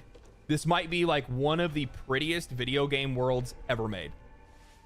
The problem is that video game world was made by Ubisoft. So it's cluttered with a bunch of Ubisoft bullshit that you don't want to do, for one.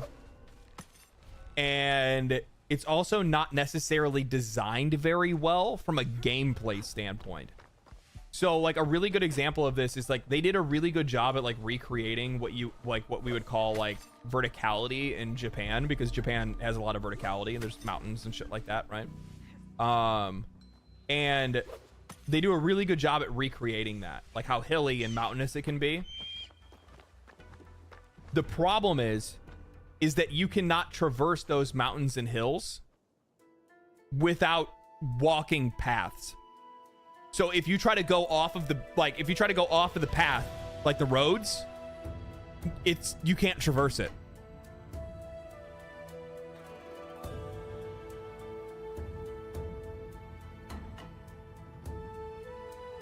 Which feels really weird in an open world game, because like everything should be explorable.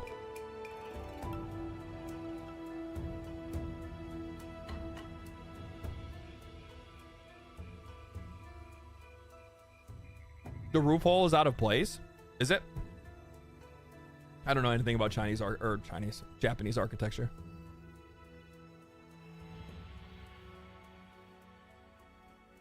You get hit by bush walls. Yeah. Like you can totally go up the side of like that mountain over there, right? Like I could totally go up the side of that mountain and I could totally walk through the trees, but I'm going to run into some areas that I'm just not going to be able to traverse, even though my character can do parkour, which is fucking weird. But like you have to use the paths to get to places. So it just makes the world feel really inorganic in a lot of cases. It's very pretty to look at. It's a very pretty game. Like I said, like the lighting and like the world design itself, like just like the art of the world is fucking S tier. Like they killed it. I'm not gonna take points away from them. Like this is incredible world design. The atmosphere of the world is great. Absolutely fantastic. Bigger doesn't mean better. Here's the thing: you can do a bigger world, but you actually have to have the talent to be able to make that world interesting and fun to play. That's where the issue arises, is that the game doesn't do that, right? Like this undiscovered location. Let me take a wild guess. Lost Scrolls. What's this one? Oh, I don't know. It's probably a shrine. Pray at the shrines. That'll be the activity. What's this over here? Oh, this is probably a castle infiltration. Kill the 3 daimyo. What's this one here? Probably run a yellow paint obstacle course. That's about it. The rest, after that, it's rinse and repeat. Copy and paste. The same activity in a different place over and over and over again. So, like, if they didn't have to clutter it with all this bullshit... Like, Kingdom Come Deliverance 2 is an open world game. But it never hits you with chores. It doesn't ask you to do anything specifically everywhere you go. It gives you clues if you want to introduce yourself to some people in a town.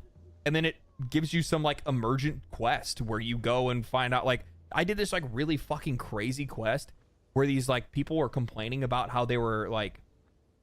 They'd basically, like, angered an ancient god, is what they had thought. And their old priest told them that they had to give an offering at the mouth of this this cave. The demon in the mine. Yes, the demon in the mine. And they thought that basically this mine, this old silver mine, was a gateway to hell. Like just random side quest. And you go to this quest and you're like, holy fuck, dude, this is kind of crazy. Like, I'm like, yeah, it's probably just superstition or whatever. But you go down and all of a sudden you're in this cave and then it starts playing some like eerie fucking music. And you start hearing scratches. You start hearing like demons and shit. And you're like, is KCD about to hit me with some fucking crazy shit? I'm not going to spoil it for anybody, but it's just like, that's the kind of shit that's there. And what is my reward at the end of it? I got a cool weapon.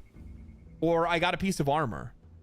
Or I got, you know, the guy, you know, maybe at the end of it, they gave me a skill book.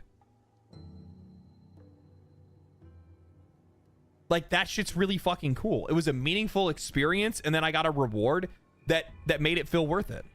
So like the experience itself felt worth it, but like the problem is that like it's just in the video that I'm putting in the video that goes out tomorrow, the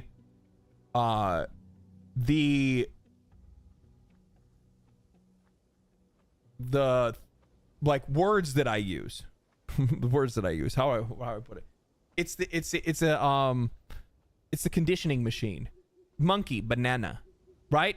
Where the monkey sees the image pop up on the screen, and if they hit the right button, they get the banana. That is essentially what a Ubisoft game is.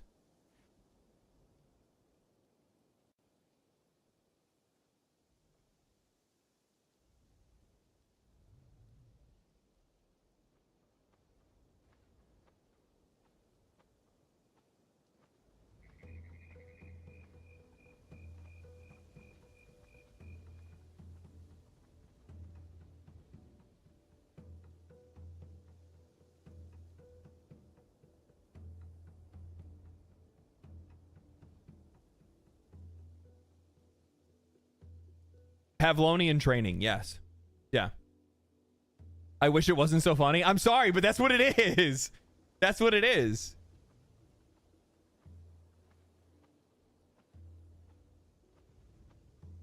That's essentially what it is. It's just like, hey, monkey, go to the point to get the banana. Once you get banana, guess what, monkey? Oh, what do you know? Defeat the daisho. Let's defeat the daisho. How do I do that, guys? I'll give you a guess. I hold left trigger. I look around until I see the white dot. The first couple times I did this, I really enjoyed it. And then it just got like super repetitive and just felt like ass. And I was like, why, man? Why? Why can't this be cool? Why'd you have to do the same thing so many times? It'd been way cooler if they had it where it was like, you could, it'd just be way more interesting if they actually had it set up in a way where instead of it just being the same repetitive task, like they would switch it up a little bit here and there. Like that's really what it needs. The problem is that there's no variety. It's just the same shit copy and pasted over and over again.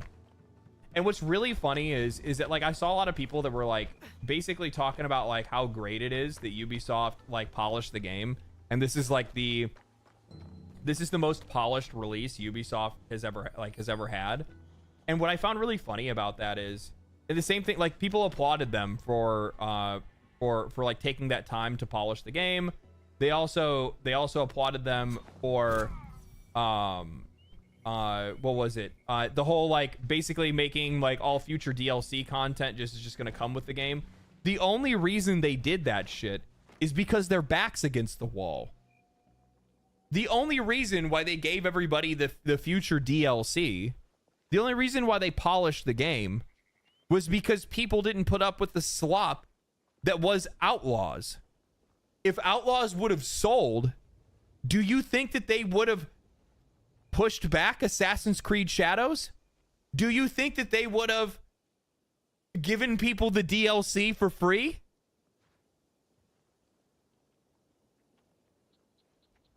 What the fuck are we talking about? It's so funny to hear people go like, oh, wow. And it's just like, bro, you're literally congratulating them for doing the bare fucking minimum.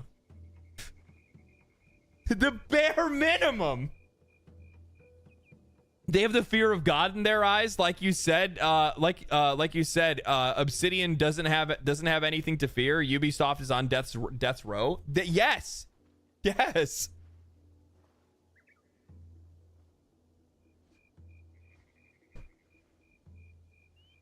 Do people think that Ubisoft just woke up one day and was like, oh, you know what? We're feeling generous today. Let's give the fucking, you know what? Let's give those gamers a free DLC.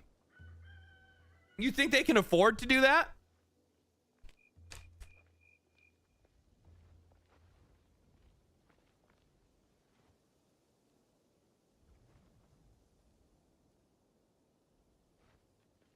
I heard that in SkillUp's video. I was like, Ralph,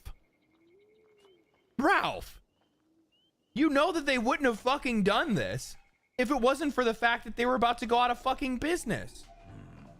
You don't see shit. You don't see shit. You're a fucking pussy. You don't see shit. I went up there.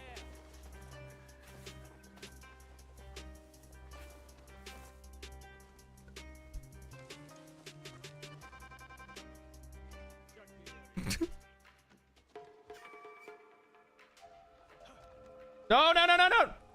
No, no, no. No, no, no, don't come here. All right, fucking fine.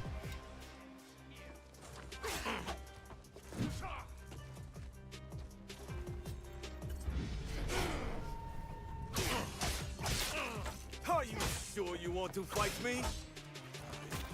Crush you and enjoy it. Oh, shit. God damn it. I thought I was going to dodge that. My brain didn't dodge it, though. God, fuck off.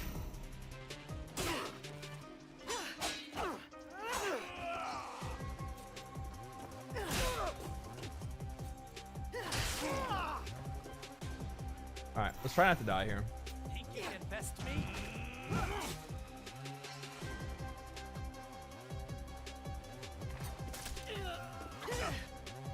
Wait a minute, how did that not kill him?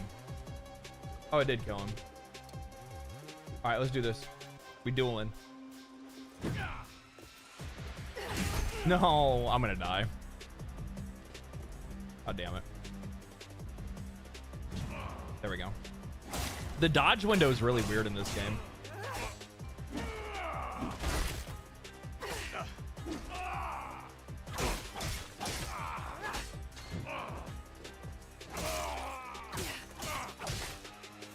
No. What? My skill's not going off. That's weird. Yeah, it's not working.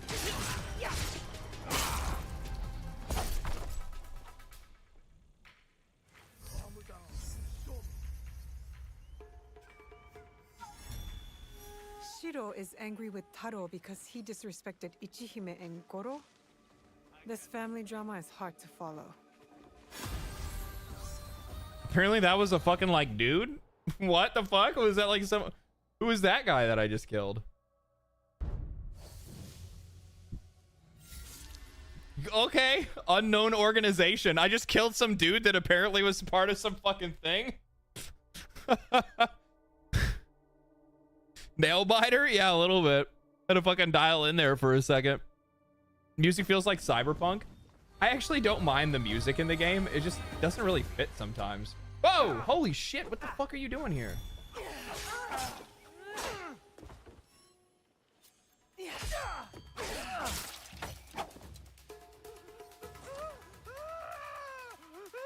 Cry more, bitch. Cry more. Cry. Pussy. You gonna pee yourself? You're fucking embarrassing.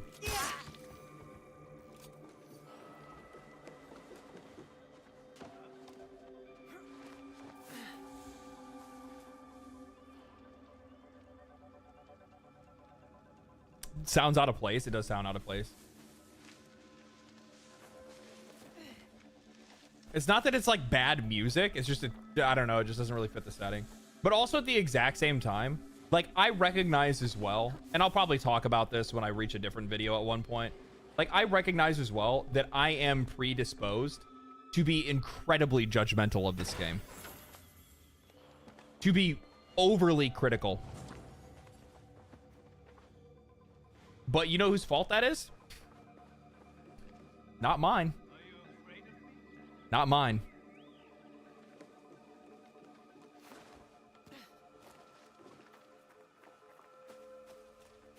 Bested by a woman? I actually really like how Nawe plays.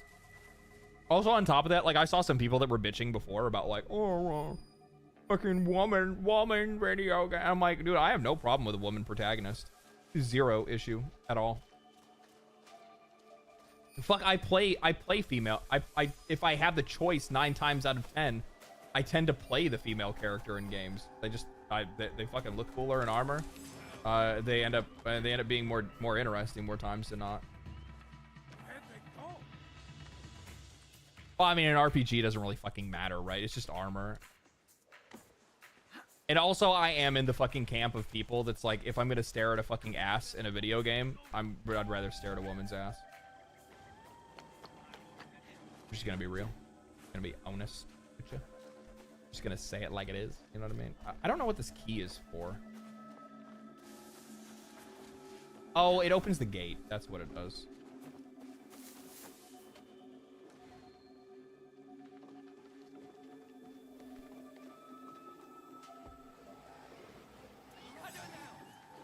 LD representing, let's go. Oh, I'm just gonna say it like this. We gonna do pussy? We gonna do bitch? Oh, nice slash. Did your dad teach you that? Whoa. Oh, what? Oh, you guys need fucking 4 you guys to take on a woman? Really? The fucking modern male society? Can't handle a strong woman, can't you? This is what independence tastes like, bitch.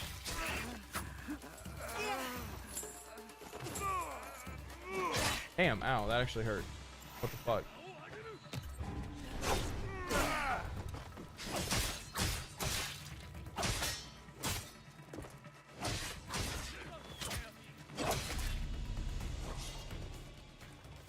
I'm in trouble.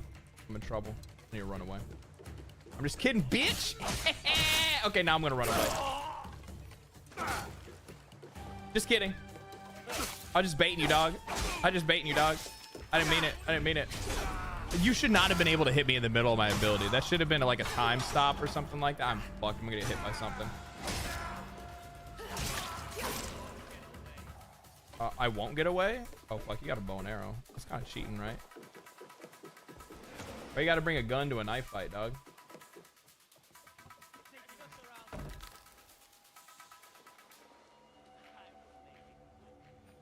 I wish there was a way for me to be able to find rations easier.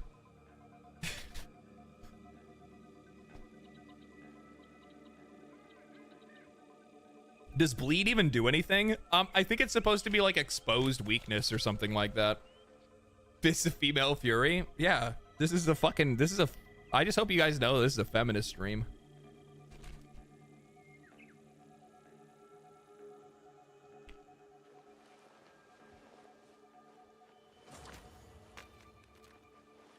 I'm like that guy that did you see that guy that was like was it like White Boys for Kamala Harris or whatever it was, that was like totally gaming the system and like getting all these fucking like liberal white girls to fall in love with them, like send them fucking Snapchats and shit, and then come to find out they're all getting played and there was like 12 of these girls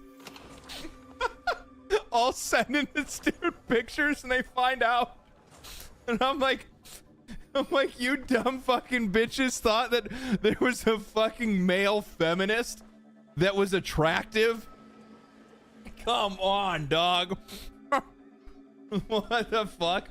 You did not realize like how hard you were getting fucking played? Like, you gullible ass fucking, holy shit. All AstroTurf, that shit was that hairy guy? Yeah. That shit is fucking hilarious. Harry Sisson. Yeah, I don't really, I don't follow like politics or anything like that, but like I just seen the story. I like drama stuff. Drama stuff is funny, and that shit is funny to me. Basically, what it is, it's like these like girls were like following this dude because he's like an attractive, you know, internet personality, and he was a part of this like White Boys for Kamala Harris group or whatever. I can't remember what the name of the group was, but it's supposed to be like this like youth group that was like for Kamala Harris or whatever, and they got dude. They got gaslit by this dude into thinking that like he was like some strong like feminist fighting for like women and shit, while also being like, you know, a decently attractive young man. And yeah, come to find out, like, he was just playing all of these chicks and like pretending to be into them while you know, while hooking up with them or whatever. I need to find fucking food. I need rations. I wish there was an easier way to find rations. What are you doing, dog? Why didn't I do the assassination? I can't see this. See, I was talking about before where you can't see your character sometimes. Oh, hey, there's the rations. He helped me out. Fuck, what a good dude. What a fucking nice guy. Oh, okay. So there's the Daisho. Daisha. Oh shit, his sword's glowing. It'd be way cooler if you could actually get his sword. Follow them out. Area. I want a full search now. What a weird voice. I want a full search right now. My name's Jeff. The voice acting in this game is very inconsistent. I am. Damn, that's a really good name. You know, I fucking like it when I really like it when you're like bad, like the like what they would think is like a curse name actually sounds like really badass. You're the shadow of Iga, and it's like, yeah, actually that sounds pretty fucking good, dog. Like, goddamn, what the fuck? That came out of nowhere. Dude, that was like so out of pocket. Literally out of pocket. Dude just pulled those fucking shurikens out of nowhere. What the fuck? I like looked away for like 1 second. All of a sudden, here.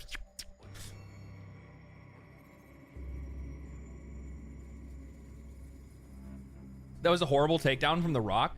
That's the thing that like really is annoying is like some of these shoguns and shit. Like you need multiple takedowns to kill them. So that means either take down and then fight them, or take down, run away, and then go grab them. Go snatch at them later or something like that.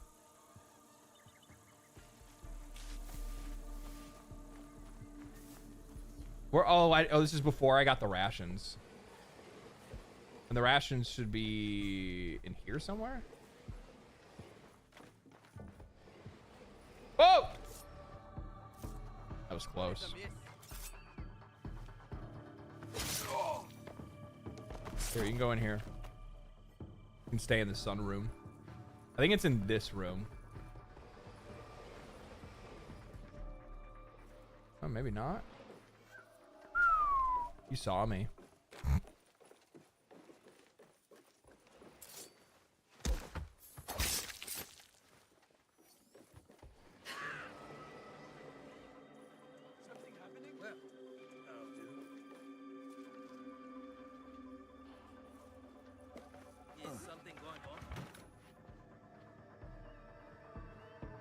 I'm trying to figure out which room the rations were in. I know it's in this house. I feel like the skins in VFX on weapons destroy immersion. Back in Ezio trilogy, superficial ornaments on swords. Yeah. What was that? Should come. What's in the box? You don't even care about what's in the box?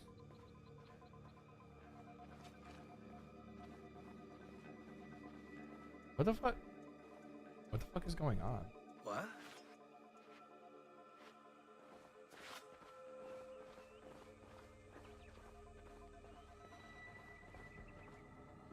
What is wrong with these NPCs? Something happening?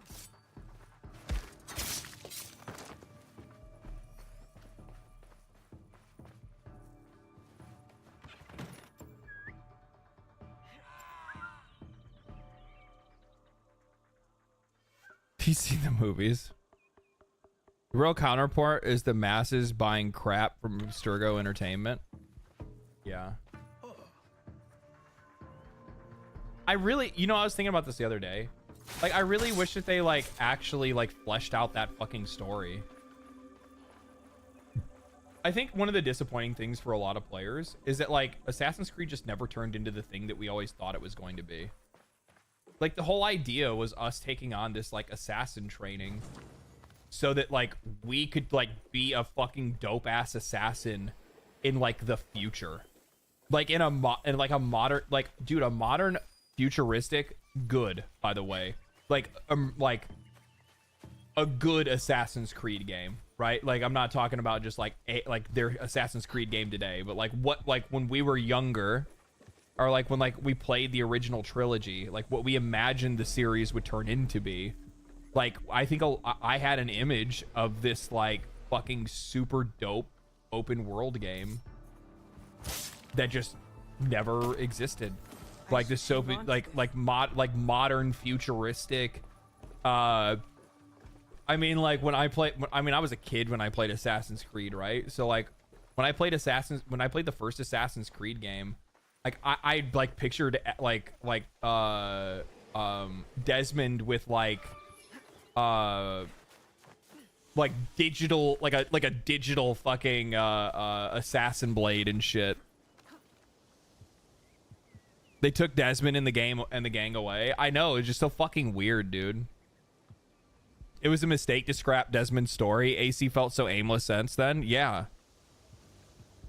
I think what it was is that it was like, maybe it's like one of those things where like for them, I don't know what like I don't know what decision they had came to, but if I had to take a wild fucking guess, it's one of those things where like it was too cool of a premise that they knew themselves they wouldn't be able to actually meet the expectations of. So they just like were like, yeah, you know what, fuck it. We should probably just scrap this before it gets too far. So Watch Dogs, I mean, not like Watch Dogs kind of, but I mean, like you still did. You know what the thing is? I know exactly why they didn't do it, because like the sword combat and shit like that wouldn't make sense in a modern setting.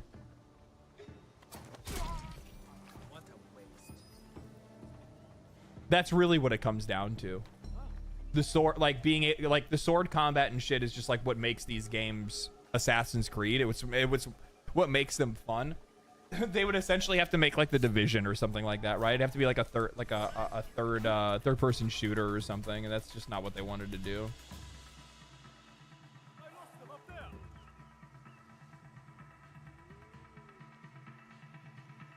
Sword combat and Watch Dogs would not work. Yeah. Be cool as fuck. Yeah, I mean, why don't you just like create a future that doesn't have guns? Like, who gives a fuck? You know what I mean? Like guns, like, you know, Desmond had like fucking fucked up the timeline. Something happened with the Templars. Guns don't exist. It's still the future, but we just never created, you know, firearms for whatever. I don't know. Fucking know. Do some video game shit, dog. Tell a video game story. They could do sword combat if they could make a cool system. Yeah, you know, actually, you got a really good point. Like, there are games that already have like guns in them, and you can still use swords. You just have to be cool enough to do it. But I think it's like their combat system specifically that just doesn't give you what you need to be able to do it. Dune has those shield generators. Yeah, that's a really good point. Yeah, Second Amendment goes away. I mean, yeah, there's a storyline for you. People would be into that. That's not the direction I had my camera pointed in. I want to let you guys know that. You got what you want, dog. I heard your wish and granted it. I would really like to be able to blow this motherfucker up. That would be like, what is this?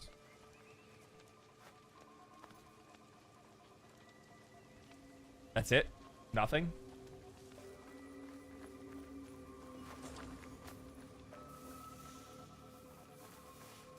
Who is bitch? See, like this shit where it's like I can do that, but then he's gonna like chase, right? Chase. I missed. Fuck. Ah, that's so fucking bullshit. That's so fucking bullshit. I missed by like 1/4 of an inch. Fuck off. I think a modern AC game would work if it didn't take place in America. Skill issue? I'm not gonna deny that. I suck at video games. Certain games I'm really good with. Action games I'm not as good with. I'm really clumsy when it comes to games like this. But lucky for me, my guy, guess what? I don't play. I'm not a pro gamer. I'm a pro shit talker. Big difference. Just play more lame. I think it's because I do try to like pull off things that I think would like look cool or whatever. I do that when I try to like record stuff. What games would you say that you're best at? What games would I say that I'm best at? I'm actually pretty good at shooters. I'm above average. Like, yeah, I'm above average.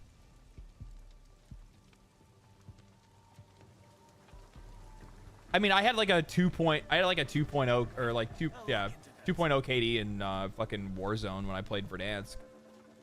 So like I enjoy shooters. I enjoy puzzle games. Roguelikes and stuff like that. Those games I have a lot of fun with. No, you're not gonna get me twice, bitch.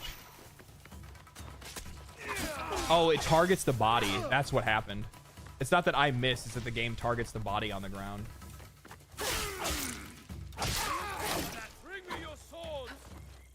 Yeah?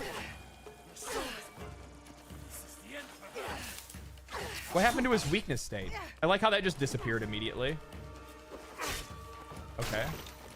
I don't have any ninja tools, so I can't blow these guys up. That's sad.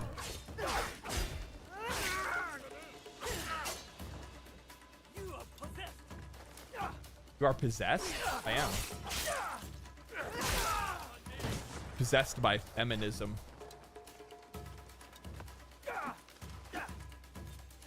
I don't need no man. Fuck. Ow. Oh my god, that dude shot at me and that almost killed me. I have a gun, dude. Imagine being like this big of a fucking pussy. You're over here like shooting at a fucking a helpless woman. I'm a helpless woman, okay? I can't believe you'd shoot at a helpless woman. Absolute pussy behavior. So fucking annoying. How did he hit that shot? How did he hit that shot? Guys, can we start a competition to employ LD as a revision director? His job would be to make sure parts of a game would be removed or revised. I don't even, like, I wouldn't even need to do anything like that. You know, it'd be the easiest way for me to fix a lot of shit in video games. I'm gonna move this guy so I can actually hit this thing. What do I pick you up? Pick him up. Pick him up. Oh my god, I'm so slow.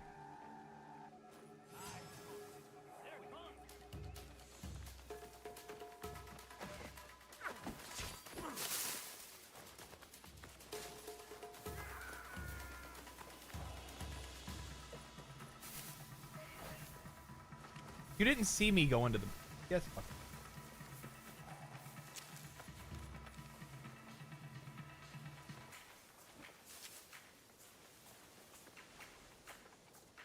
I wouldn't even need to be able to like say like, hey, don't put this in a game, don't put that in a game or whatever. I wouldn't need to do anything like that. All I would need to do is I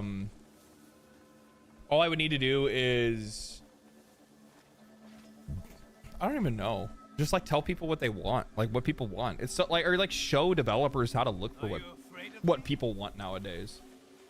Like that's the one thing that like trips me up.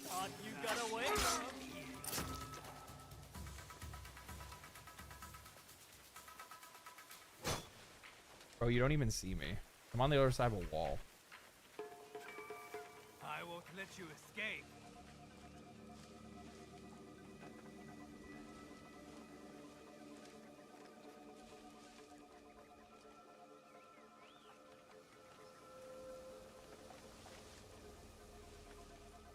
Snipe with a goddamn musket. The fucking musket users are annoying as shit. But does he still see me?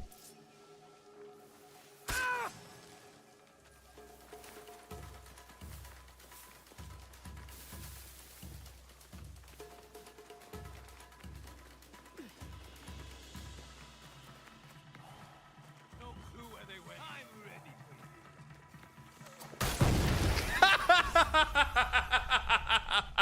for you. It was worth it. It was worth it.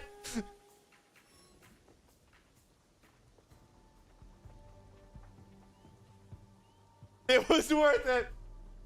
Holy shit, you see his body? He fucking got flat up against that wall. Oh, man. I love it when a plan comes together. Fuck, that was funny as shit. Chef's kiss. Yeah. This is the shit that's really fucking annoying. So I'm going to show you guys this real quick. I don't have to use it anymore. So this is what's really fucked up about their game design. Okay. I'm going to show you guys another thing. It's like really fucking stupid. So, I turned off immersion mode where like it doesn't just immediately show you where the next quest is. I turned that off, right?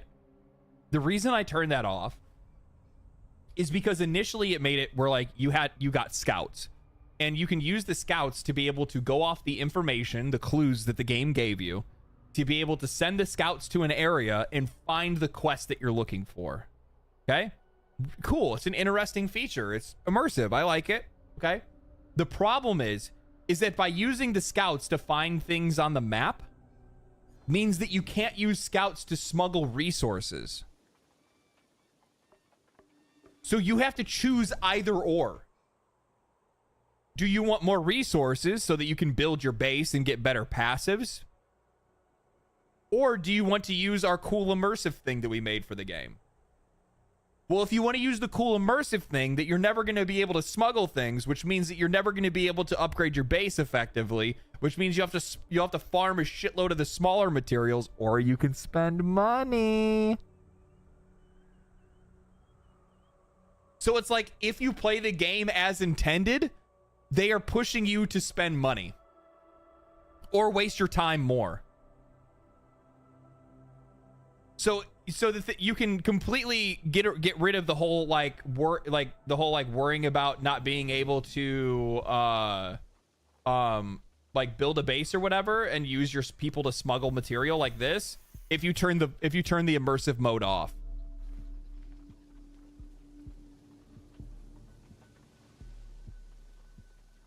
It's so like, what the fuck were you thinking?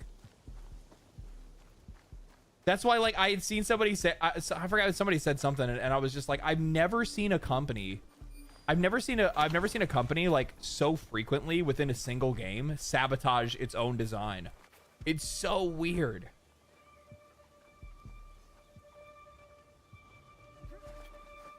There's the other one we need.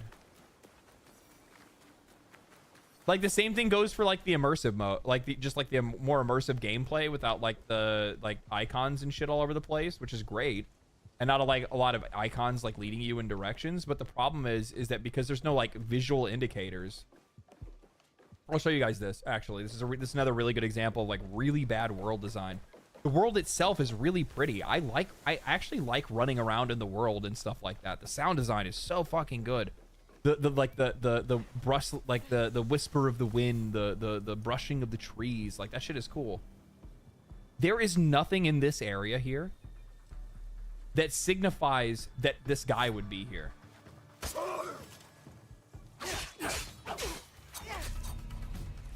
There's also nothing signifying he's about to throw fucking shurikens at me either, which is really fucking annoying.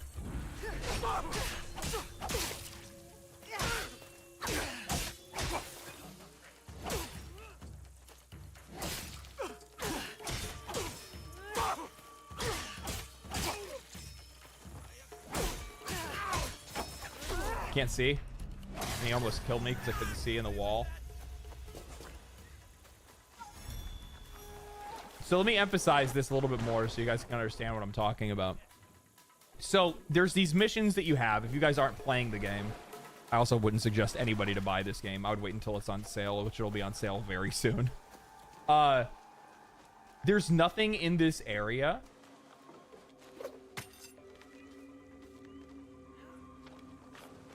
that tells me as a player that this guy would be here. And what this zone's mission is that if you kill those guys that I killed, those boss guys, those mini bosses, those elites or whatever, then I'll get a key to be able to unlock a really good chest that has a bunch of loot and complete a quest here, right? But there's nothing in this area that signifies that mini boss would be here. Nothing. No clues, nothing. No visual cues, anything.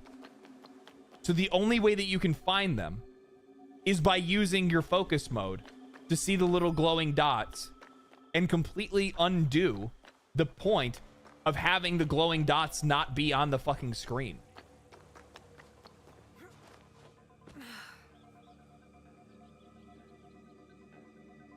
How fucking stupid is that?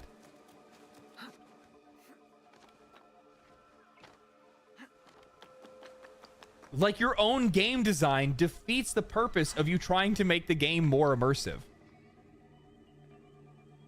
How does it feel compared to Ghost of Tsushima? Ghost of Tsushima is infinitely more interesting to play. Don't get me wrong, Ghost of Tsushima still has a lot of that like open world bloat. There's a lot of similarities there in its gameplay loops and design, but the difference is that Ghost of Tsushima makes up for it with interesting combat, stance changes, things like that, right? Those switch ups and stuff that, like, you know, change the pace of gameplay. You get access to like skill expression much earlier than you do in this game as well. That's another big strength of this game. Is it on the roof? It has to be, yeah.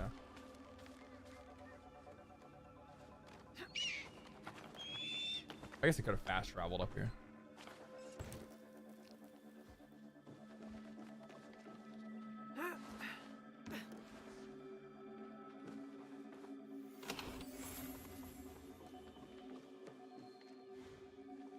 Where's the big boy chest?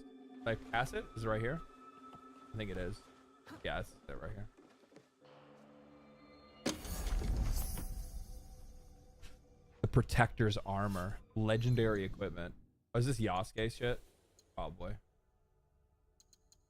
Oh yeah, it's Yasuke equipment.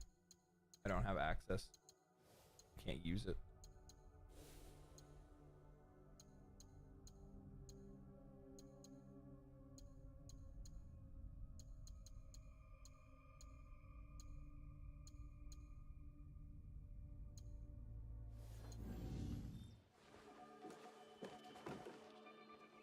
Rip. Yeah, actually it tells you what you get before you go there, right? Like this one right here. So I would be able to get a headpiece for her, but the problem is F. What's the F for? What's the rip for? Is there a problem with stream?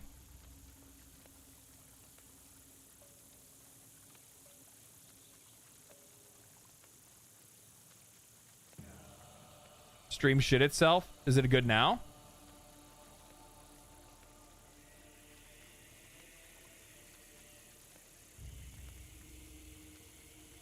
We back? We good? It said stream has disconnected, attempting to reconnect. That was like a second ago. We're good?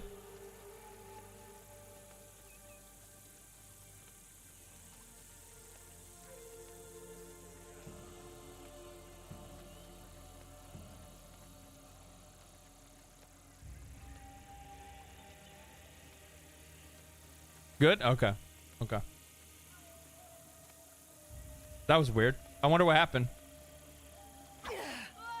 Ubisoft hacked us? Yeah, they were like, I don't really like how this looks.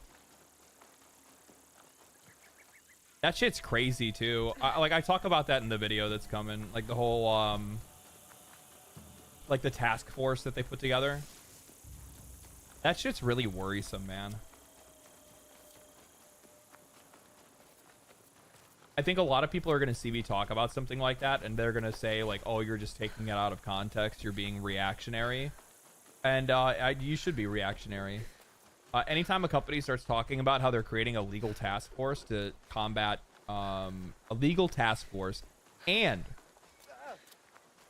what's the other thing? Legal task force and a therapy group for their developers because of the release of a video game.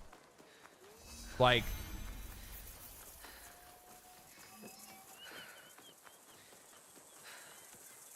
don't you guys smell some bullshit?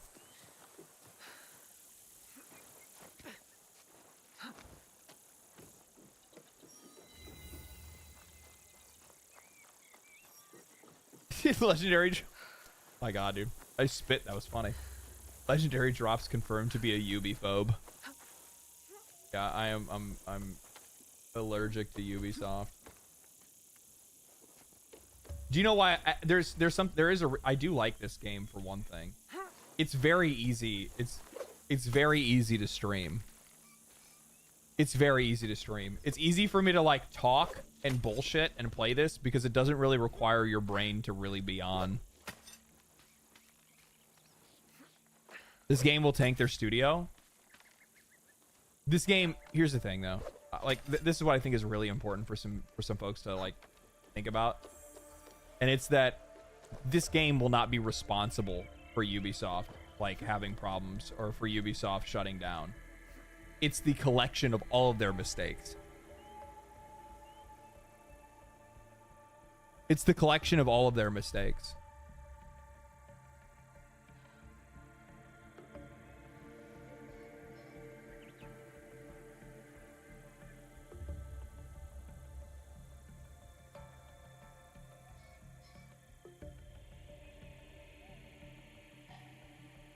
It was already dead. This game needed to save it and failed. Yeah, this game was essentially a rescue mission, right? This game was essentially the rescue mission. But keep in mind too, and I think this is something that's really important.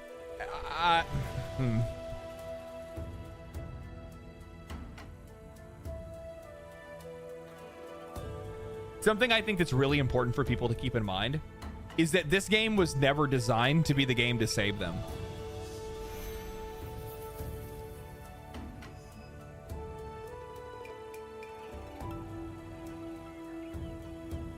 You know what I mean?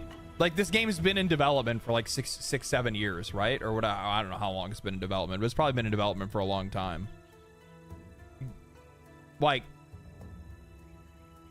this, it was never designed to be their last ditch effort. You know what I mean?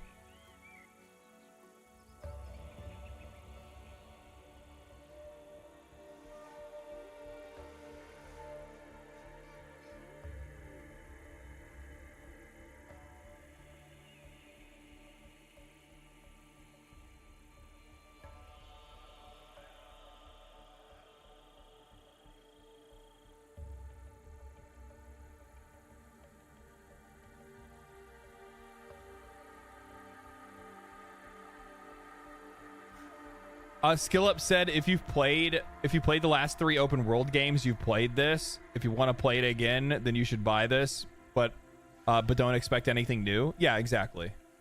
Yeah, and that's dead on. I would imagine. I haven't played the last 3 open world Assassin's Creed games, but I'm gonna have to take his word for it because it looks like it for the most part.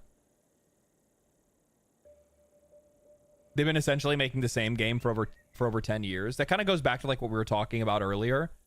That like this is the resolution of diminishing returns, where you just kept doing the same thing over and over and over again, and you're just gonna get fewer and fewer people that are gonna engage with it.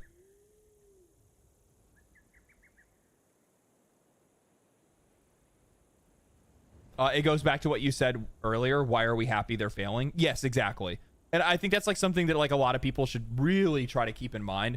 And I think that's probably like one of the reasons why a lot of people wonder why I have like such a hate boner for like the media. I hate all of them.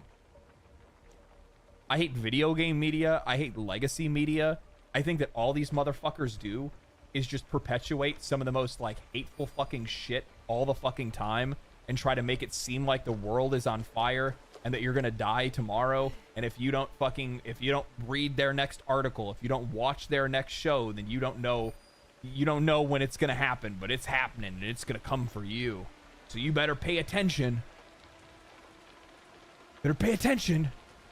Keep your ear to the ground.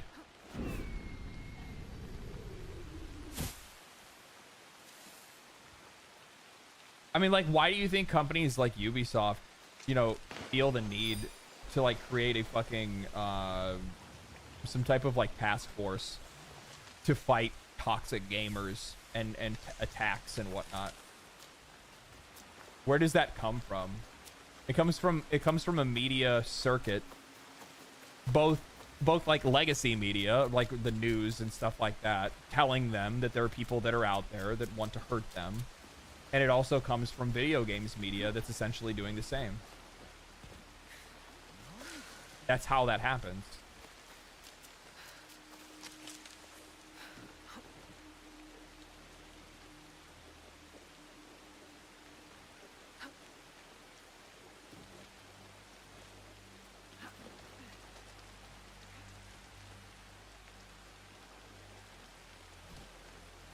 And the thing is that like I have an aversion to it because like I grew up in a household that like I had these kind of issues. Like my mom wasn't like that bad with it, but like she could be sometimes. And it was Dateline. Like Dateline fucked my mom up, dude. Dateline fucked her up. The amount of times like I couldn't go do something, I couldn't go hang out with friends, you know, like get like put in a fucking, you know, basically like get cut off from the like I had very little freedom because of the fact that like my mom watched Dateline, and every time she fucking watched it, it was like some kid getting picked up in a white van, shit like that, you know what I mean? And it's just like, it's so fucking sad that people have to live that way, and it's just, and it's not her fault.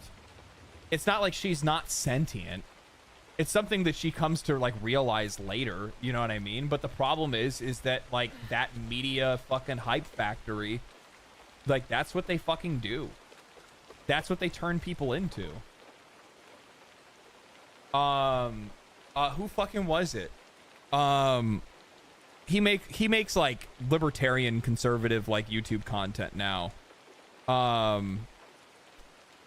He used to work for ABC. And I cannot fucking remember his name off the top of my head. But basically, when he was working for them, he got caught up in that shit. And he had become, him and his wife had become, John Stossel. Thank you. Yeah. John Stossel. John Stossel had become, basically a, like, hypochondriac. He thought that everything was dirty. Like, he was so dialed into all of these fucking talking points at ABC that he thought that the fucking world, everything in the world was out to kill him. And him and his wife basically like changed their entire diets and the way that they bathed and the soaps that they used, to the point where they both ended up getting some type of like really rare, like immune deficiency disorder. And they didn't realize that they were captured by that fucking ideological machine until much later. And then when they did, they fucking got out of it. And when they finally got out of it, like it took them a while to recover from it. Like that's the effect of being like dialed into that kind of shit so much, man. It's so sad. It's so sad.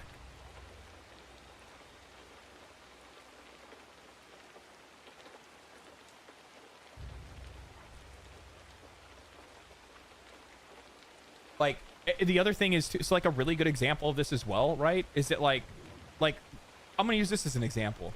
How many people are talking about the Tesla shit right now? And by the way, this is not me like being forgiving of the fucking idiots out there burning down Teslas. It's fucking stupid. It's literally the dumbest shit I've ever, like, the fact that people think that this is an effective strategy is fucking ridiculous. Especially because you're basically committing acts of terrorism against like your fellow constituents. Like, am I supposed to believe that all the people that own fucking Teslas are somehow fucking Trump supporters? No, they're fucking not. The people that are buying electric cars are not fucking red-blooded fucking Republicans, okay? Those motherfuckers are like your fucking Trump people are buying fucking Ford F-150s. They're not driving around in a fucking Tesla, okay? Like, you fucking stupid. Like, and you don't realize like how you're like literally just casting people like that, or would typically be your ally, and you're scaring normal people away from your own party. Like, you guys are so fucking stupid. But what I'm trying to say is, you see it talked about so much, and it is happening. In like 3 cities in America.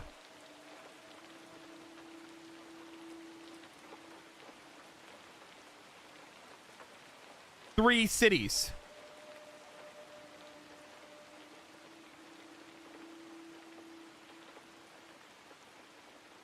3 cities too many? America's a very big fucking place. But the thing is that like that shit is so fucking hyper fixated on that it feels like the media feels like it's everywhere. It's happening all around you.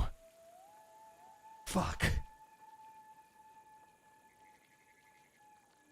The leftists are in the trees. The right's in the trees. Like, it's just like, what the fuck are you doing? Like, you go to any like Midwestern fucking like any Midwestern like state, and like none of this shit even exists. Like, go talk to somebody that lives in like Indiana or Michigan or fucking not Illinois, because Illinois you have Chicago. Talk to somebody in like fucking Tennessee, Minnesota. Ask them what's going on over there. Yeah, I don't know. Not a whole lot. Or Arkansas. Yeah, exactly. Like this bullshit. it's like it's basically off in some like fucking faraway country for all they give a fuck. Yeah. The same with gender shit. Shame with gender shit. Like you would like with the way that the media covers this shit, it sounds like it's fucking penetrated every inch of society. But like, especially like transgenderism stuff, which also, don't get me wrong, like it makes sense as well, like why people push against that kind of like why people are like against it is because like from like the Democrats like constantly talking about it and shit. But like my point that I'm trying to make is that like the media goes well out of their way to make it seem like all of these things are much closer to home than they actually are, or much more prevalent, or much more of a bigger issue that everybody needs to pay attention to.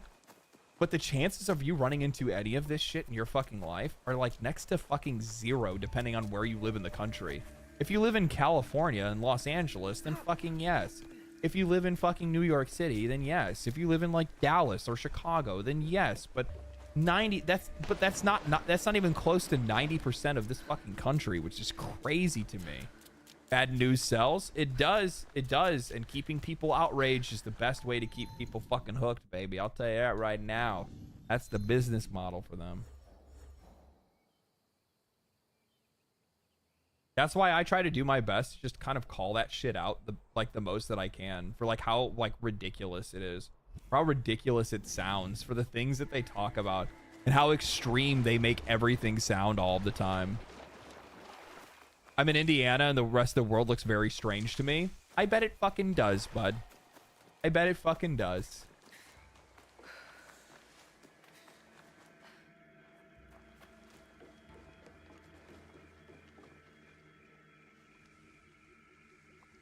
This may sound strange, but in states like Indiana, like it's still pretty normal to like your neighbor just shows up at your door and like knocks and just says hi or what's up and has a beer on the porch.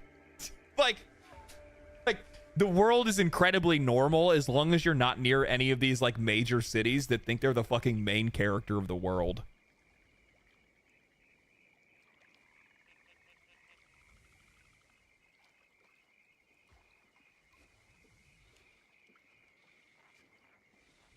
Casserole neighborhoods, they still exist, baby. They still exist. I live near Boston. There's a bunch of retarded liberals around. Well, you live near Boston. What do you think?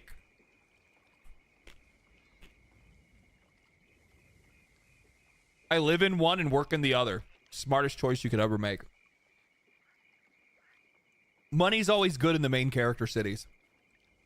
I know that well enough.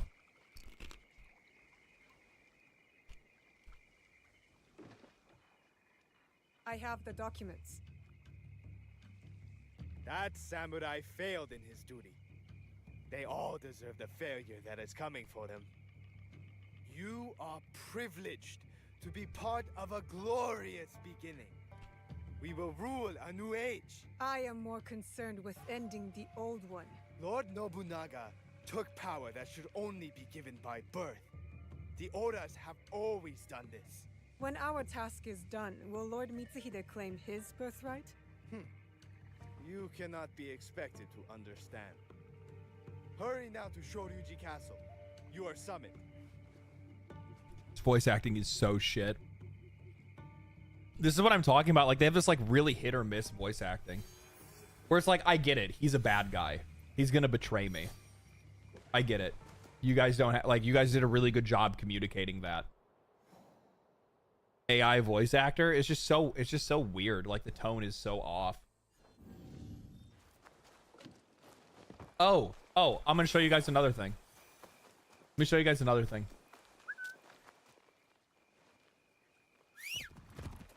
Jesus Christ. The fucking horse scared the shit out of me.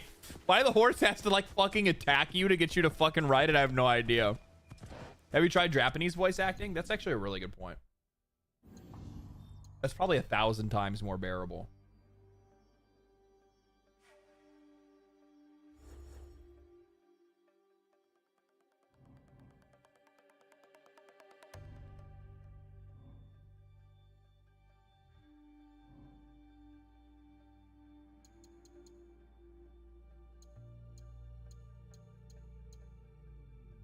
Where do you change it?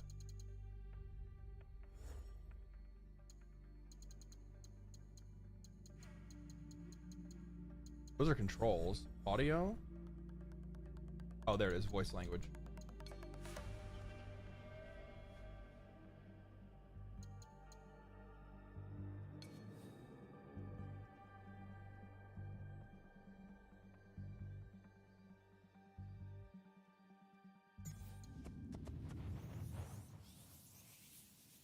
It would actually be really funny if the game didn't have a Japanese option.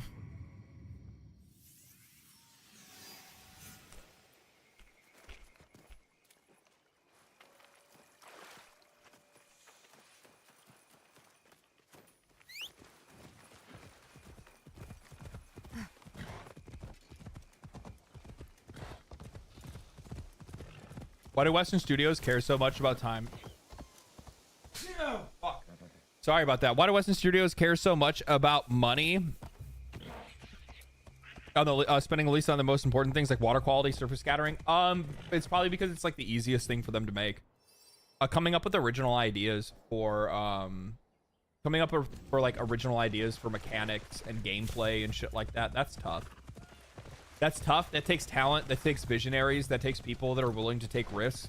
None of those things are synonymous with shareholders, shareholder interest, and making bunches of monies.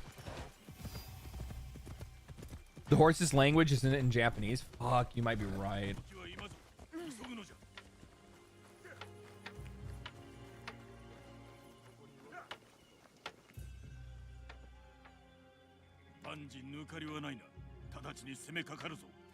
This is way better. This is like way better. Let's go.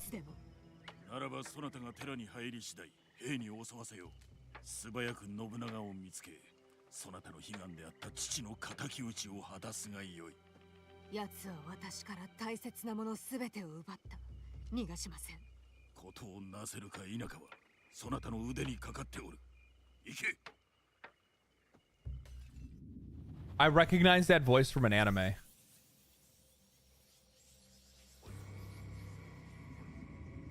I think she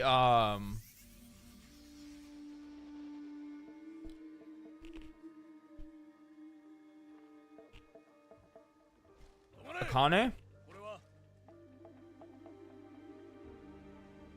I'm a sucker for Japanese voice acting. I am too. They're so much fucking better at it than Americans are. It's not even fucking close. Wait, it's not even close. Like even like your NPC level guys are better voice actors. So pumped for first Berserker Kazan. Yeah, it looks really good, man. I'm really excited for it.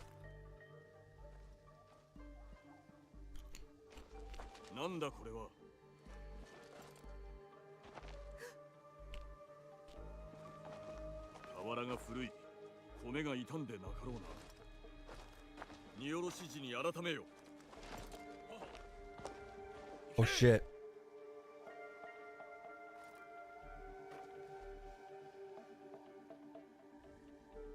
English voice work is in the gutter in the last few years. Yeah, it's pretty bad.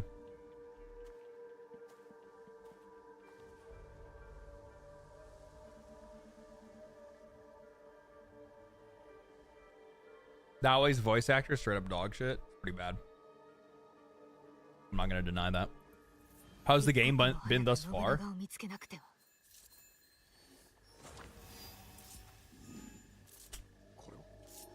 Ubisoft. It's the same shit they've been making for fucking years. No change. Any positive change they made, they is outdone, is basically undone by their shit design. Beautiful fucking world though. Performance is good too. The funny thing is that like that's like those are like bare minimum requirements for a game to be decent though. All right, bud. Here, let me help you out.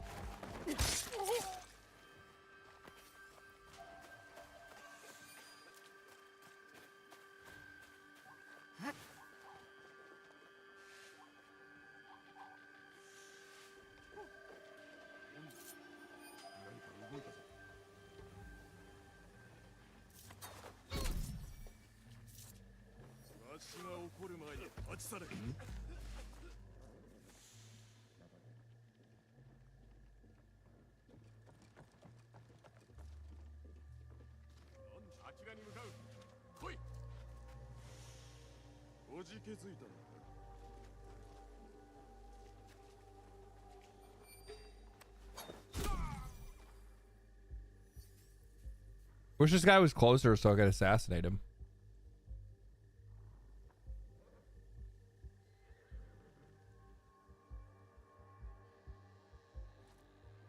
You get a Big Mac and then you get another one.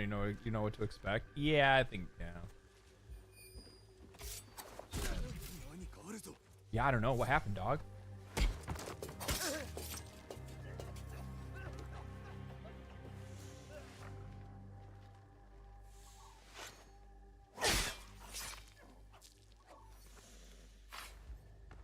That's pretty cool. I'm gonna be real. I'm zero, like the shadow and lighting of that, being able to like assassinate somebody like that is pretty cool. $70 Big Mac, yeah, that's the thing. Like it's just like it's too much. It's too much of the same. It's just not. I don't know, man. Like I said before, I'm predisposed to not like this game very much, especially since the last Assassin's Creed game that I played was Black Flag, right? So I played like the best Ubisoft open world Assassin's Creed game that they've probably ever made. Outside of the original trilogy, right? So like I played the original trilogy in Black Flag. I have probably the best experience you could possibly get playing an Assassin's Creed game. So and then on top of that, I'm just not a fan of anything else that they do. I'm not a fan of their fucking management. I hate everything that their fucking boss says. Mark Alexis Cote is a fucking absolute dick, like fucking like dickheaded bitch. Like the shit that he says in the fucking media, like how often he like thinks himself to be some like fucking righteous freedom fighter.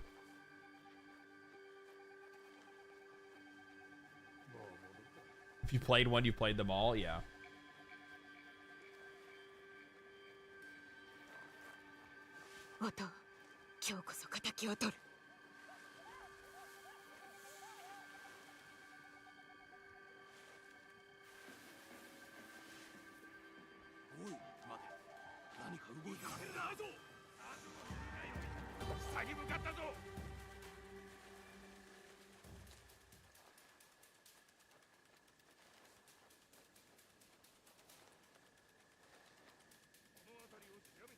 Tenchu does it better? Well, yeah, no shit.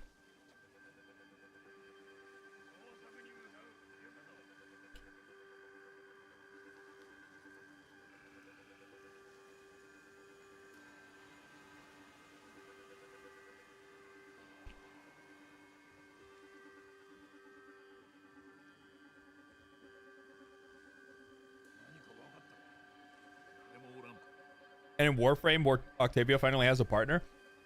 I wonder how they're gonna do Octavia as like was it Gemini? Where they actually give her like a realistic skin? That'd be really interesting. I love you, bro. Love you too, man.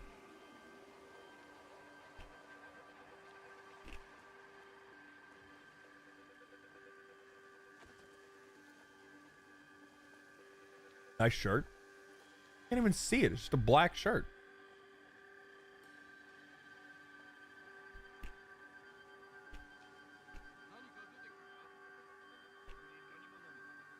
Playing FF12? Fuck, that sounds like a lot of fun. I downloaded it. I have it. I just haven't been playing it. It's a nice black shirt. It's not a black shirt. So it's a baby metal. Baby metal.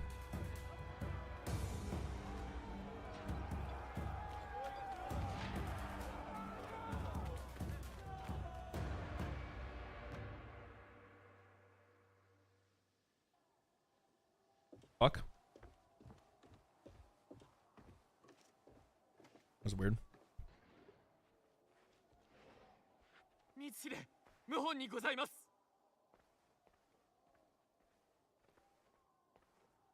是非に及ばず、安家、直ちに門へ向かえ。できるだけ長く持ちこたえるのだ。 I'm pretty sure this dude's voice actor is in Ace of Diamond, which I'm watching right now.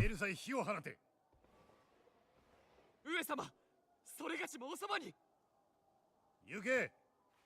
I also think that guy's in Ace of Diamond as well. そなたは我が具足よりよくわしに仕えてくれた。聞き分けよ。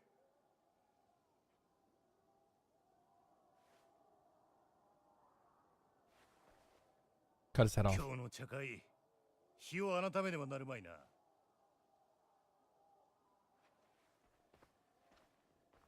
Why is his sword clipping through his shirt? It looks so weird. Look at his fucking sword. You guys couldn't bother fucking like at least like not like animate it not clipping and fucking in a cutscene?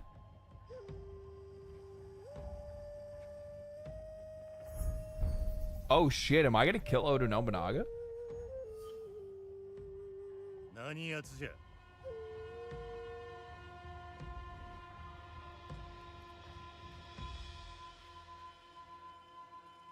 私は以下のものじゃ。 That could have been way cooler. To be real.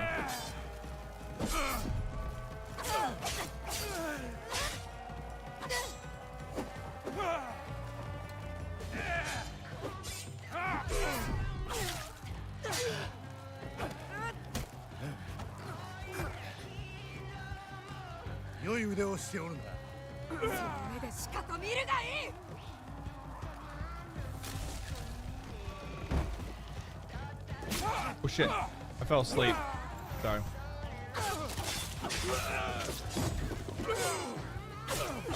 I'm on fire. Oh shit. It's kind of hard to see the red because of the fucking the fire.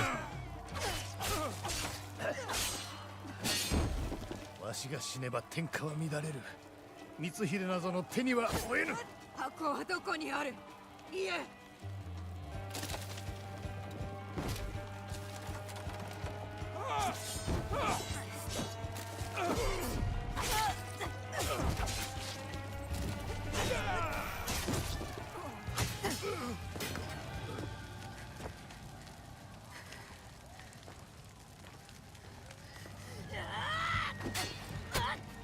Oh hell no!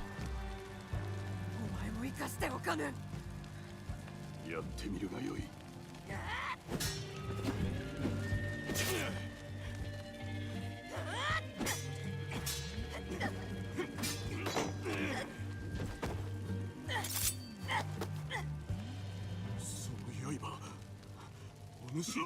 なぜやらぬ。殺せ。 What happened to the fucking graphics there? Her face like disappeared. お前と百騎衆が箱を奪ったんじゃ。返せ。何を言うておるのかわからぬ。しらじらしい。弟を殺せと命じたじゃろう。光秀が何を吹き込んだかは知らぬが、わしをたばかった。すべてざれ言じゃ。違う。嘘をつくな。弟の敵め。わしは多くを手にかけてきた。強さを得るため必要な犠牲じゃ。天下無双の剣。そうなれという天命に従ったまで。百騎衆なぞ知らぬ。この地のためぞ。民を殺しておいて。強き剣を鍛えんとするなら気が欠かせぬ。なすべきをなしたまでじゃ。大名どもは下克上を狙ってばかり。されどわしが求むるはさにあらず。天下不武のためよ。他に道はなかった。なれどもはやせんなきこと。わしは負け。我が波動はここについえた。光秀がわしになり変わる。従う者などおるまい。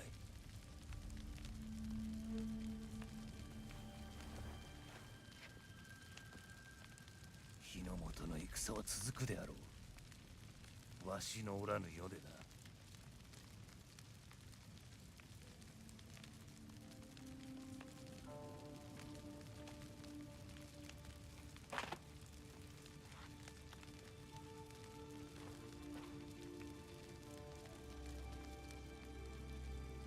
なりませぬ、殿。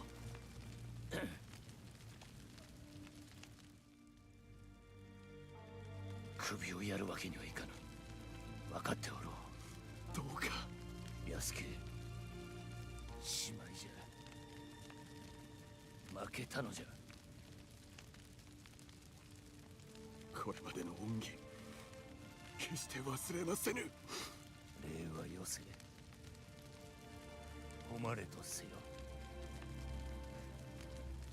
ここで発るも己の因果。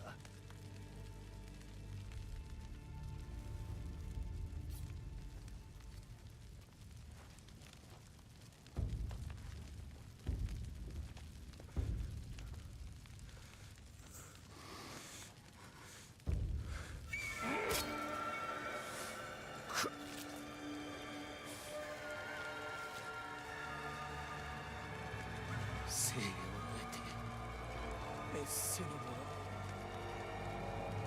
あるべきか。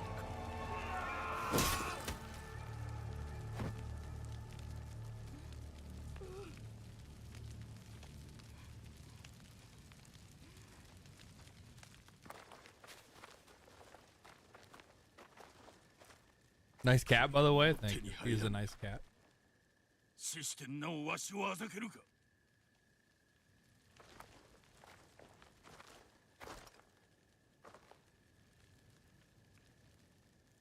こやつは放っておけ。殺すに及ばず南蛮人に送り返してくれよ。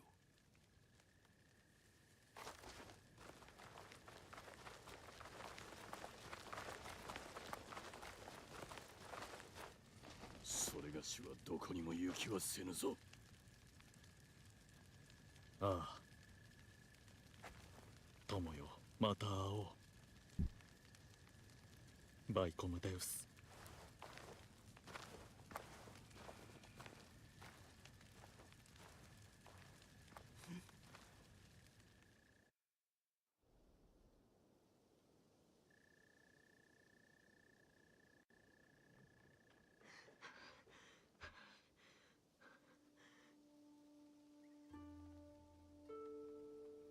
I don't understand it.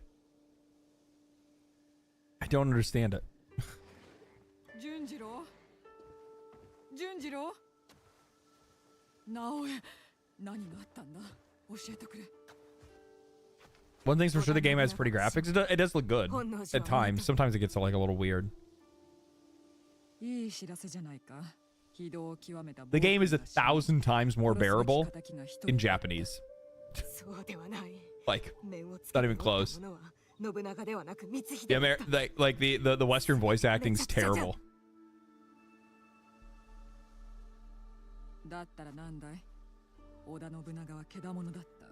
どんな死に方をしようと己のまいた種だ。違う。私は間違った相手に敵に味方しとったんじゃ。騙され操られた挙句、私には何も残っとらん。たや光秀はまんまと大軍を手に入れおった。ならそいつを、その大軍を倒し、間違いを正すんだね。どうやって？片野だ。光秀が最初に呼び寄せた場所。そこに何か残された手がかりがあるはず。また片野に何もかもが振り出しじゃ。お前ならきっとまた進むべき道を見つけられる。俊次郎の言い回しが移ったようじゃな。それがどうした？俊次郎が帰ってこないんだ。There's so much more emotion in the Japanese voice actors, it's not even fucking close. It's like your fucking universes apart from each other. Like you can actually hear like the indecision, you can hear the like the frustration, you can hear the sadness or the somberness. But in the American voice actors, it's just like, I was wrong, I picked the wrong person. I don't know what to do.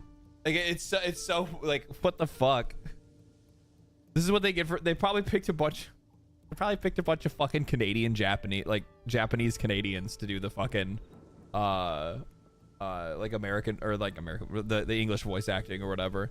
So it's like, yeah, I don't know. So like they have like the tinge, but they're like, you know, they're more like English first language, you know what I mean?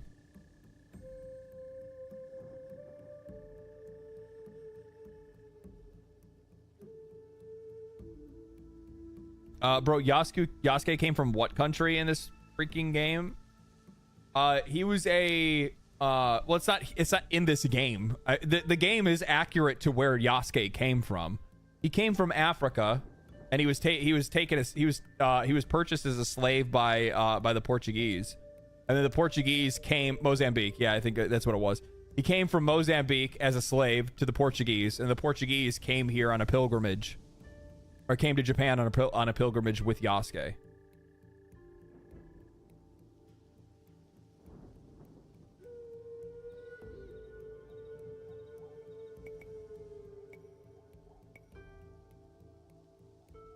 Do I find the? Should I go find the fat kid, or do I need to? I don't like. I'm just gonna.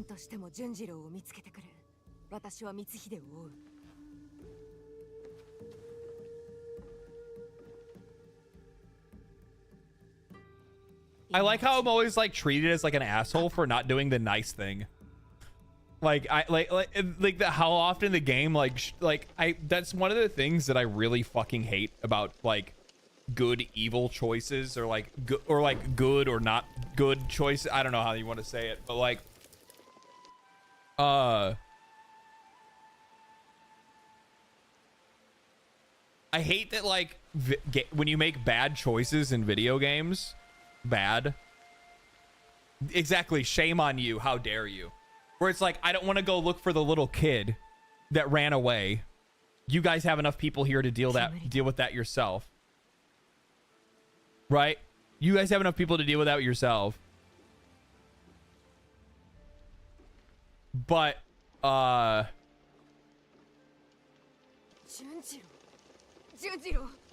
And then they make me find the kid anyway. And then they make me find the kid anyway.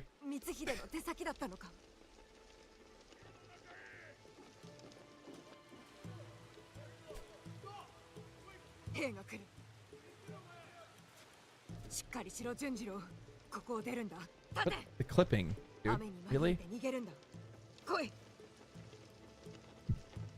It takes you out of cutscenes. Like, how do you not fix that kind of shit? Right, but you get a choice. Yeah, it's so fucking asinine. I hate fake choices in video games.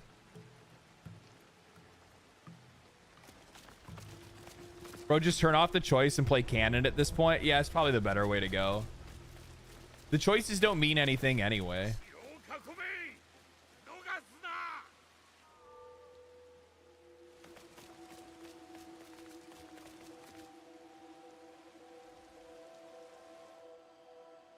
Here comes Super Yasuke. Batman Yasuke.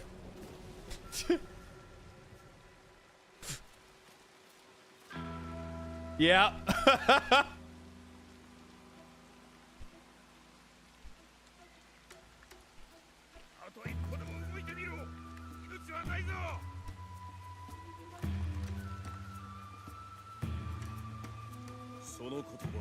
The fucking lightning in the background.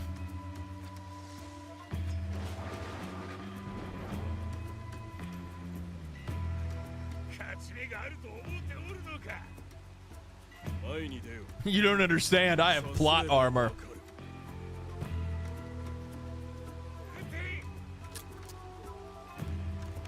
Guns don't work in the rain, dumbass.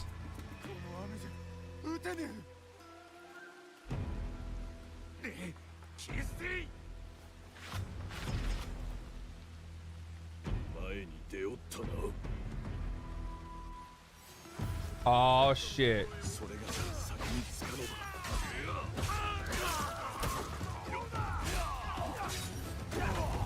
What the fuck? Why is this dude just a cheat code?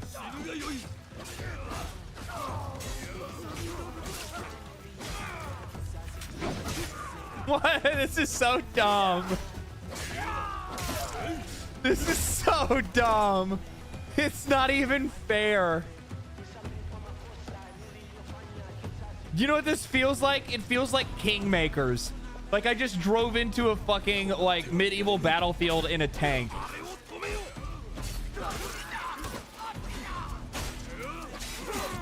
They do like no damage to me. I can just ignore it and just tank the hit. I'm just sitting here I'm literally just spamming the same button.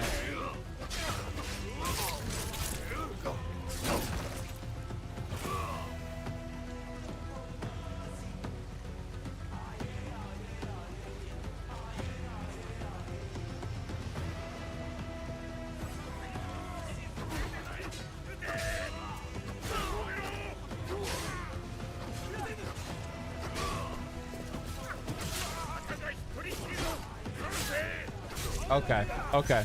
I wanted to make sure. I was like, wait a minute. There's no way I can just sit here and just tap this button and just win, right? Maybe if I use the other button. For a second there, I was feeling, because I'm like, that's all I did that first fight. That first fight, I just tapped fucking right trigger. At least it's not hip hop, yeah.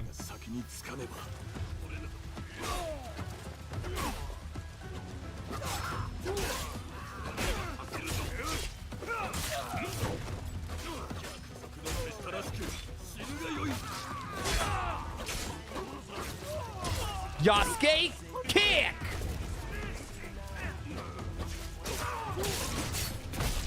It's still bad. It's still like it's just butchering.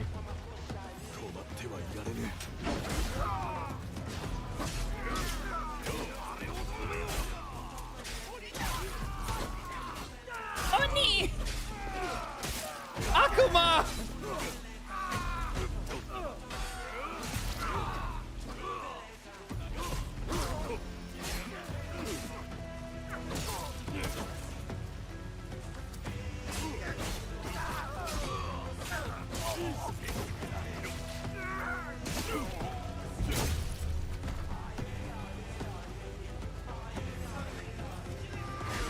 Why was that guy like sharp? One guy's like sharpening his sword, the other guy's like reloading his gun. Yasuke kick.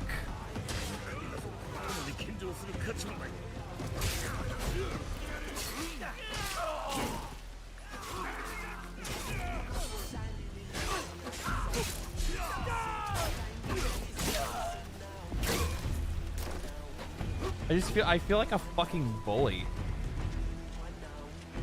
Just alternate buttons, good punch, yeah.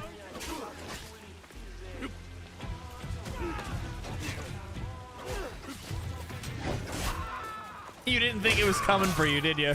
He thought he was safe. He's like, oh, he's totally gonna go for that other guy, not me.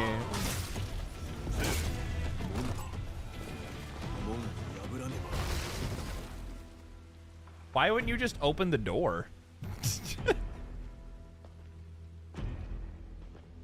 Playing KCD2 and then this game is just depressing. That's what I'm talking about. That's the problem that I have, where it's just like I just went from like really good writing and insanely good gameplay and really good like character expression and like open world exploration and all that stuff to like the most watered down like Walmart McDonald's version.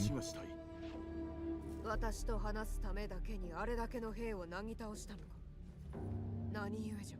お主がこの場所、この戦よりも大きな何かに関わっておるからだ。そしてそれはそれがしが探しているものでもある。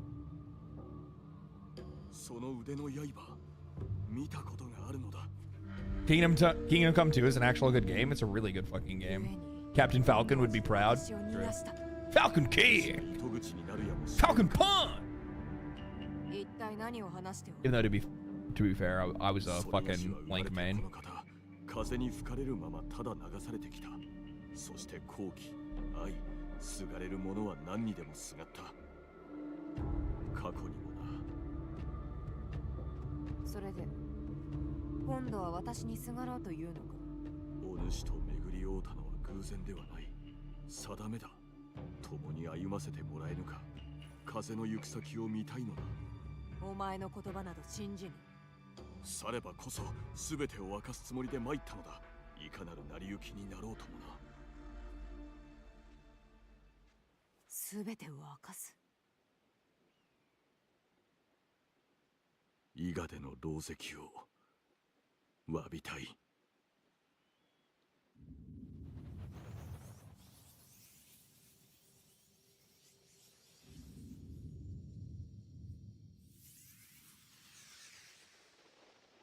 What?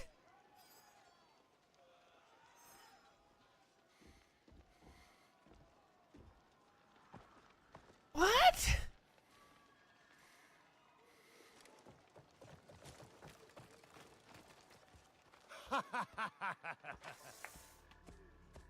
まさに一騎当選。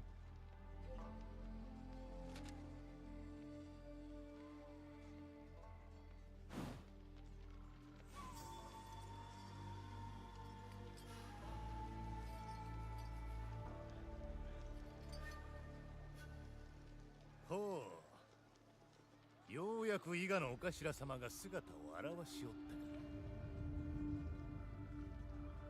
子が子なら親も親じゃ。うぬが具足の尻拭いに里一つ滅ぼすとは。信勝は父のため、天下のために働いたまで。あまりに多くの血を流し乱心したが、その目は曇りきっとる。こう、忍びの長がわしに説教か。聞く耳もなかろうに。わしと戦え。ははは、いいな。一騎打ちなど過去の遺物。古き世は終わったのだ。これが新しき世じゃ。どれほど戦に勝とうと学ばぬようだ。ここで負け、思い知るがよい。お待ちを。それがしが相手を。なかなか手強い武芸者ぞ。なればこそふさわしき最後。首を取ってまいれ。我が具足への土産としようぞ。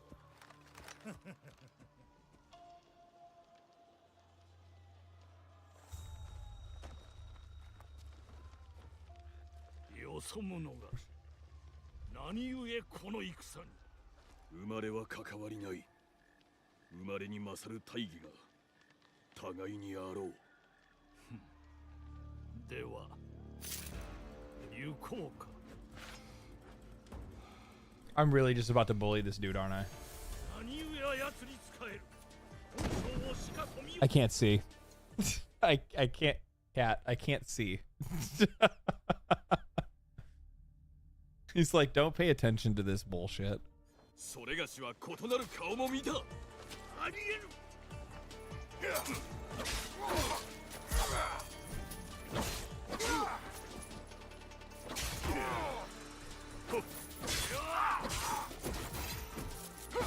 Oh shit.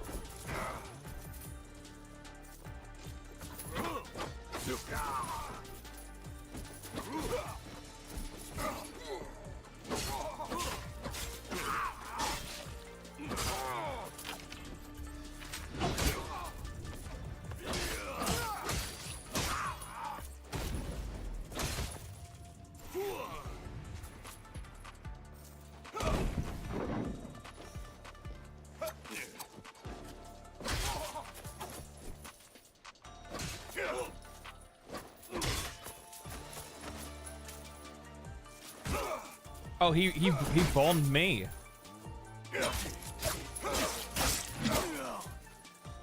What the fuck was that animation? Like Yasuke just like stands up straight.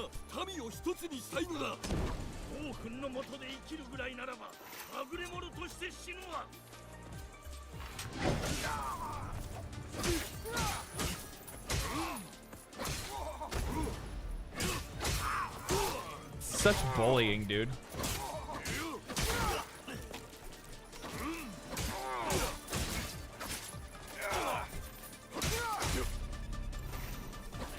And then you just heal through everything and just keep hitting the same attack button over and over again. What's the point of the smoke bombs if you still stay locked onto them? That's a really good point.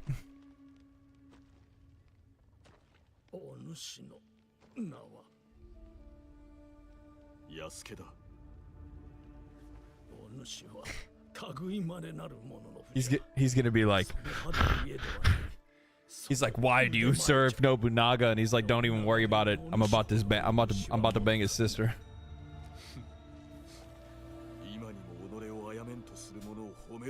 I'm about to clap that motherfucker.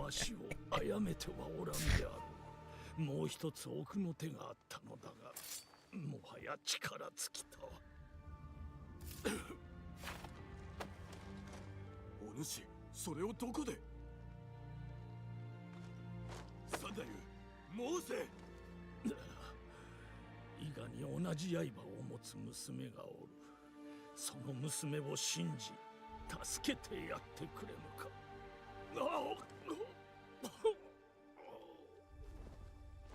三太夫、三太夫、名は？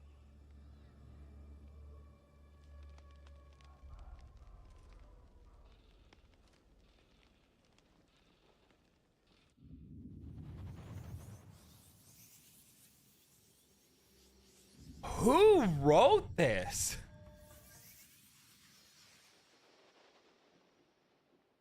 Who wrote this? 許してくれ。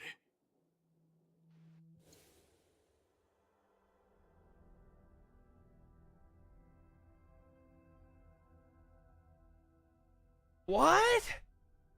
So, like, Nobunaga's like, we're gonna kill the Iga. Yasuke's like, man, this is really bad, but okay, I'm gonna do it. And then he's like, I'm gonna duel this man. He's like, all right, that's fine. And then Nobunaga or Yasuke kills the leader. And he's like, you know, that was a good fight. You know, you're strong. I still had one more trick up my sleeve, and then shows him his like dagger blade. You don't know what's going on. But if you find a girl that has this blade, trust her. But how the fuck would he have even known that she had the blade in the first place? Because her father was still technically alive when the village was burning.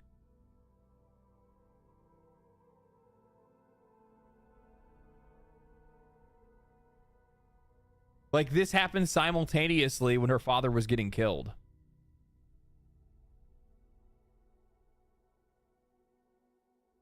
And on top of that, like, what does Yasuke trust a woman when she has this blade? Why would he do that? Why do he believe that? He just killed this guy. It just doesn't make any, like, it's so disconnected and disjointed. The plot is so all over the fucking place. It's like, what the fuck was that? What does that even mean? お前は村の衆、私の友や私の愛した者たちを皆殺した。それを今詫びたから許せだと。顔を上げろ。顔を上げるか。お前の首を伊賀の槍に刺し晒してやる。カラスにその目玉をくり抜かれるまで鬼の所業が里に与えた苦しみをしかと見るがよい。 口出しするな、純次郎。直江は分かっておらんのだ。こやつは伊賀の衆と弟を殺した。化け物じゃん。なら直江も化け物だ。何？直江をここには来させとうなかった。必死に頼んだのに。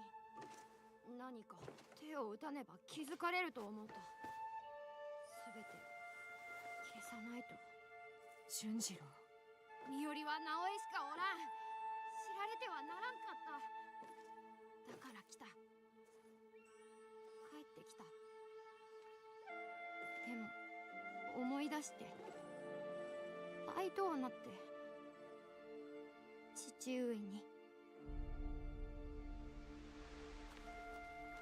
父上を見たとき、悪い夢かと。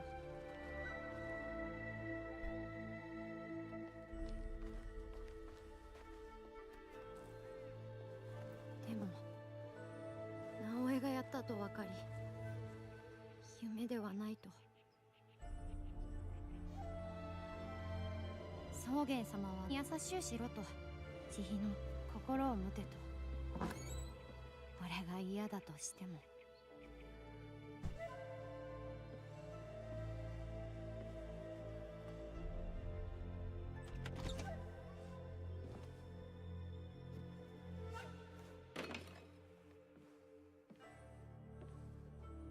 直江を化け物と鬼と思った。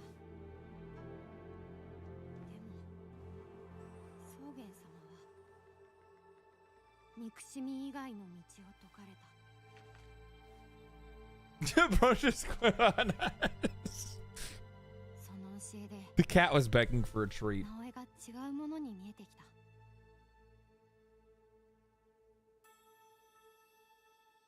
When the cat begs for a treat, you get the cat a treat.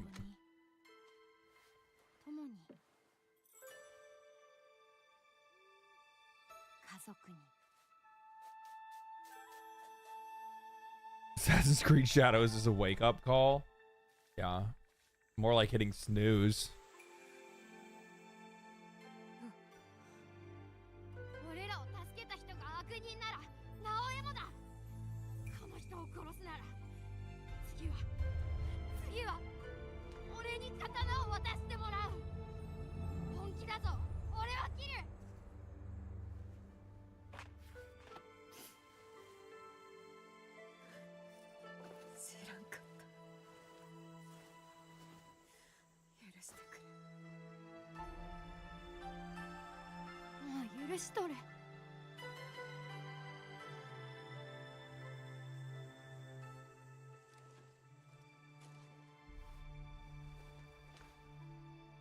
This doesn't make any sense on any fucking level.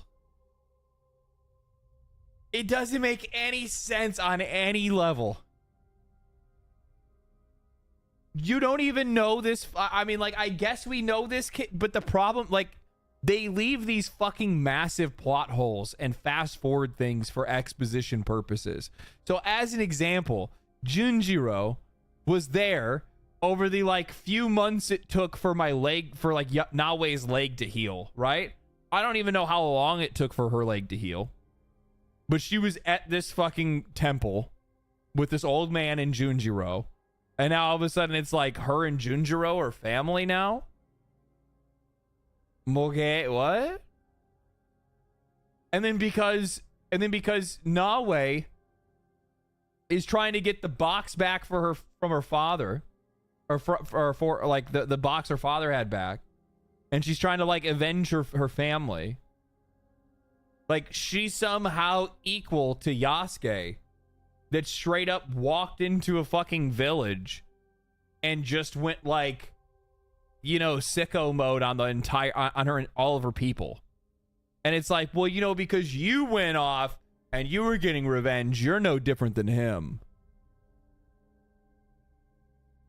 What?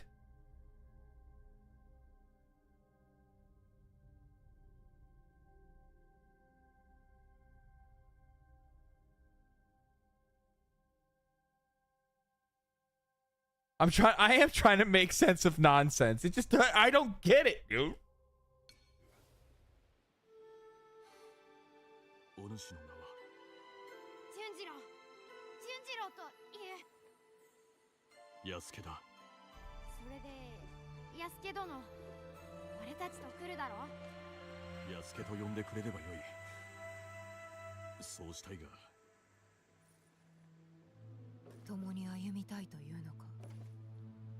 先が読めぬ道を。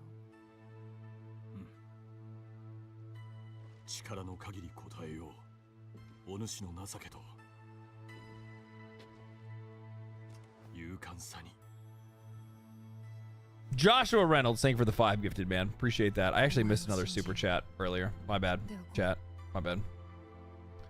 Greenlee with the 5 says, wait, does Yasuke have triple X sister with before? It's after cutting off, after chopping his head. Oh, actually, I don't know. Maybe it's a flashback of him, like, clapping his sister's cheeks. I guess we'll have to figure that one out.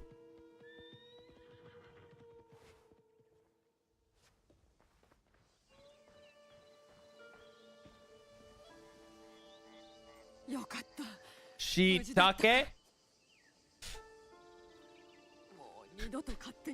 Kid logic, it checks out because it doesn't. Actually, very true. And also on top of that, the like kid acting as the like how many times have we seen it in media, in like popular media? How many times have we seen it where like the kid, like the child is the conscience? You know what I mean? The child is like the conscience. Like, no, you guys are not any different. I'm actually more emotionally mature than everybody in the entire room. よく来たね。お願い申す。されどそれには儀式がいる。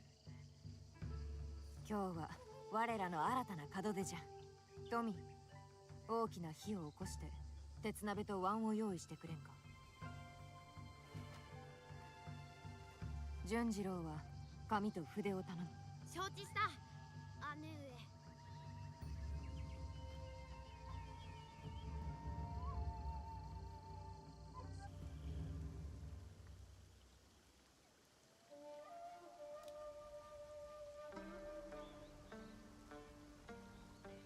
Trying to order some food. 力と牽制を得んと影で計りごとを巡らすものだ。 I would have cooked something, but it's already late. Joshua, thank you for the other gifted, man. Appreciate that, brother. Are you trying to make me feel better because I'm playing this game? ここに集まってくれた。これより先、我らは互いに信じ合うと誓う。 Masanya, thank you for the 9 months. Thank you. Bazita, thank you for the prime. Appreciate that. Unbelievable. How's the game going? Good or bad? You guys will hear my thoughts on it tomorrow. Tomorrow morning.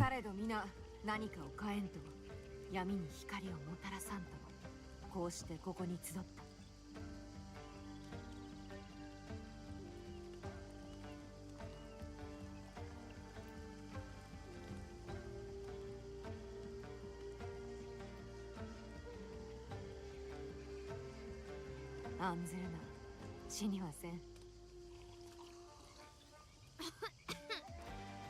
これは遥か昔より受け継がれてきた伊賀の里の習わしじゃ。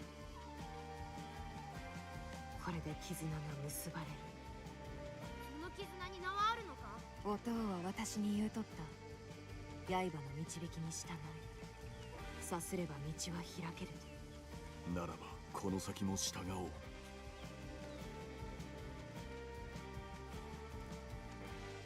携えし隠し刃、それに導かれし我らの名は加藤衆。この誉れ、決して忘れはすまいぞ。いついかなる時も加藤衆の名のもとに来てくれ。見せたいものがある。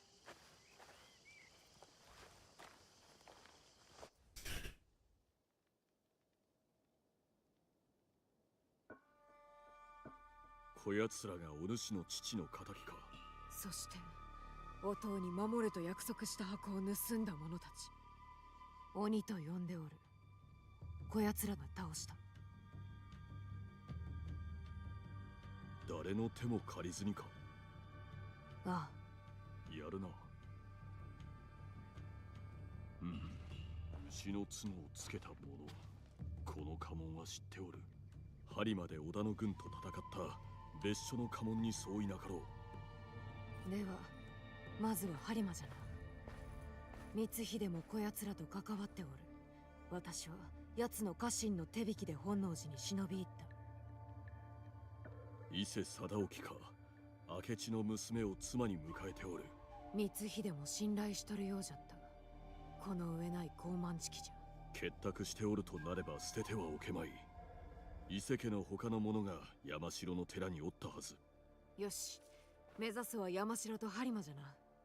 他の者らについては安土にいるそれがしの知己に尋ねてみよう。城では耳にしたことのない話だ。安家が加わってくれて大層心強い。では早速。さて、何がつかめるか。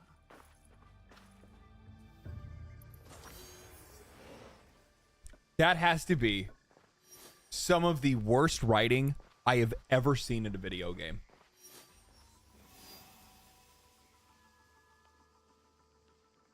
These aren't plot. We're not dealing with plot holes here. We're dealing with like plot canyons. And they're just like jumping over multiple of them.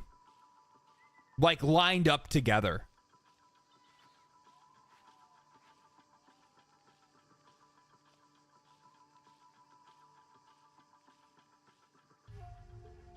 Like,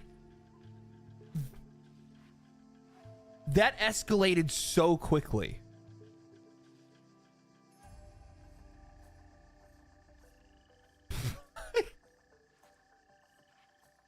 Literally, just like a few minutes ago, you wanted to cut this motherfucker's head off. And she's like, you killed my family. You killed everyone that I knew. You burned my home to the ground. My neighbors. Everyone I loved. And he's just like, my bad. And she's like, okay. Now we're going to sit down and we're going to drink this sake and we're going to become bound by the hidden blade. And he's like, yeah, we're best. And then all of a sudden now he says like one thing about like, oh, I have some contacts. And she's like, I see you were already a great addition to make to the team. So they just like literally went from like trying to kill him to like, we're best friends now.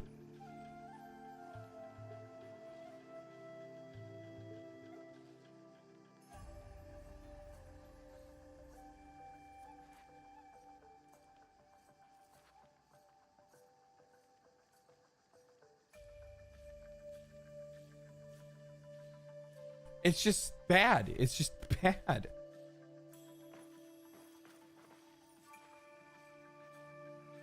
Yasuke was like BLM though. Like, no, it's not about the fucking like social political fucking stupid shit that's like the fucking lowest brow. It's like the lowest brow, low hanging fruit that people always like to go for. It's not that. Like, Yasuke can be in this game. Yasuke can even be a playable character, I guess. But the problem is it's how he's done. It's horrible writing and terrible gameplay implementation. It's both of them. Like, these elements can exist within video games if you guys were just fucking talented. If you would just invest in talent. That's it. It's just bad. It has nothing to do with fucking anything else. OG Patty, thank you for the tier 1. Also, Zalbal, thank you for the 100 biddies, man. Appreciate that. Who's only kidding around? I know you're just fucking around, but like, here's the thing. Like, I'm still gonna say something about it when I see stuff like that because there are people that think that way. There are people that are like black eye bad, but like, or like fucking some weird like lowbrow shit, and it's just like, dude, like. It's so frustrating for me because like you're gonna have like what it is that there's folks like me that complain about this shit, and I have people that are calling me a fucking fascist and a fucking racist, and I'm like, dude, you know what I'm asking for? I'm not asking for you to get rid of the black man. I'm asking for you to make it make sense. Make it good. That's all. You're asking me to pay $70 for this shit. Just make it good. That's it. They'll call you that anyway? Well, they're fucking stupid. What can I say? Nothing I can really do about that part of it. I can't do anything about the intelligence of other people. Wakasa. That shit's level fucking 100. What the fuck? Where am I supposed to be going? Oh, this is like that section where I'm supposed to like... Can I upgrade my base at all? There's like gotta be some passives and shit. I should upgrade my gear and shit while I'm at it. Ubisoft after playing Ubisoft games? You fucking brain be soft. Your brain is... Yes, your brain is soft after playing a Ubisoft game. It's the only way for you to be able to enjoy it. It's not the black man, it's the writing team. Fuck, yes! Yes! It's just really badly written.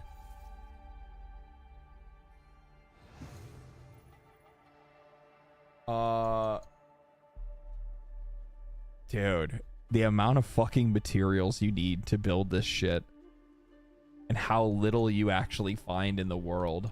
I was fucking shocked by this.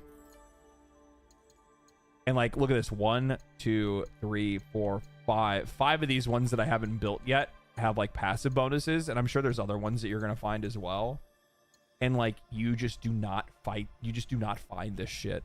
Like, you do find it, but it's in always like these tiny little bits. But you can only get like a bigger chunk, which really isn't that big of a difference. You can only get those through smugglers, and it fucking takes forever.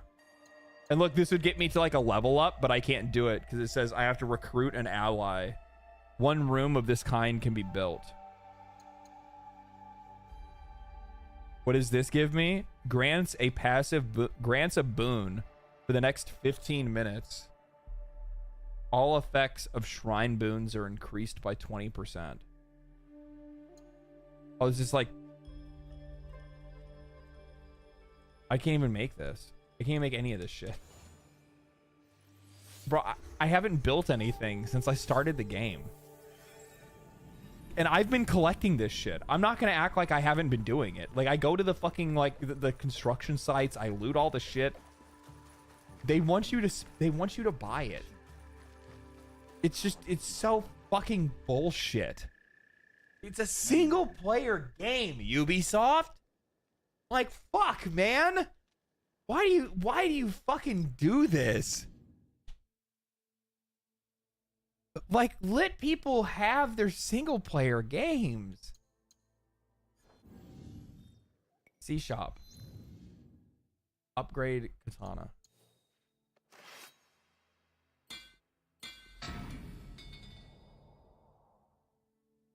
And you just keep the same weapons. You don't actually ever really like change your shit until you find a different weapon that might have like a different passive on it. You just upgrade. Like, why would I want to use any of this bullshit? I don't want any of this shit. Why would I do that when I have a fucking legendary that has like good abilities on it? The only thing that I don't understand how to do is anybody else actually playing this game? And if you are, my question is, how do I unlock the fucking other passive? Because it says upgrade the hideout's forge. Oh, upgrade the forge. I thought it said upgrade at... I don't read very well. I have like... I speed read, like selective reading. Where I like only see specific words when I read something. And I will completely misunderstand it sometimes. I'm really bad about that. I try to do my best to like not be that way, but it's kind of fucking hard. I'm pre-designed for it. My brain is pre-designed for it. Shuriken no longer break on hard impact.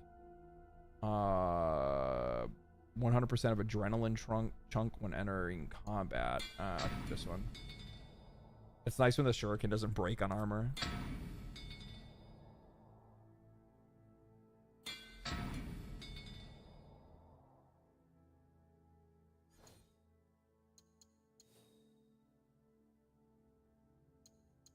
This one's also really good. Hey man, nice talking shit about this with you guys. Have a good rest. Rest of your day. Yeah, man.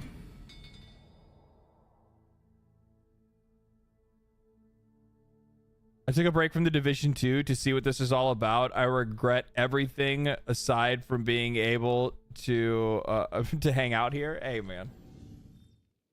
I fucking love stream days. Brosnax, what's up, man? Is this game like Valhalla? I never played Valhalla, so you're asking the wrong guy for that one, man. Like I was saying earlier, the last Assassin's Creed game I played was Black Flag.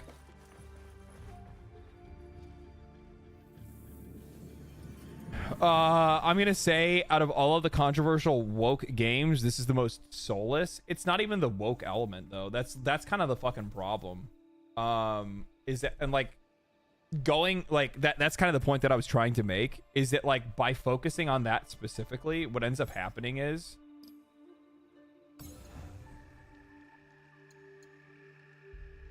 I can't even upgrade the forge to uncommon rarity yet because I don't have enough rocks and straw. Okay.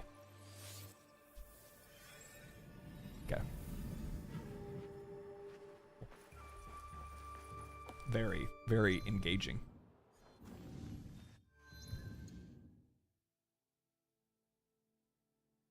The other one's own the agenda. This one is just nothing. This here's the thing. Like, the problem is, I really wish folks would get off the fucking woke shit.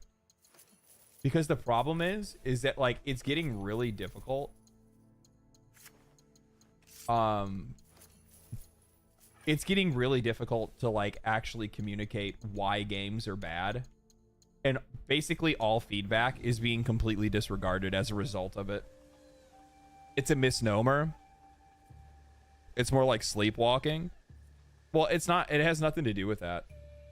Like, this is just a bad video game. Like, don't get me wrong. Like, workplace ideologies definitely lead to like a bad product. But like, I mean, what does being woke have to do with the combat? What does being woke have to do with the open world repetitive bloat that this series has always had? You see what I'm saying? It's not like not let them listen. It's just like it's just not a good. It's just a really fucking. I personally find it to be like the shittest criticism to ever fucking make, because it's like, imagine somebody does something wrong. So I'm just gonna use this. It's a buzzword, and I fucking hate buzzwords. I fucking hate buzzwords. Yes, like I'm just gonna say it like this: somebody fucks something up, and they go, they're like, I don't know what happened, and they're like, bro, it's because you're woke. Stop being woke.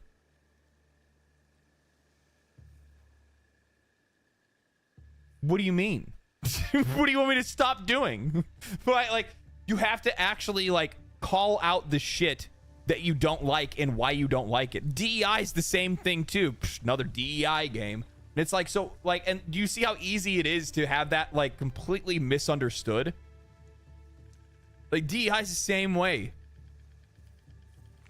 It's just like, oh, like you have to fucking actually describe what you don't like.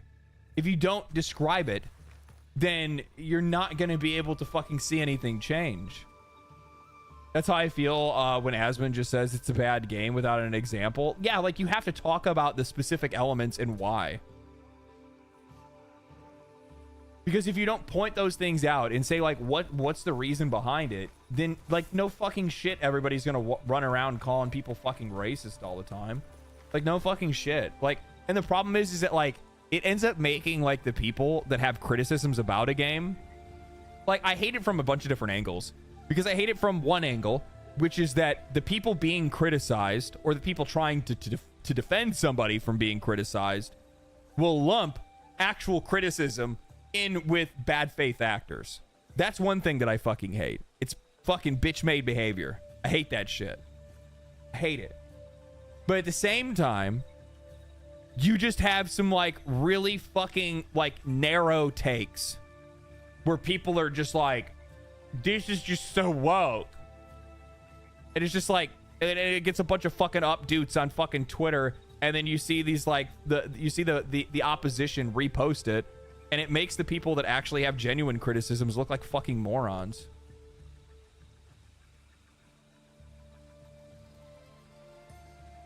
I just wish that like folks would have like a genuine like criticism, like voice actual criticism. I just don't understand why they decide to make a playable brute character in a game that doesn't primarily focus on combat, and make him suck at everything that the game is about. Bro, who the fuck are you telling? It's the dumbest combination. Like, why would you ever like? So the thing is that really good example of this. Yasuke is the best character for somebody like Asmongold. Because Asmongold will not, under any circumstances, play a game how that game is designed to be played. If it's a stealth game, he's going to keep setting off alarms, running straight to the objective. It's literally it's the character. Oh shit. What the fuck? Where did this guy come from? Why are you like this? What the fuck? I don't. Random Ronin dude came out of nowhere and just like attacked me. Yeah, it's the perfect character for somebody like Asmongold, who does not play games as they're intended to be played. And in a lot of cases, I don't even really think it's his fault necessarily, because in a lot of times it's just him like trying to be like entertaining while reading and trying to understand a game. It's tough to do. Like, I will almost never play, unless it's a game that I'm familiar with, like a game series that I've played before.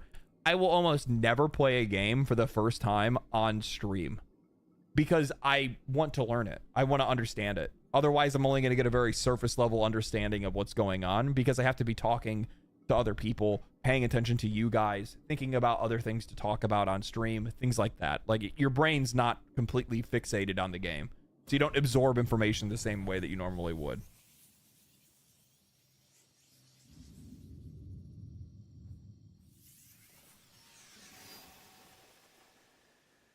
Stop being logical. It's ruining my buzz. This is how I'm fucking built, dog. Even if I was drunk, it'd be the same way. Honestly, drinking would make this game a lot better. Didn't I buy some sours?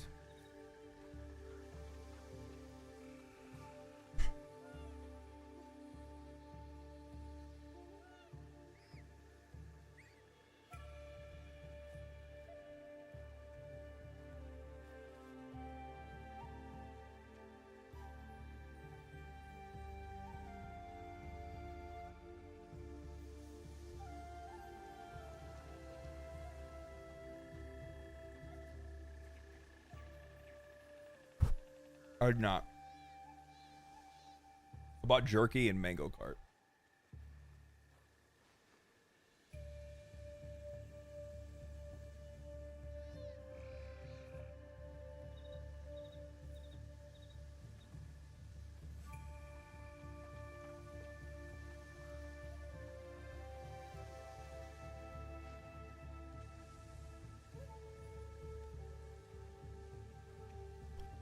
Don't say you paid for this slop. No, I got a review code. The fuck, I'm a YouTuber, dog. You think I pay for video games?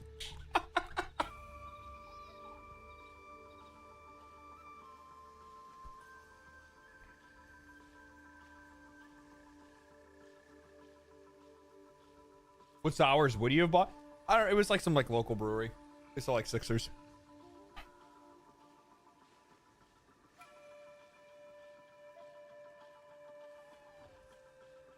Ubisoft gave you a review code? Yeah. Well, I got it from my agency. They usually hand them out in bulk. It's not like they it's not like they're like, make sure to get a key to legendary drops. I think I'm probably the last guy that would be on their list. I mean, literally the two most viewed videos that this channel has ever put out are about them and how shitty they are. Literally, my two videos that were my first million view videos back to back in the like 1 week and then another one the week after that. And the first one was the complete and utter collapse of Ubisoft. And then right after that, the next week, I made another video that was called I Talked to Ubisoft Developers. It's far worse than we thought. And those two videos got 1.6 million views apiece. LD is a Ubi shill. Yeah. Fucking true. Fucking true, bitch. Give me that money. Is that dude over here again? I'm gonna kick his ass. There he is. You little fucking bitch ass motherfucker. I saw that shit. I'm gonna just assassinate you like a fucking pussy. Because that's what I am. Cause I'm an assassin. Cause I'm an assassin. This ain't about being fair, bitch. It's about giving you that bleed. Oh.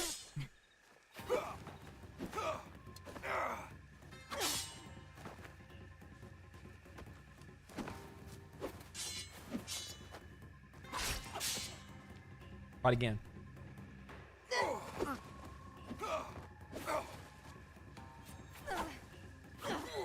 Oh, you missed. Dead ass Ronin ass bitch. What you got? Nanja? Oh, so the Ronin attack me now because Mitsuhide paid them to attack me. What are you doing? Oh, just everybody's fucking aggro now, huh? That's crazy. Why are you right next to my base, dude? It's kind of some bitch ass shit. I still haven't ordered any food. Chat, order me food. Guys, I found wheat. I found crops. I found a valuable.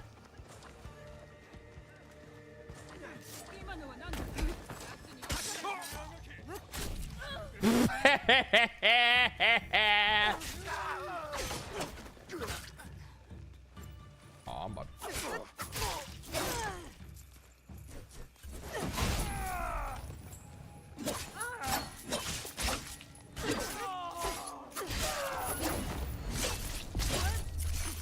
I didn't really like, you know what really sucks about that is that looked really fucking cool, but I didn't really do anything. I hit 2 buttons. I think that's like what really bothers me is that like there's no like it looked really cool, yeah, but like I didn't actually do anything.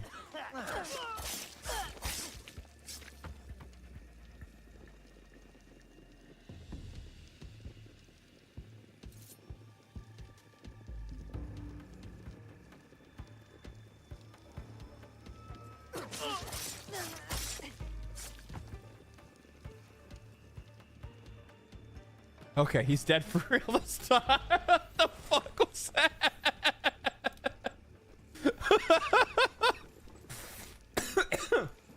What the fuck was that?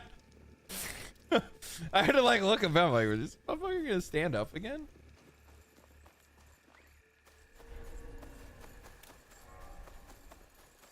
It's such a pretty game though, man.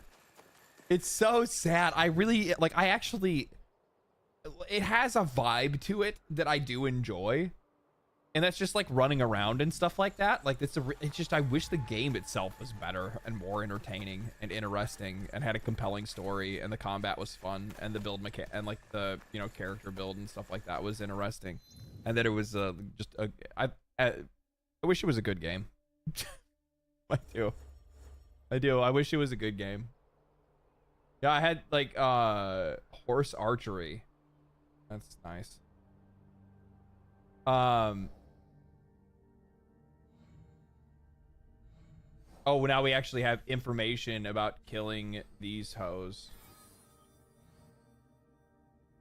Oh, and now we know that the guy on the horse was actually Mitsuhide, not Nobunaga. So I just took that guy down for nothing. That's too bad. What is this? Unknown organization? Oh yeah, I just like killed that like random dude, and I didn't even, and then it just gave me information about like where their other people are. She's in Western Tokyo. Track. Go kill this bitch. Where is she?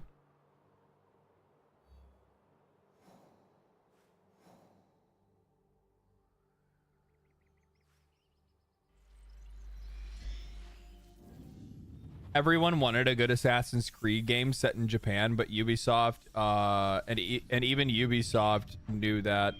They still gave us this slop instead. And now we get to see them never make a game again. Honestly, there's a really good chance of that. I guess, like, you know what am I looking?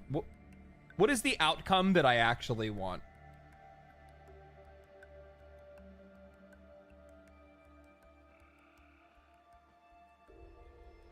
What is the outcome that I actually want?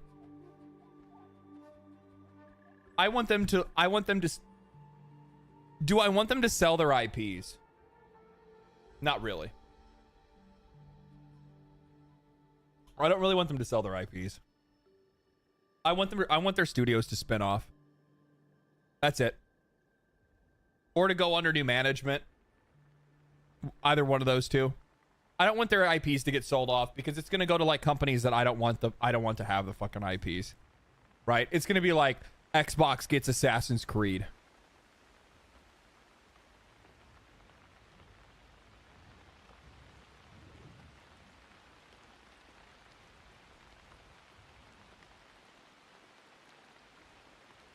Right? Like, that's what it's going to end up being. They need to kick the Guillemot family out of Ubi. Like, they should have been gone a long time ago. They shouldn't have the position that they still have.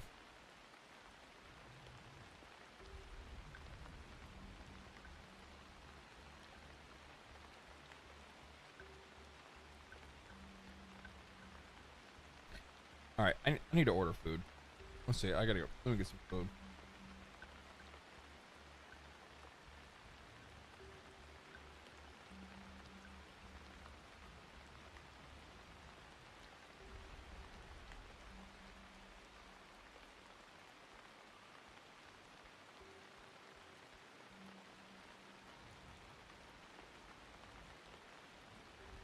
What should I have? Do you guys have any idea? You guys come up with any ideas? The fact that they're still running the company and they're not kicked out is a surprise. They can't be kicked out. It's their fucking. It's literally their. Get some Wingstop. I don't know if they're opened. They're probably closed. It's kind of late.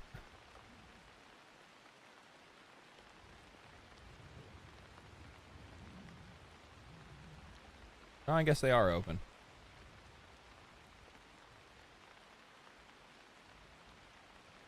All right.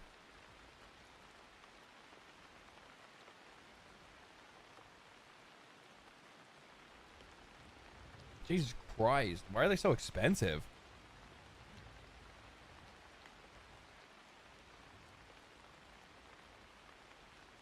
What the fuck? Wing combos.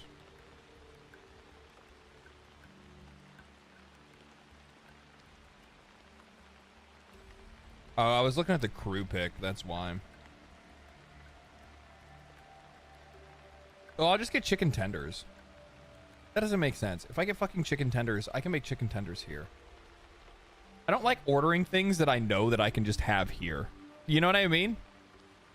Doesn't it make you just feel kind of fucking guilty? Like an absolute piece of fucking shit.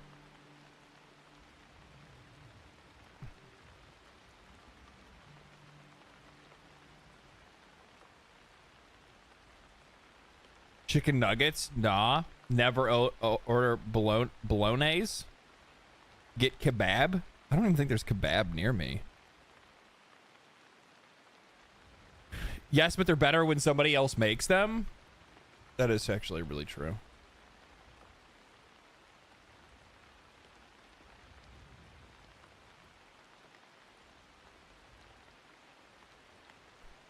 Chicken. I saw chicken in chat. Why does Taco Bell have a delivery fee? Popeyes will fuck me up. I don't want that. Alright, I'll do Wingstop. Fuck it. I was already there. I might as well fucking do it. Do I want to do wing combo or do I want to do tendies?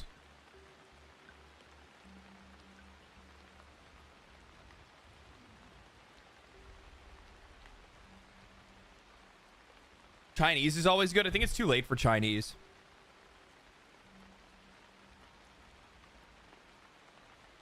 It's way too late for fucking Chinese food. UFC Fight Night bundle. You ready for the Fight Night bundle? Yeah. I'll do the wing combo. Boneless. Atomic. No, I can't handle that shit. My poor fucking bitch ass stomach.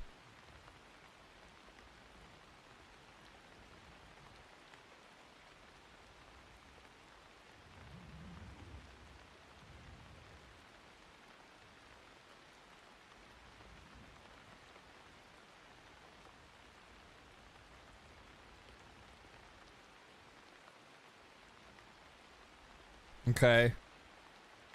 Ooh, dude, I'm not gonna lie.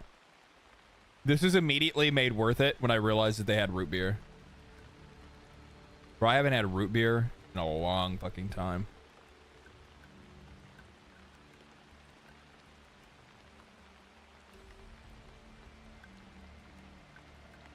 I hate ordering food like this. I try to make sure that I do it very fucking rarely, though.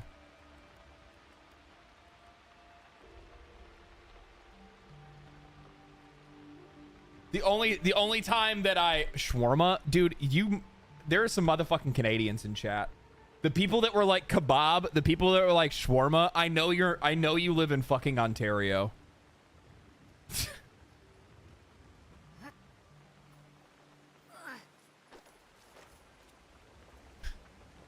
I know you fucking live in Ontario. I'm gonna say it right fucking now.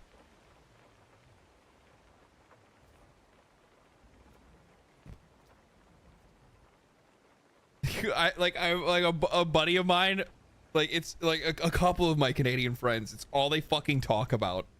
They're like, oh yeah, we're gonna grab kebabs, we're gonna grab fucking shawarmas, falafel. Yeah. Let me see. Okay, what am I doing now? Oh yeah, I'm gonna go kill this chick. What's going on? Oh, there it goes. Okay. How do I get down? Is there a fast way down? Probably right here, yeah? Yeah.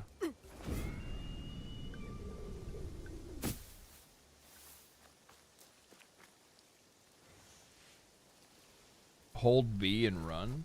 I can't hold B and run. I mean, I can after I jump. Oh, does that do anything? It doesn't even do anything. That doesn't even make sense. Why would you hold B and run?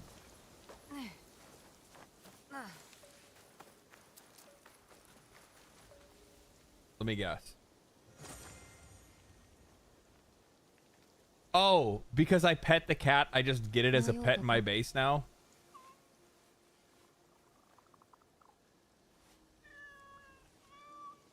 Where's its teeth?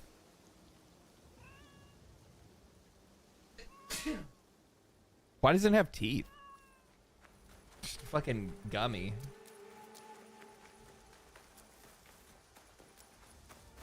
You stole someone's cat? Yeah, basically that's exactly what happened.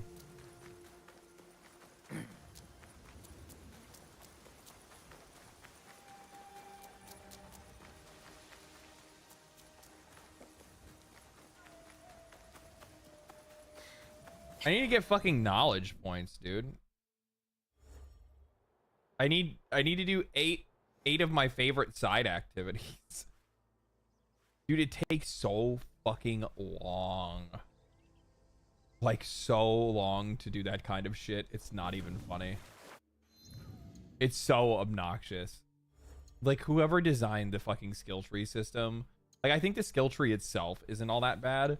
It's just like, it's just how the system operates that sucks.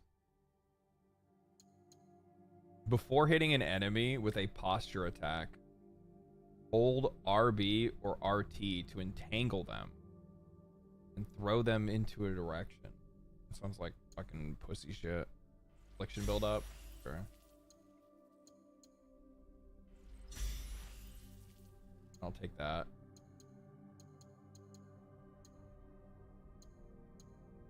What is this? Increased Kurosami damage. Oh, so when I hit that rank. So fucking annoying though.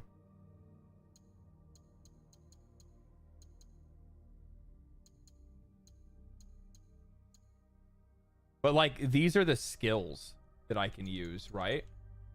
And I can't get access to the skill. Like, that's the thing that sucks, where it's like, I literally have one skill like that to use. Is there one that I can get from like the Shinobi tree that will go into that? Press B after deflecting an attack. Doesn't look like it. No. Oh, this will become an X attack somewhere. Where is it at? Which one's the X attack? Knock down the 2 closest enemies and deal 15% ability damage. While undetected, slows time for Naue for 8 seconds. Abort enemy. How does she slow time? How does that even make sense? What? Is that just like, do all Japanese people have that ability? Is that hereditary?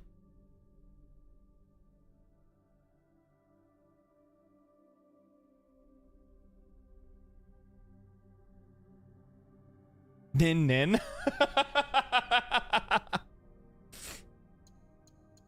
Oh no. Okay. Oh, I see how this works. But the assassin stuff has no actual abilities.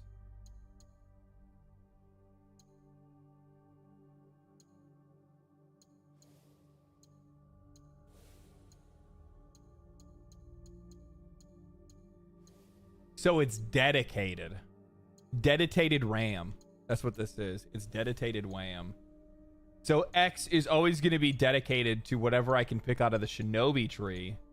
Which it looks like the only one that I can pick in the Shinobi tree is nothing because I don't have access to them because I need to have level 3 knowledge. And I can get 2 katana skills at the top and bottom. But I don't have access to those because I won't get access to those until I progressed further in the story. Nope, that's not one of them. Oh, here's one right here. I'll get that at knowledge rank 3, and I can get another one at knowledge rank 4.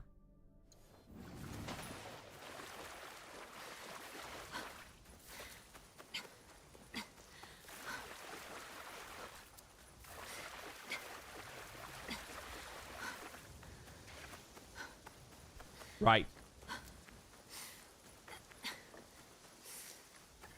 Why did they think that that would be fun?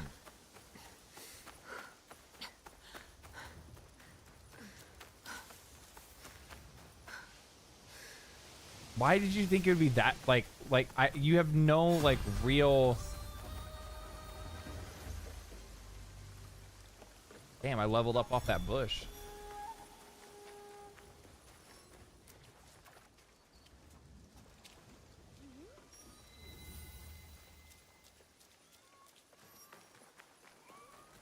Sonata, 今日では見ぬ顔だな。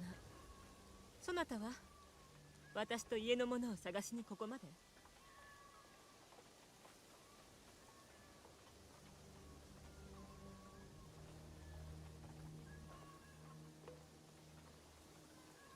I'm just kidding. I'm just kidding. I'm not. I'm still gonna kill you. Oh, hit it with the hip hop.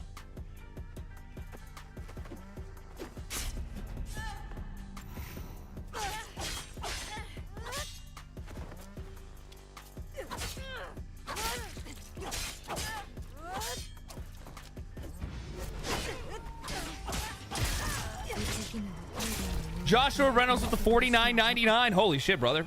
That's incredibly fucking generous. You just paid for my dinner tonight. Thank you. For me, wings, as I told them, told to get them, hopefully the game gets better. I'm off to bed. Thank you, brother. Appreciate it, man. Thank you for stopping by. Thank you for hanging around. Thank you for a massive fucking uh, massive donation there, brother. Appreciate that. It's kind of wild that they had me go all the way the fuck over here for that. You guys have any loot here? Oh, it's just your shrine.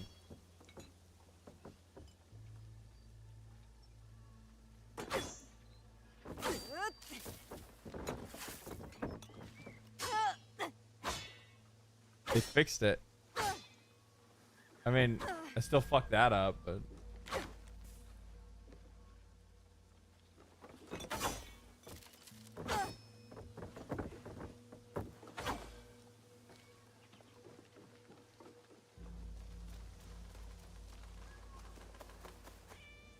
Where are you going?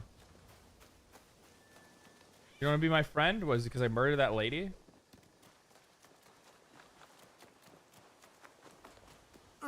There's really nothing else to do here.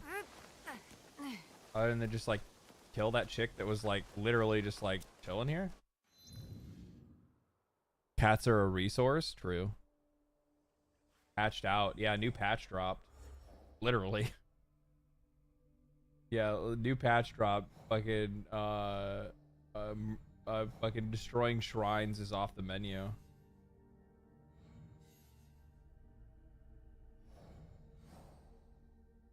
That's the Kikabuki. That's the Kikabuki Bookies.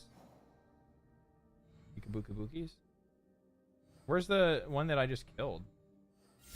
Oh, there she is, right there. Okay, let's go kill this guy too, I guess. I don't know. What do they want me to do? Oh, kill that other guy, probably. Yeah. Oh, this is just like the people in Kyoto that I guess I can kill. Or Tokyo. Steal her cat? I think I already did that when I like got into the village. Because I like stole a copy of it.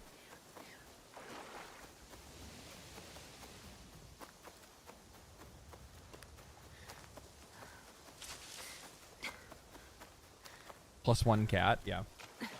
Literally. How's the game? Are we having fun?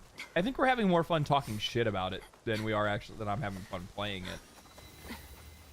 Like, it has some, like, redeeming qualities, but the problem is that it's just, like... It's just so sad that you would spend so much fucking money to make something like this. And, like, go out of your way to make it look as good as it is. And make so many of these elements of the world, like, as good as they are. But then, like, completely just, like, ruin it by making, like, gacha game style combat. And, like, just boring, repetitive game. Like, boring, repetitive shit. It's just sad, dude. I think what's really frustrating about like Assassin's Creed games is like what we know they could be, but Ubisoft refuses to let them be. And I think the reason why they refuse is because they're afraid that they're going... One, I think it's because they don't have the talent. Like, genuinely, I don't think they have the talent or imagination for it. They just don't have the people that work there that can do it. Just because they've never attracted those kind of people, nor would they want to pay that kind of talent to stay around. Too expensive for them.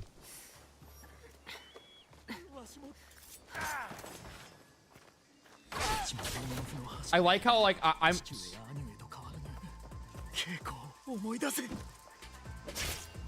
I actually feel really fucking bad now.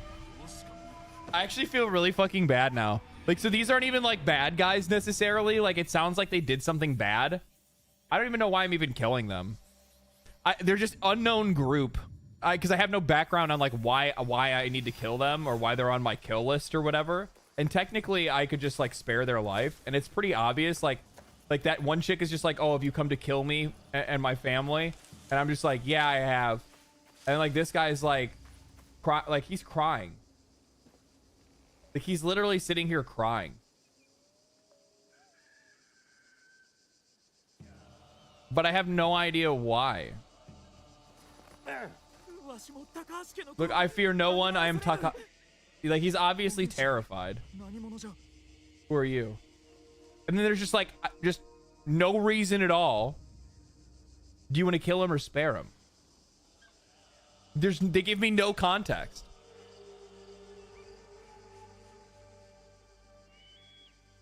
There's no context at all.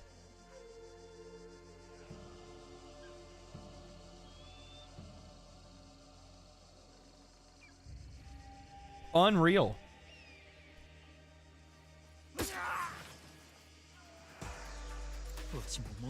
I am a samurai like my father and my brothers.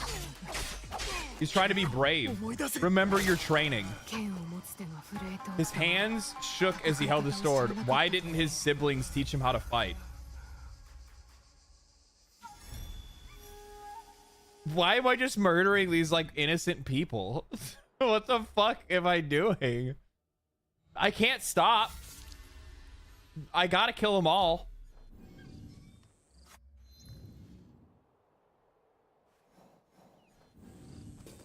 Literally, that's what it's telling me to do on screen.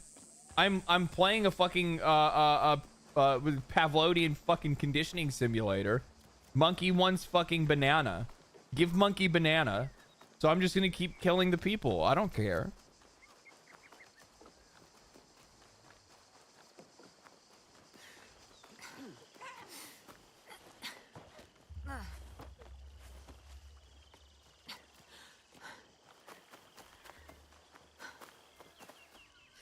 What the fuck?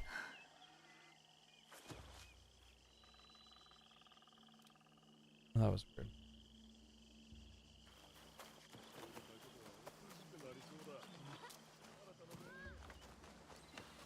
I like doing this though. Like, yeah, did you guys think that was cool? Did you hear them gasp? They're like, oh shit, I wish I could do flips like that. I'm like, yeah, no, I bet you wish you could too. You were like, man, I wish what's up, bitch?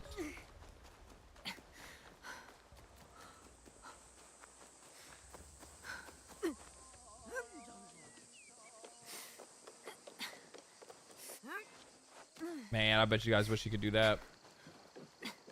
You guys do this? No, you can't. You can't do that. I can. Hi. Well, I'm just standing here. I'm just here to chat. What? Whoa, you see that motherfucker teleport? What the fuck? Who brings guns to a sword fight?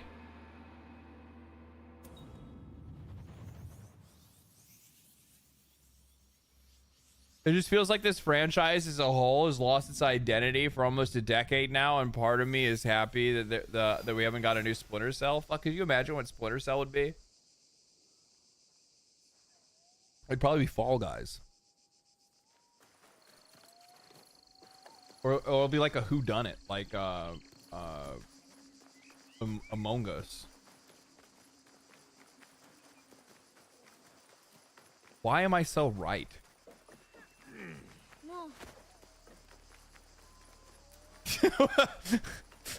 I said that out loud and I'm like, that's exactly what they would do.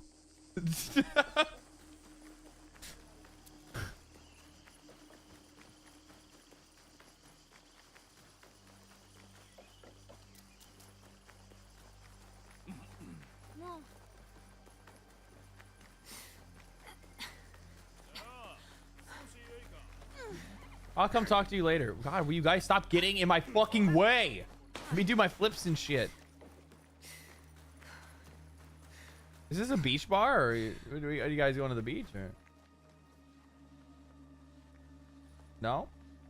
What are you fucking looking at? You want? Yeah, that's right. Don't fucking look at me. Yeah, look up in the sky. Act like nothing's fucking going on. Bitch.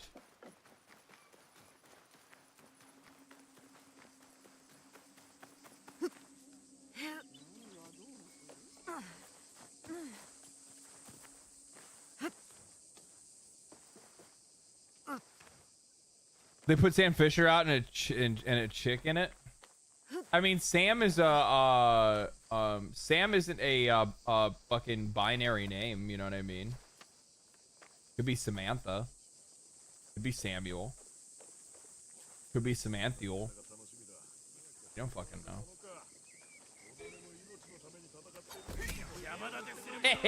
Ah! No.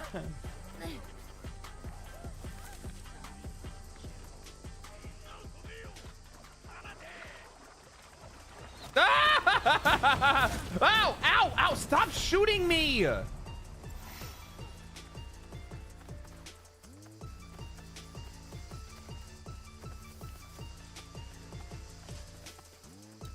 Oh my god.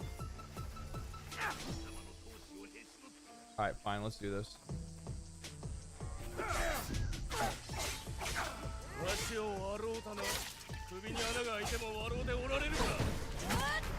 Why is it with the fucking guns?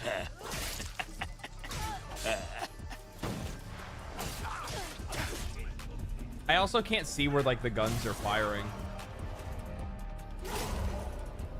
Was that the guy? No, that was a completely different guy, I think.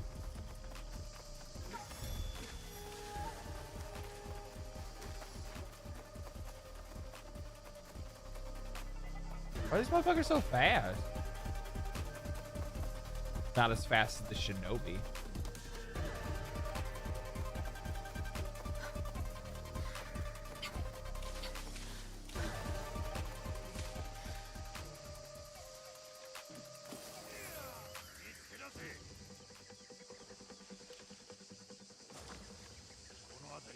Remember when Feudal Japan had Japanese hip-hop? I mean, it's a fucking video game. Like, some of that shit I'll be forgiving about because it's like, obviously, you're trying to... It's a video game.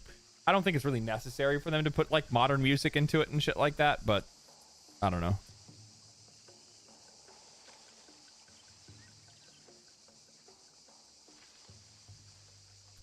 I'm sure there's other examples that we could find of games that have, like, you know... non-modern music or have modern music in like in an old game like this, but at the same time, like, I don't know, like it does fuck with like the authenticity of it. I won't deny that.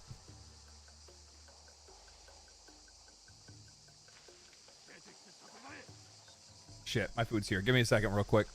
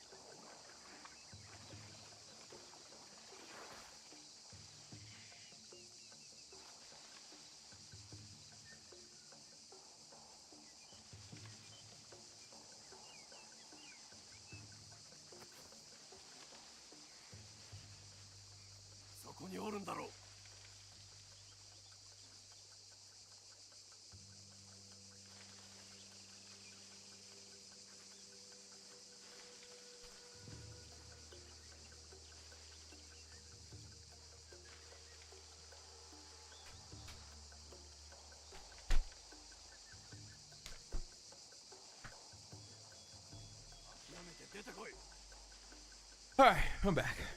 At least I didn't die.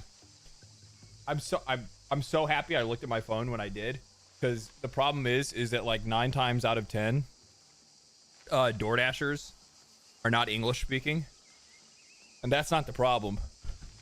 I mean, it is kind of, because like the issue is that like they don't. Oh shit! Oh my god, my timing of coming back right now. The problem is that they don't know how to read directions.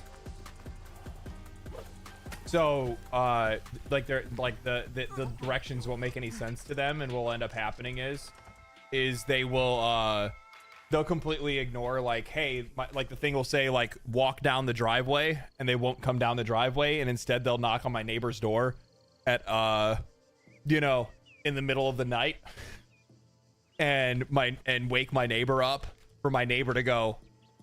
He lives down the driveway. Like, but my house is like down the driveway. It happens so many fucking times, and it's pissed my neighbor off. I don't know how many times. I feel bad for the guy. I mean, I have the instructions on there. There's not much else that I can fucking do. You know what I mean? it just kind of, it's one of those things where it's just like, it is what it is, dog. I don't know what to tell you. I got to get my food. I got the directions on there. What do you want me to do? Not eat? It's actually, I'm gonna be real. It's actually the reason why I stopped using DoorDash, is because there was too many instances of that happening. Way too many instances.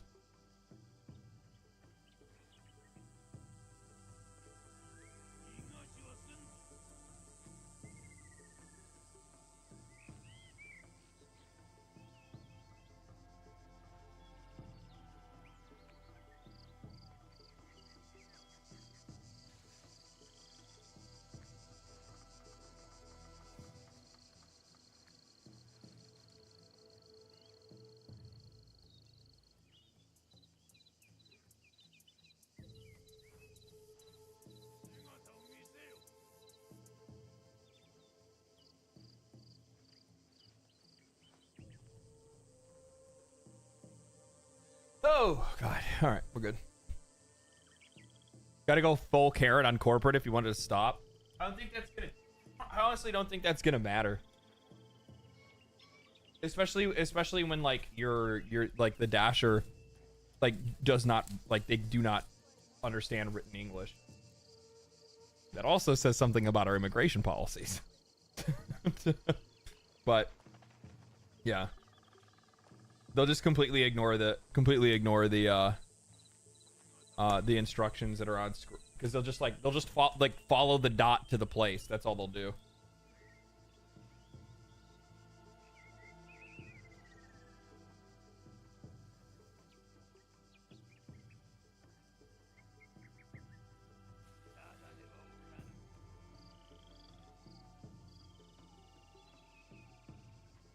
This over here.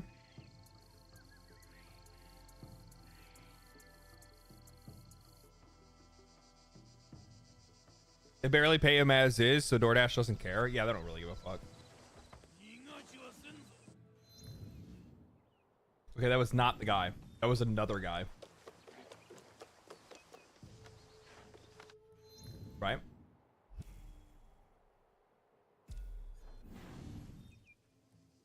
Where'd he go?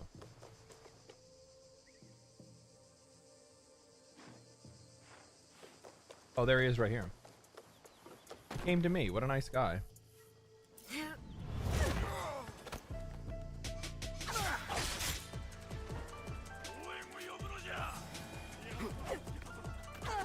What the fuck? Where did you guys come from?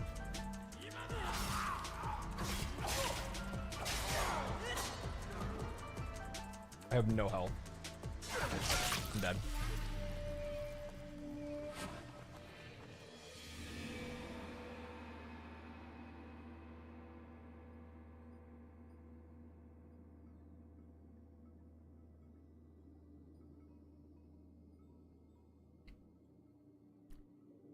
Yeah, you already know my frustration. Assassinate. Man, I love how assassinations work in this game. Yeah, I love how they don't assassinate. Like, why the point? Like, what's the fucking point of having the having it say assassinate when it doesn't actually do that? Can I get him before it's too late? I'm like recovering health. What the fuck? Where do my question is, where do his boys come from? Because they weren't there, and then I think they just spawn around him. That's kind of annoying as shit. That kind of like defeats the purpose. You can one hit assassination on, I think, in main menu. Oh, that's fucking stupid.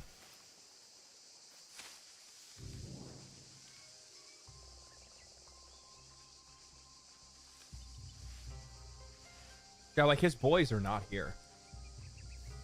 There's some random guy over there.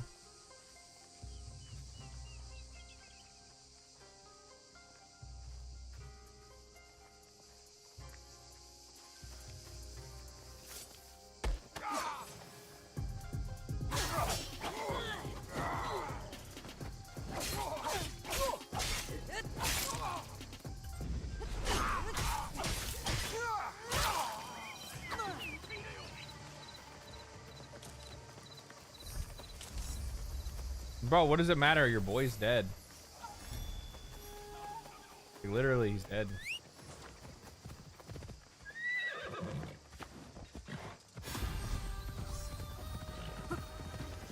The sword must be dull? I guess so. Like, dude wasn't even wearing any armor or anything like that. It was just a guy. Apparently, like, stabbing him in the fucking neck doesn't work.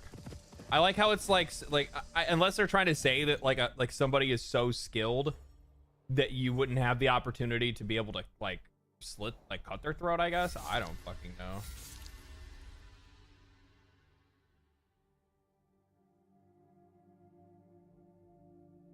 Okay. So I just don't know. Okay. That's fucking stupid. This is like another like unknown group. What's the reward? XP?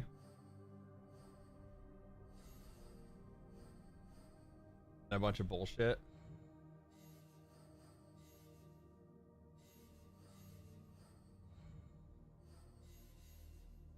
I can't track this. I think this is just like me. I need to like meditate more. I don't want to have anything to do with her.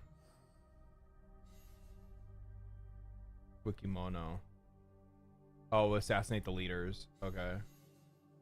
This is like nothing. This is like building shit. This is just some old lady. This is... What is this? Oh, this is the T guy. Yeah, from the very beginning. I guess I just need to start going after one of these guys. Let's go over that. Let's go after this creepy one.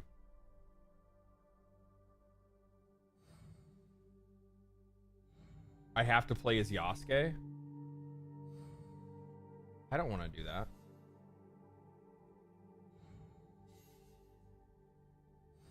Bro. Thank you. Jesus Christ. Yeah, go play on easy mode, right? What is this over here?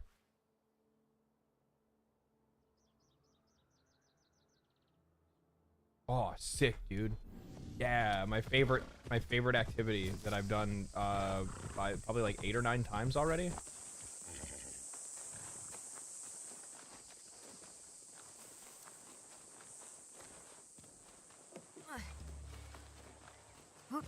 Kill the T guy. I don't like his tea.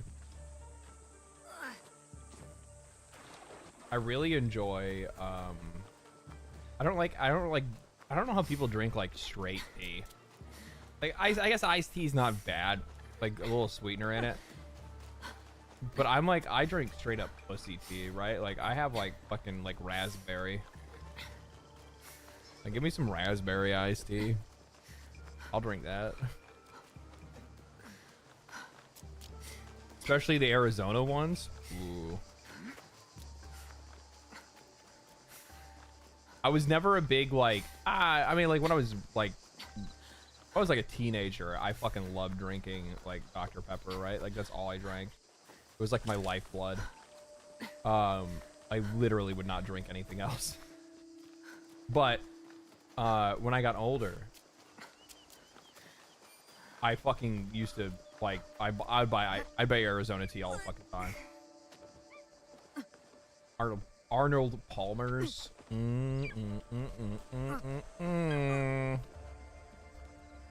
Daddy likes it. Where is... I really love these like hold the left trigger activities that are really engaging. Incredible.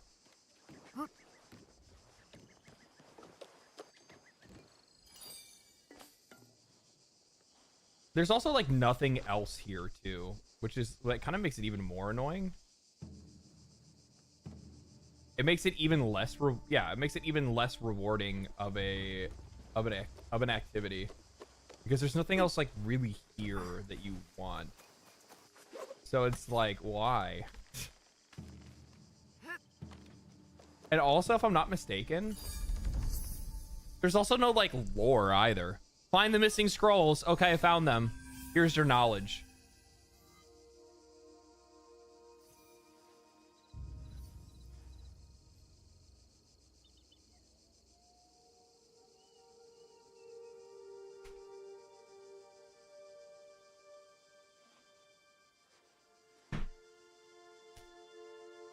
Like, imagine if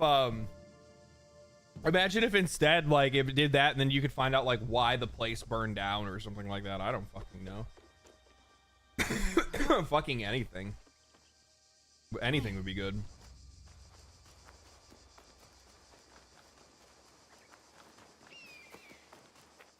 The other thing is too, which is really annoying, is I'm like, it's not that annoying. It's actually better design in a way that I kind of appreciate a little bit, I guess. It's more convenient, but like they usually stack the open world bloat on top of each other. So like a lookout point is always going to be like inside of one of these kind of zones. Either it's a lookout point that is directly next to a lookout point that is in the area of a Lost Scrolls place, a lookout point that's in the area of a Kill the Daimyo place, a lookout area that's in a like obstacle course place. That's what they do.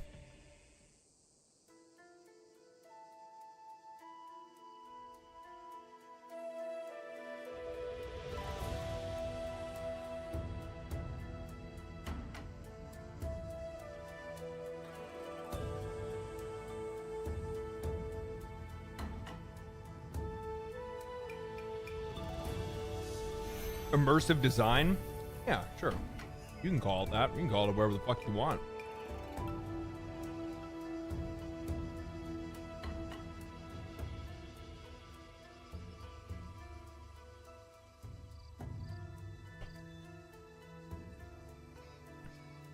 The world designs from Ubisoft are the best.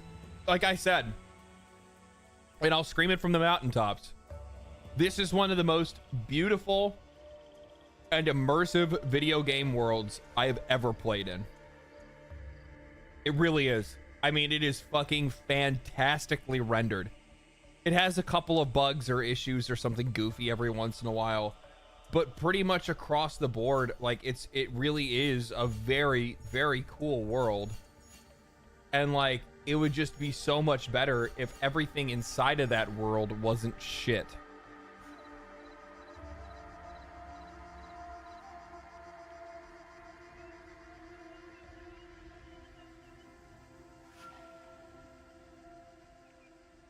It just needs more quests. It's not the amount of quests. It just, it needs variety. It needs life. It needs creativity. It needs something to make it dynamic. I'm not a video game designer, so I can't tell them or describe what that thing is. All I can do is tell you when it's not there.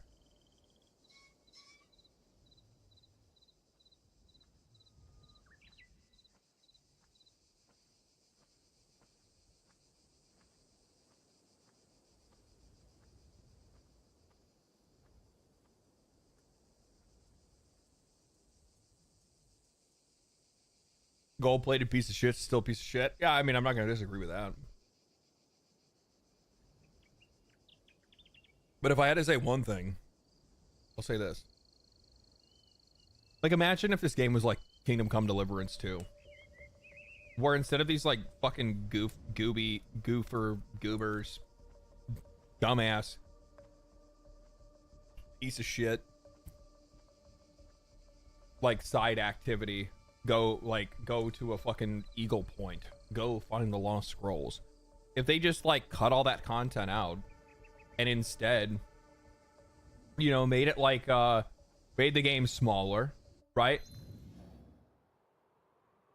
Like, do I really need the game to have this much fucking real estate?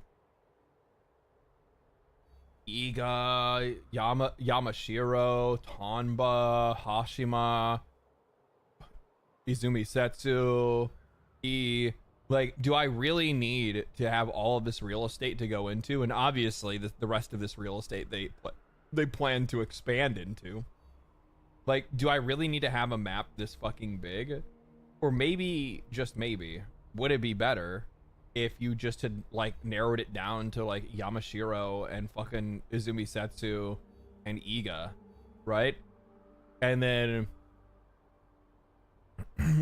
you just made the areas like more dense with content and variety of content, like smaller map, but like make the game feel bigger through the content itself, right? Like, I mean, like, I keep going back to Kingdom Come Deliverance, but like, they don't need to have the same repetitive task. I don't think there's even a single instance of the same repetitive task. There is no task. You just, like, the only repetitive thing that you'll ever run into is like sometimes you'll get attacked by bandits on the road, but pretty much outside of that, it's pretty much about it, man.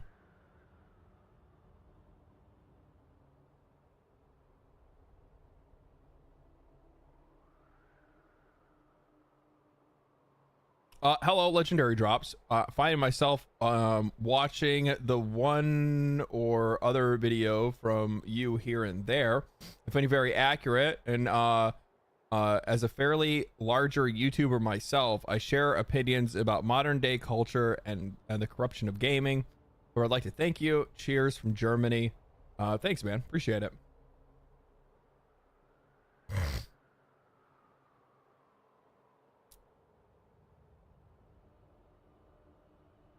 Would you agree with Asmon and co initial take so far that it's just a mindless, mediocre game? Yeah, it's mid. It's mid. Like, it's just like, it's a...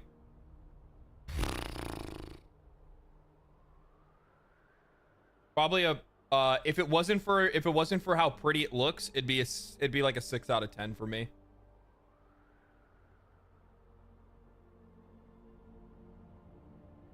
Well, I'd say it's like a 7 out of 10. But it's 2 out of 10. It's 2 out of 10 because of who it comes from. And because I hate them and I want them to fail.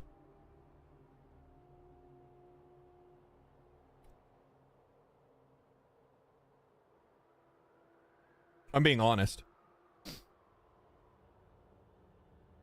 Full transparency. Like legitimately, like from my perspective, like it's like subjectively, it's more of like a 7 out of 10 middling game that has some like high points and some low points, some redeeming factors and some bad things. But like from a like Legendary Drops YouTuber perspective, it's a 2 out of 10 piece of shit. Go fuck yourself. You have all the money in the world, all the resources, all the developers. You have 20,000 employees. You have all the experience. You have some of the best franchises in the entire fucking industry. You have all the time on your hands, and this is the bullshit that you deliver. Fuck you. That's my opinion. Clip it and ship it.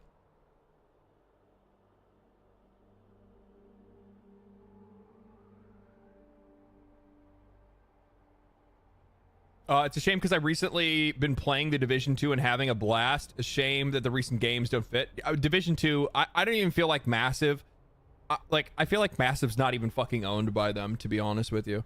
Like Star Wars Outlaws, like I said, I view that as a fucking anomaly. That's obviously not a game that they were like. I mean, they apparently really liked what they were making, but then again, you work for the beast long enough and you slowly become them.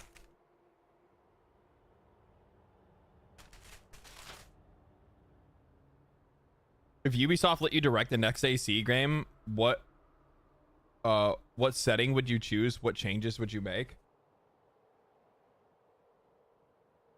If I could direct a video game, as somebody that knows nothing about making video games, so I'm not going to pretend like I do know anything, I would just tell you some choices that I would make that I think that would resonate with players. The first thing that I would do is remake the original trilogy. I would stop making new Assassin's Creed games and I would remake the original trilogy. And while I realize a lot of people are really like down bad about like, or not down bad, but like people are pretty down on like remakes, I would do that because I would feel like the team that I have would likely need to go back and touch the roots of the franchise and understand what made it successful to be able to make something again that would be able to build off of that.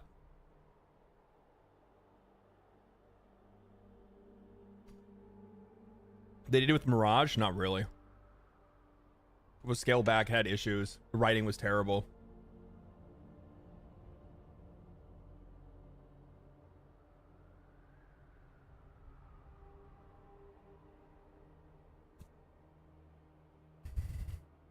Remakes can be good, not a bad idea. I think remakes are a really good opportunity to take like new developers that you have and have them get intimate with the source material. Like building it up from day one, right?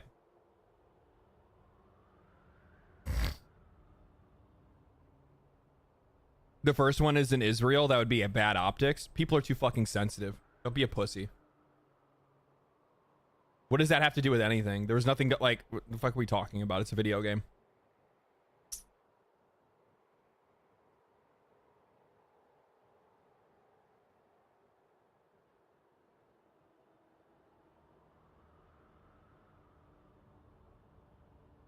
Good point about remakes in general. Like Retro Studios made Metroid Prime remastered before Metroid Prime 4. Yeah, I think there's a lot of wisdom in doing that, because like you're gonna have some new developers, you're gonna have some young people that have never even played some of the like classic games or anything like that.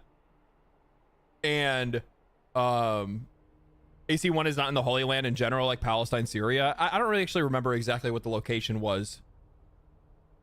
Was it in Israel? I don't know if it was or not. Anyway, I don't really give a fuck. The point is that I would go back to the roots so that people would understand like what we're trying to build off of then after that. I would lean super fucking hard more into, I think that in the future games after that, and even in the original trilogy, they kind of did it. They leaned really hard in the direction of action rather than like the assassination sim. You don't want to lean so hard in the you don't want to lean too hard in assassination, because the problem is if you do that, all of a sudden you find yourself in a position in which you are now becoming Hitman, and you don't need two games like that, right? Like, let Hitman be Hitman. You should try to do your own thing. You don't need to like be planning out every single fucking thing that you do in Assassin's Creed. I wouldn't necessarily say that you do that, but I would continue to lean in like player expression within the game, like how they can pull this kind of stuff off, what kind of choices that they can make. You know, can I poison somebody instead? If there's a target that I have, like what kind of ways can I go about, you know, attacking that target? What's really disappointing about this game is that with all of the assassinations I've done, there's nothing fucking unique about any of it. It's get to them, fight their people, fight them, done. There's nothing unique, nothing interesting. I have no choice in the things that I can do, right? Like, look at a game like even Baldur's Gate 3, you had a choice in how you fucking took people out, right? You could fucking poison the entire goblin village.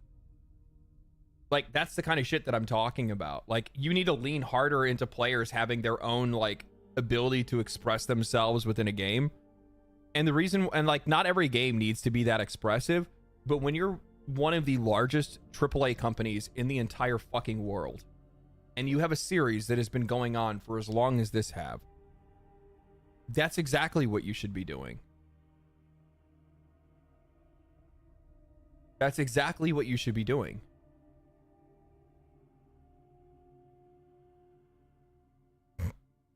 How was the modern story? The writing in this game is fucking god awful. It's some of the worst that I've played in a long time.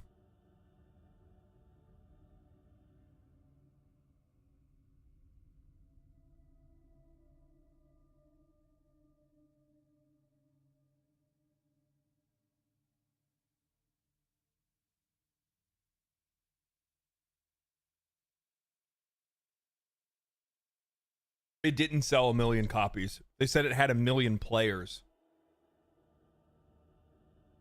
That's including subscription programs. That's including the fact that the game was also included 6 months ago with anybody that bought a like Ryzen 9950 fucking CPU. It was included with certain NVIDIA graphics cards well before the game was ever released. It includes review codes. It includes returns. It includes players on Steam, PlayStation, Xbox. It includes all kinds of different things.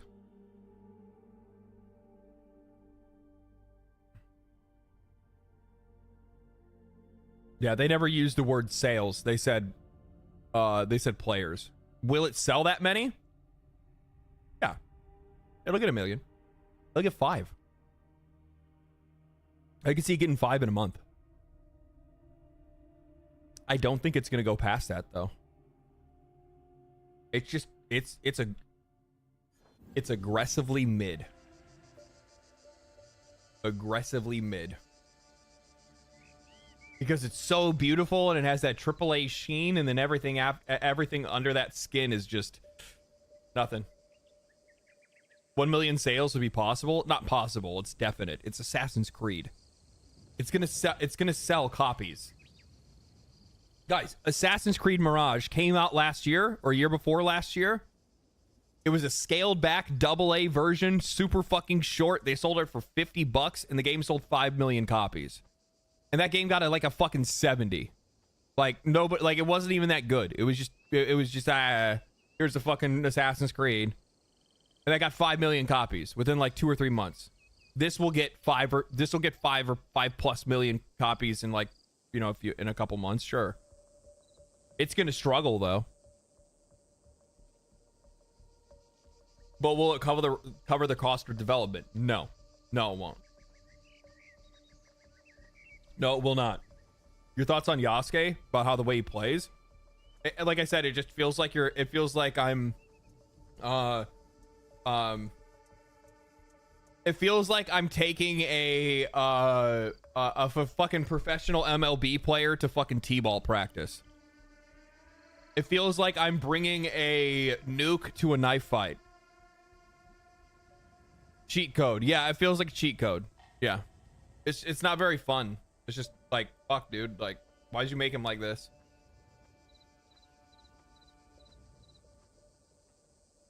Also, now my question is it like, since you don't actually have any like real documentation on like what Yasuke looked like or what his build was, why did you make him look like a fucking like a bodybuilder? Couldn't he have been like a lean fucking like anime style samurai? Why did you have to make him look like a big fucking bull tank? I know why. Fetish.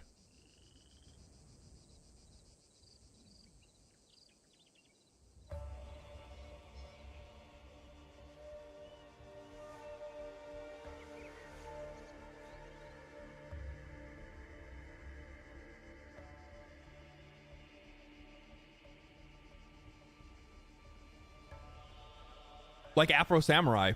That's what I'm saying. Like a lean, like a fucking like lean, lanky fucking. Because like, here's the thing. I have a really fucking hard time believing. Hold on a fucking second. Bring him out. Bring him out. This motherfucker's a slave. He's a slave.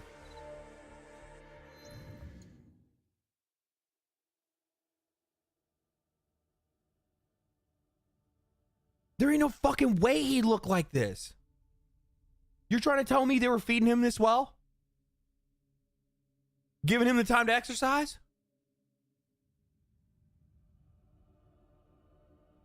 A slave shouldn't be that well built, especially back in those days. That's what I'm fucking saying. That's what I'm saying. But he showed up at Nobunaga's door swole, dog. Easy there? No, I'm serious. Like, he came to Japan as a slave. He would not have eaten this well to be that fit and that big. So that doesn't even fucking make any sense to me. So it's like, why did they have to make him like a absolute fucking tank, like a giant tank?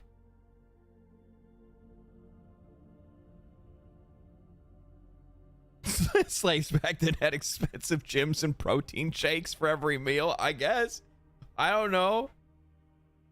It's just, man, like there's a different direction that they could have gone in for fucking sure. And I like the Afro Samurai setup would have probably been a lot better if they would have made him like lean.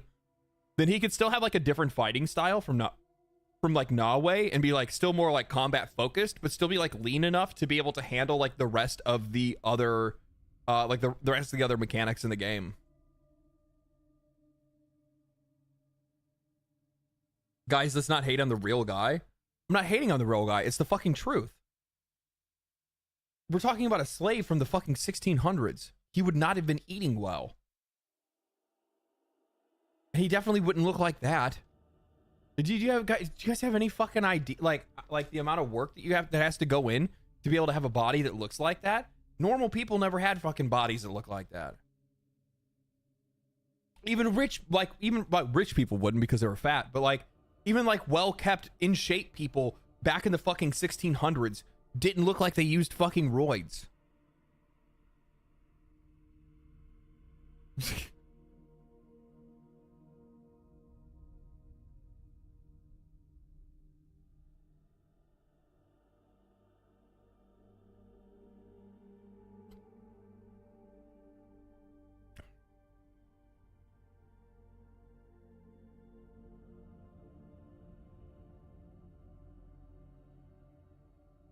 Have you undressed him? Why do you want me to get him naked?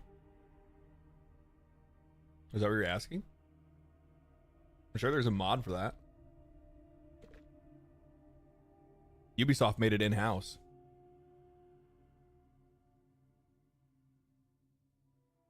Cook that shit up. For purely science reasons, yes. That's how long it is.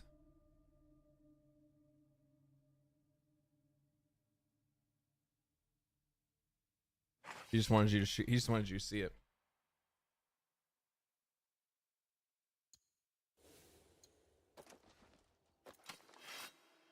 Damn.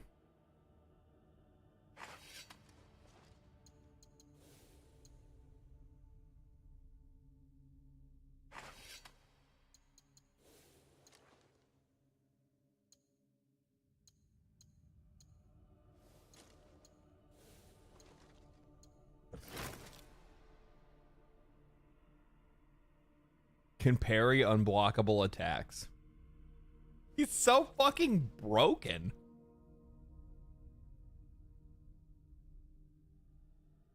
What the fuck? Why does that exist? I can do bow and arrow. Oh, I can just bring out the fucking shotgun. Okay. Wow, that's great.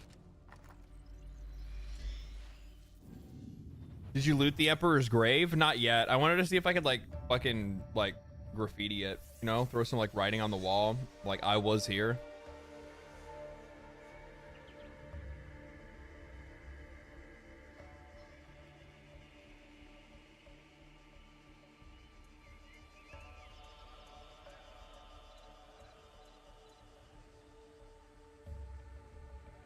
What if you can parry?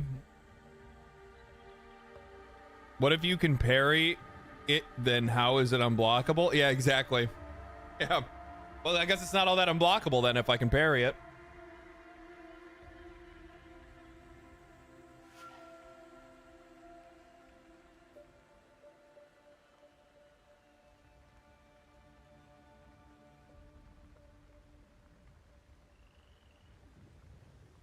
It's not he can suddenly contend with real combat elites. That's not the point.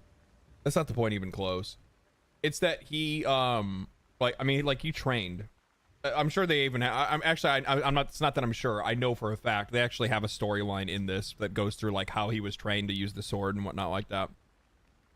Boilerplate Ben with 25. Catching up on your videos, caught your channel from Asmongold and the YouTube algorithm. Please keep up the good content, sir. Thank you for the 25, brother. Appreciate that. Holy shit. Thank you. Thank you very much.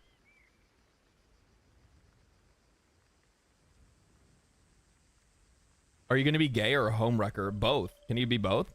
Why do you have to choose one? Can I be a gay homewrecker? That's the dream.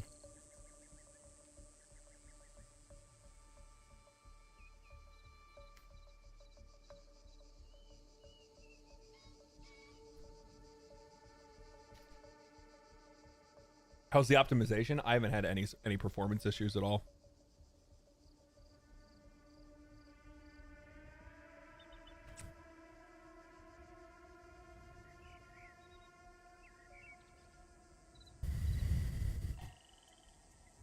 A Moe's homewrecker? Yeah. Exactly. All right. There has to be something worth doing. Hey, we're gonna do this one. Where are they at? Oh, they're close by. Ish. No, you can't have it. Cat's trying to like eat my fucking chicken. No chicken for cats. We'll go this way and then we'll jump down.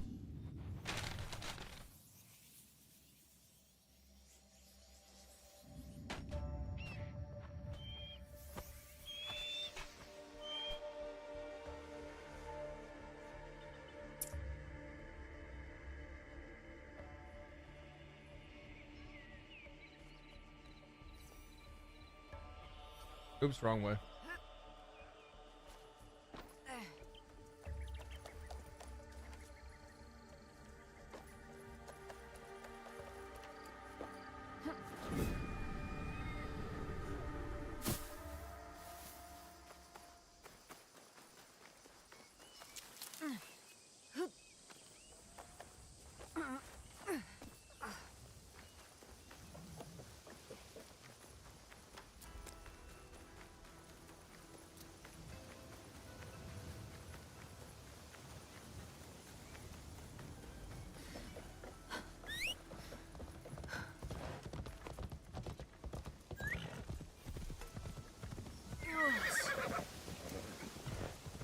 I hate that I have to use the pathfinding mode because you need to stick to the roads, because if you don't stick to the roads, then you're not going to be able to get to where you need to go, because there's too many there's too many moments where like if you're like traveling up hills or whatever, like I would never think to be going the opposite direction of where I want to go right now, right? Like but I have to do that, otherwise I won't be able to get there, because I need to stay on the paths and the roads to be able to get to like where I need to go.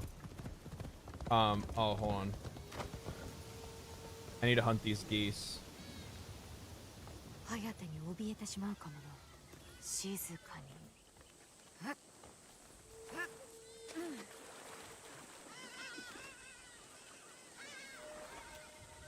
scared them off.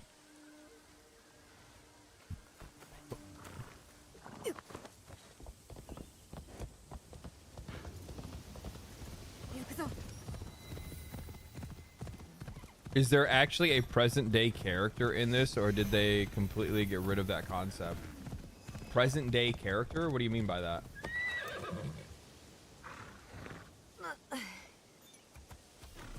What is what present day character?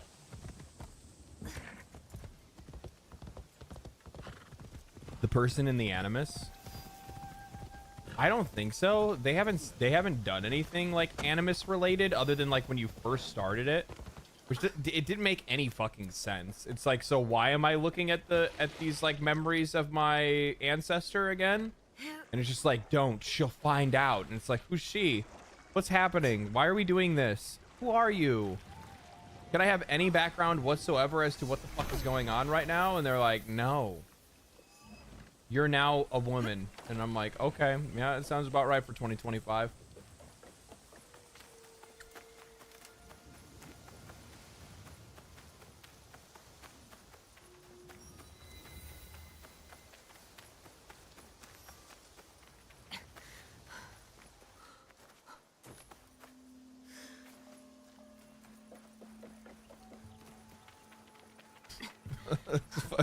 I fucking stuck that.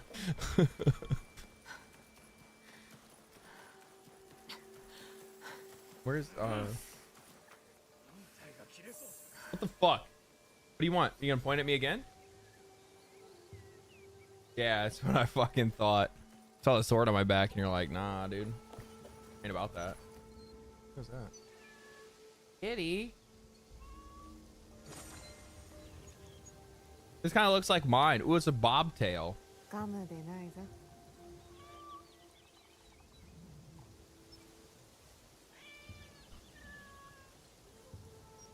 still mad they didn't put any fucking teeth on the cat. It's fucking weird.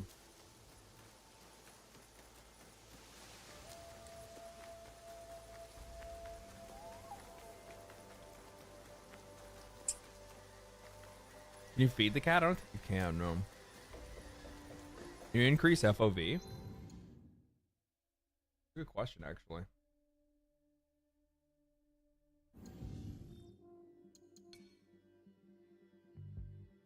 Yeah. Not by much.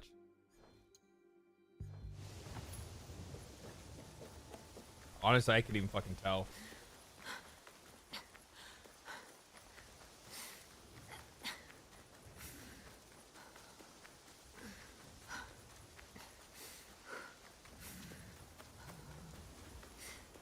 What's your cat's name? Maddie.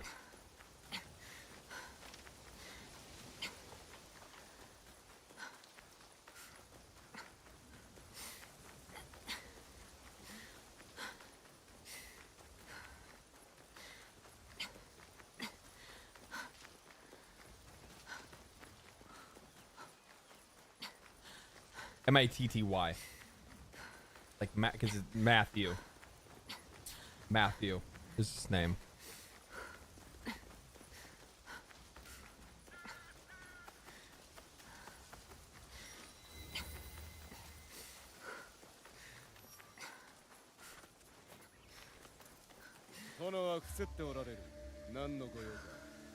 What business do you have? I have business with your fucking mouth.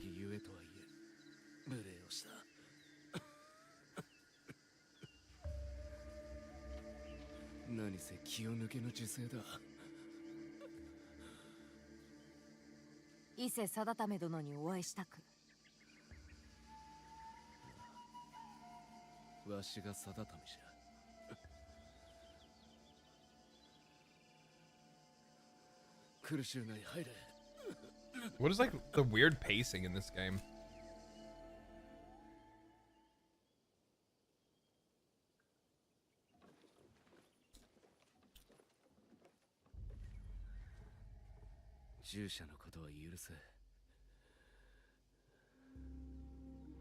Where'd fucking Yasuke come from? He just appeared?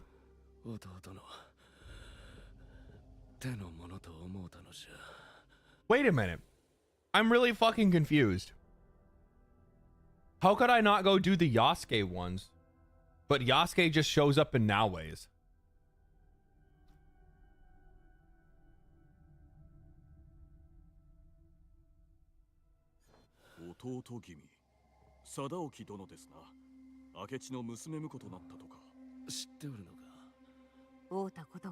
He's like that friend that doesn't invite you to shit, but invites himself to everything.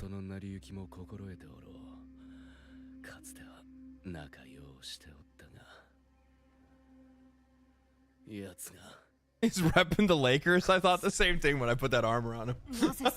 I was like, it looks like fucking Laker colors.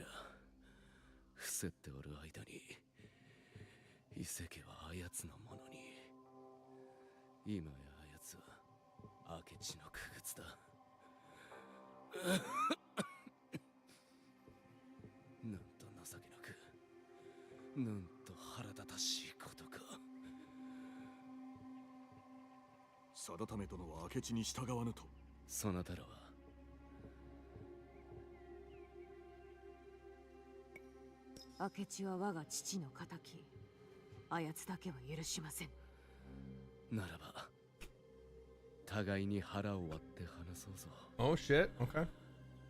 弟君と確執があったとか。確執どころではない。天津さえ明智が率いる怪しき一党に加わりおって。Yeah, we do.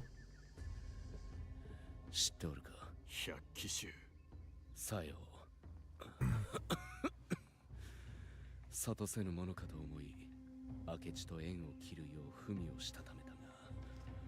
百鬼衆より救う手立てなどありはせぬかと。かもしれぬ。なれど弟じゃ。見捨てられぬ。I don't understand why this guy is sick. ところが死者が嵐山の近くで襲われ、貞興の返事を奪われてしもうた。恐れながら、貞為殿自身が百鬼衆ではない証はどこに？文を取り戻せば、我に偽りなきこと。 Is this game owning the chuds? It is. Really badly. They're never gonna recover, to be honest with you.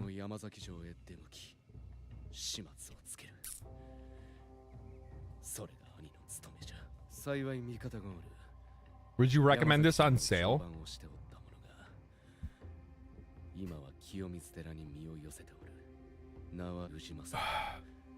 Yeah. Yeah, if you could pick this up for like 20 bucks. Or like 15 bucks or something, that's a pretty good deal. You get a lot of deal. I honestly, like, yeah, I'd say like 20 bucks would probably be fine. Fuck, even 30 would probably be fine. It's just the problem with like $70 for a game like this. Just like, fuck, bro. There's so many better games that you get for $70. Like at that point, just go play Baldur's Gate 3 again. Fuck. Just go pay for Baldur's Gate 3 again.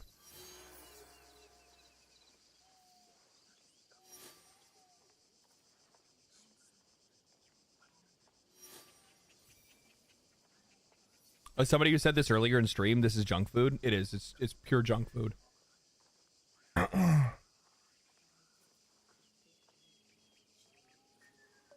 And the worst part is, it's like, it's the bad junk food that like every bite you take makes you feel more guilty.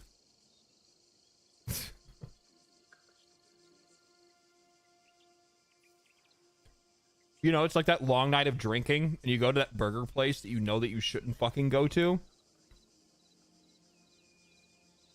And you know it's gonna fuck you up tomorrow, but you're like, I want to do it anyway. And then you go and you fucking eat it, and then you go wake up the next morning and you're like, fuck. What have I done to myself?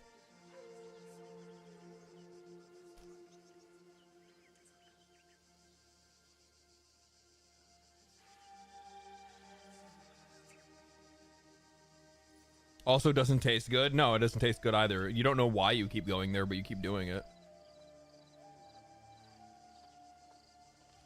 5 guys? I'm not even talking 5 guys. I'm talking like 3 guys.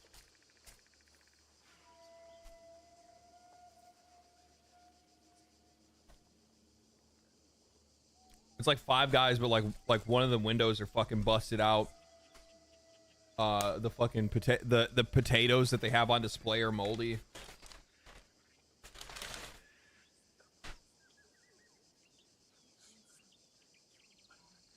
They don't take cash. They only accept or they don't take card. All they can accept is cash. You slipped on grease as you walked in the door.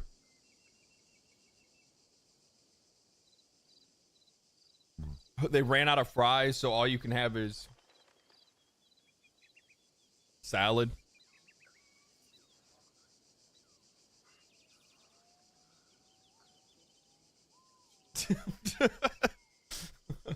I don't know where I was going with that. I just kept adding to it. I'm like, what else would piss me off? Oh, I can paint.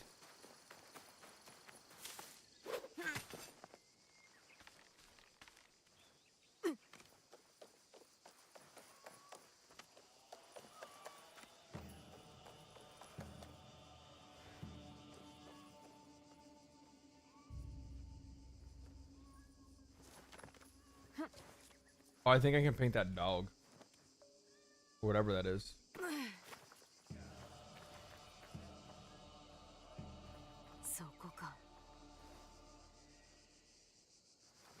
Or this river, I guess?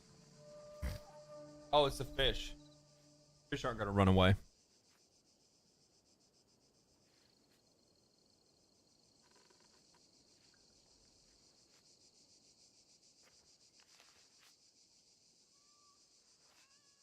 Can you kill wild animals? No. Yes. Knowledge. Let me guess. Knowledge point. Shut the fuck up. It's literally me just getting wall scrolls for the fucking goddamn. That's so pointless. Fuck, that's so pointless. What a waste of fucking time. What a waste of time. God damn it, man. I got fucking got. They fucking baited me. Oh, wait, there's something else to do here. What is it?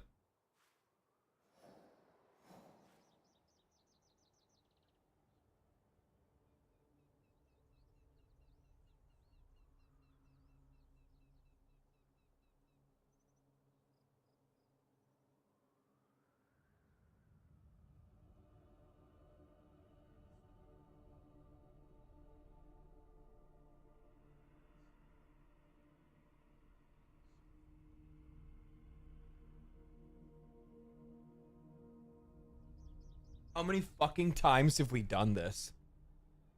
How many times have we done this? We, like, in this one stream, I have done this same activity at least 4 times. No, it's probably been like 3 times. I know I did it at the very start when we started streaming. We did it another time and one more time after that. And now we're gonna do it again. Are you... Tell me, gamer. Are you engaged, gamer? Gamer, are you engaged?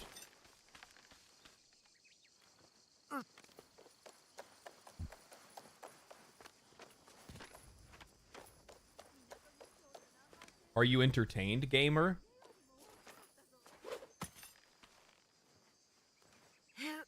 Find the pointless scrolls, gamer. Where's the other one? Whip your camera around. Oh, there it is.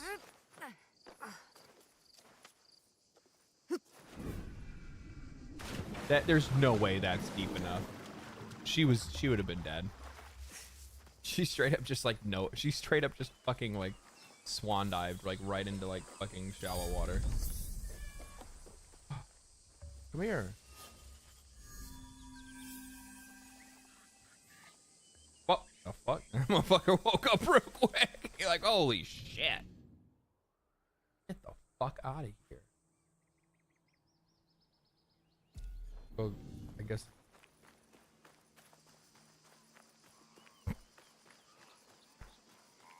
Do they still have modern day bullshit in these ass games in terms of like present day playable character? No. There's no animus. Like, I mean, like the animus is like talked about partially. Like they say something about it. Are those, what the fuck is those? Open the slop and close the game.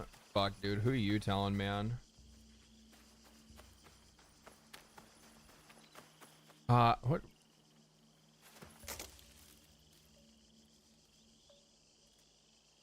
Did you just pay me in yen? I'm sorry what they fucking did to you, man. I'm sorry they did you guys like this. I don't fucking claim these people, man. They're Canadian. They're French and Canadian.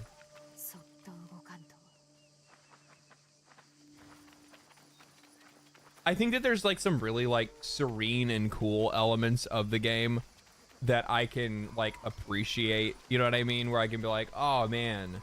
And like there's certain parts of it that are like, man, this kind of makes me want to like go to Japan, right? Like I'll see certain things and be like, that looks really cool. I'd want to see that. And then I'm just like, man. I think what's really insulting, if you guys go take the time and go look, it's how many of the fucking, how many of the journalists, the American journalists that reviewed it and applauded the Japanese authenticity and respect for its culture. Thank you, white Karen journalists, for telling me about how much it respects the Japanese.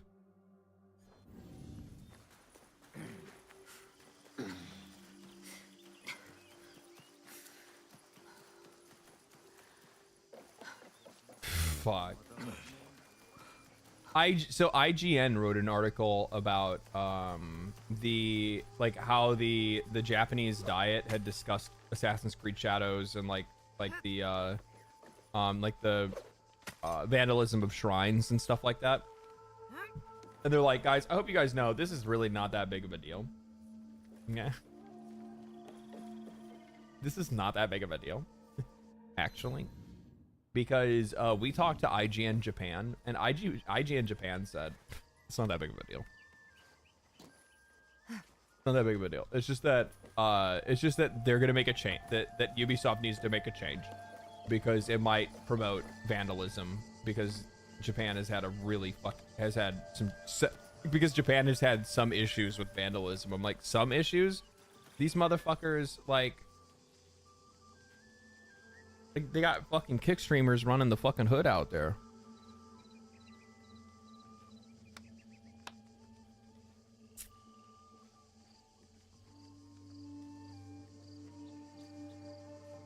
Did you not did you not used to get removed from game outright for killing civilians? I have no idea what you mean.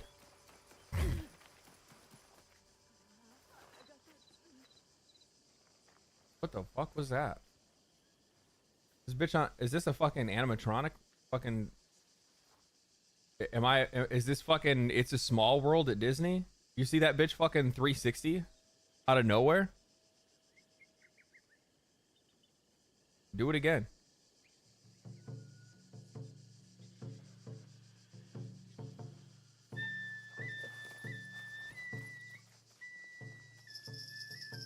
He's not even hitting the drum.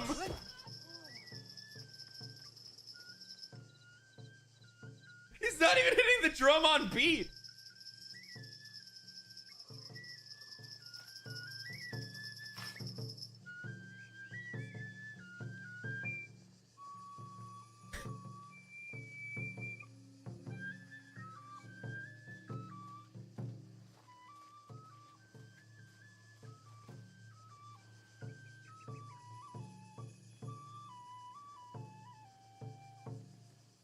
Look at all the clipping.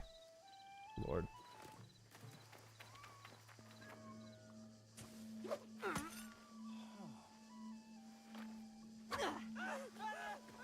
I'm not here to do anything dangerous. I'm just here to pray. I just want to pray alone. So I thought I'd bring out the fucking blade real quick and be like, fucking back off. I'm trying to pray.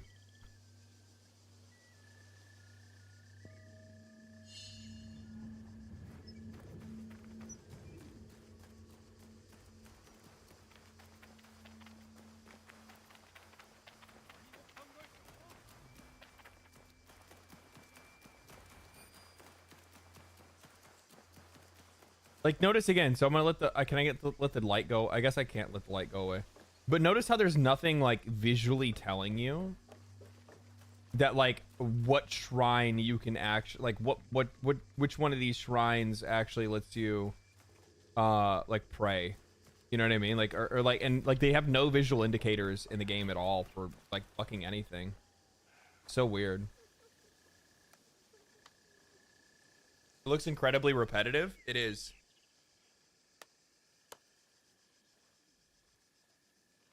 It needs more waypoints. Unironically, it actually does need them.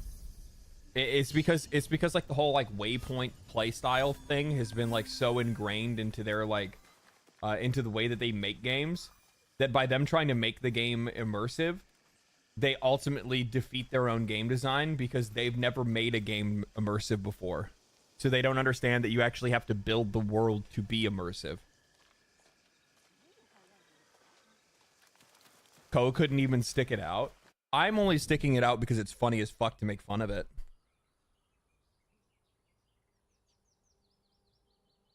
That's really it. I'm having fun talking shit.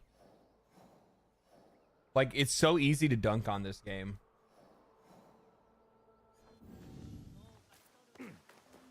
Versus Rise of the Ronin. I don't really have any interest in playing Rise of the Ronin, to be honest with you. I don't know what it is about it. It just never really interested me. It just looked like it looked relatively mid. Like if I'm gonna play a game like this and enjoy myself, I'll play Ghost of Tsushima. Like it's prettier than this game. It's done more authentically. Its open world design is so much better. Like this is the shit that I'm talking about. I didn't get to show you guys this, right? This is what I'm talking about where I said like their world design sucks. So like you have to stick to the paths. Because like say it's like, oh, the thing I want to go to is over here. Look what happens if you try to go there.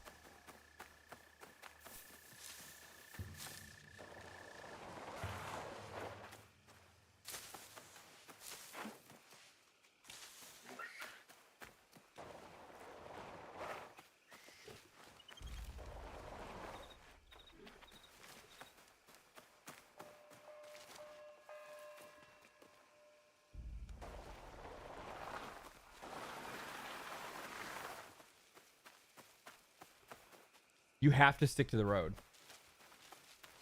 There is no open world adventuring. It's stay on the paths. If you do not stay on the roads, you will not get to where you want to go.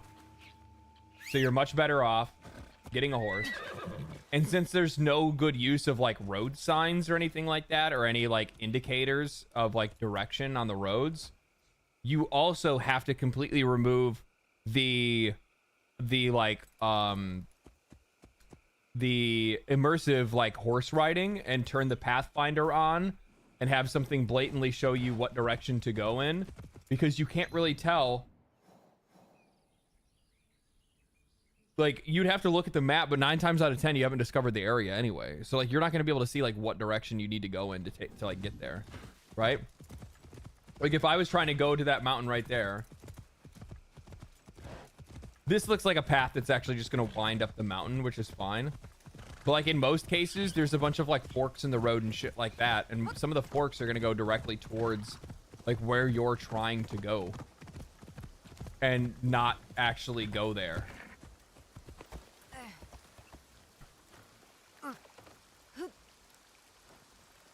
You have to pay for that?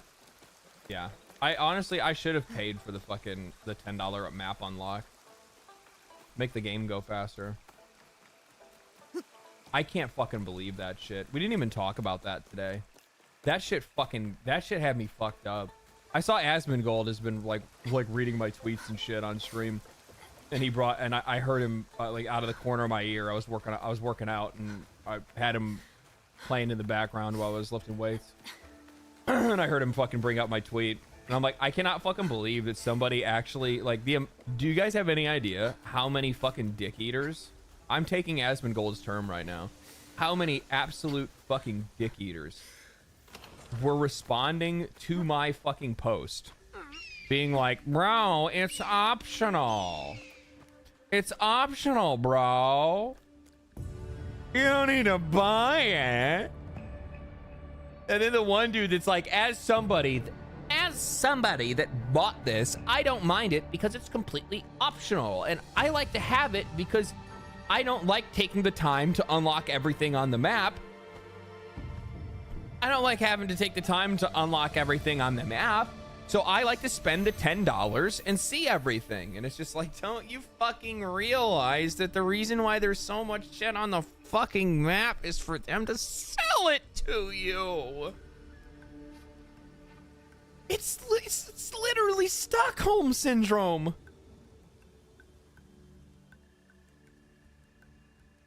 It's like you don't even know you're getting fucked in the ass because you can't turn your fucking head around. What is that? There's something poking me. And somebody's like, well, you're getting fucked. And they're like, no, I'm not.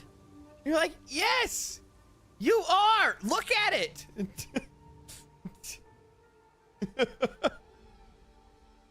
What the fuck? How is it even real? I don't understand. They're coping with slop? It's not even coping with... That's not even coping. You guys don't understand. They're actually stupid. And the worst part is half of them don't even understand basic economics. That's the most concerning part. These people vote. They vote.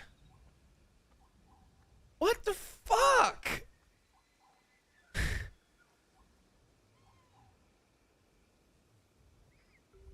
Like, it's a basic economic principle when they're like, it doesn't influence the game. It's completely optional. It's just a bonus.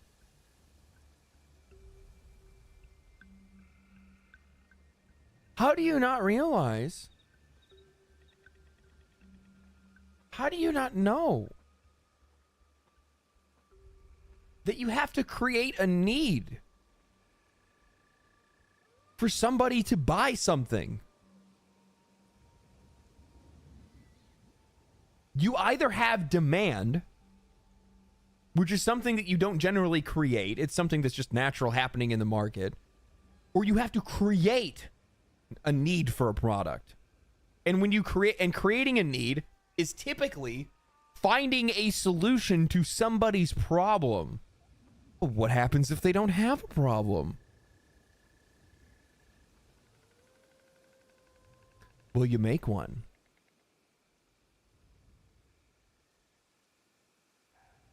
You make a fucking problem. Make a whole fucking shitload of them. Some whole fuckload of solutions. Yeah.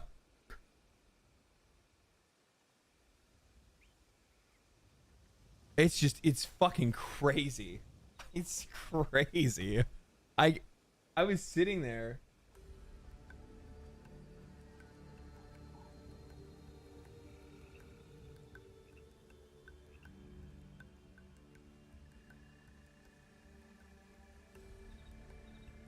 My PlayStation and my TV just turned on for some reason.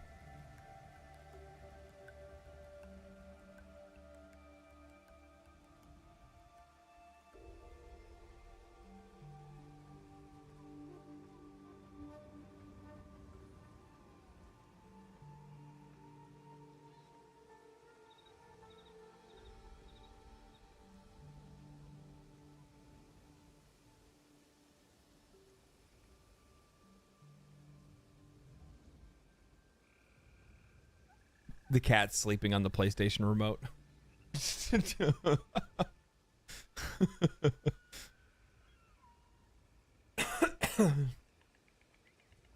9 times out of 10, is it ghost or is it cat related? It's probably going to be cat related.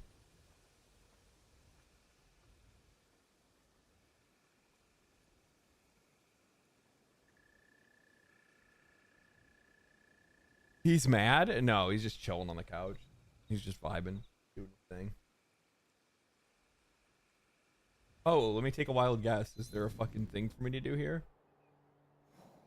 No, there's not. Wow, it's just literally nothing.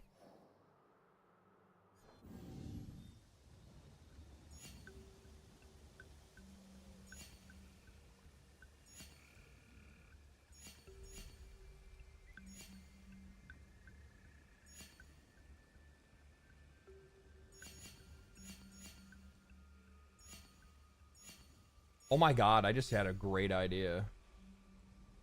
You know what I should do? I should use Yasusuke. It actually pisses me off how many times I hear people like mispronounce Yasuke. The amount of times I have to hear fucking Asmongold say Yasuke or Yasuki or whatever the fuck. I don't know how he fucking pronounces it, but I'm like, bro, like literally you've heard it said like I don't know how many fucking times. Yasuke. Yeah, that's how he says it. Yasuke. Yeah, Yasuke. And I'm like, bro, you've already heard this motherfucker's name like 100 times. It's Yasuke. Like, yeah. Yasuke. Like they say it in the fucking game, and you still hear, you know what he sounds like sometimes? He sounds like my grandparents trying to pronounce Pokemon.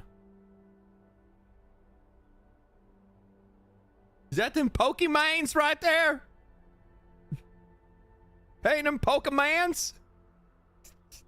Like, bro, what the fuck? Pretty sure he's just trolling. He most likely is. There's a lot. He does that a lot of times, and it's so funny to see like so many people get like so fucking locked into it. It should fucking gets me rolling, man. Like the amount of people that got fucking twisted over that dude. Like we made that fucking God, man. Like he so easily baits audiences. It is fucking absurd. It's absurd how fucking gullible people are. Like I was like, I cannot fucking believe. Like he made like that Holocaust like joke where he's like, I'm 99% sure that it happened. And I'm like, and then you just saw like a flood of like clips all over the internet, and I'm like, oh no, like you guys actually, it was a fucking joke. And I'm like, I cannot. And I'm talking like clips on fucking Twitter with like 150,000 fucking likes. And I'm like, what? And they're like, I knew it. Asmongold. He's a and I'm like, oh no. No. You believed it. He's got farming down to a science. It's fucking crazy. He knows exactly what to say and when to say it, and how much of a fucking like resounding how much resounding engagement it's gonna bring him. It's too fucking good. Our humble king. Yeah, he's real fucking humble.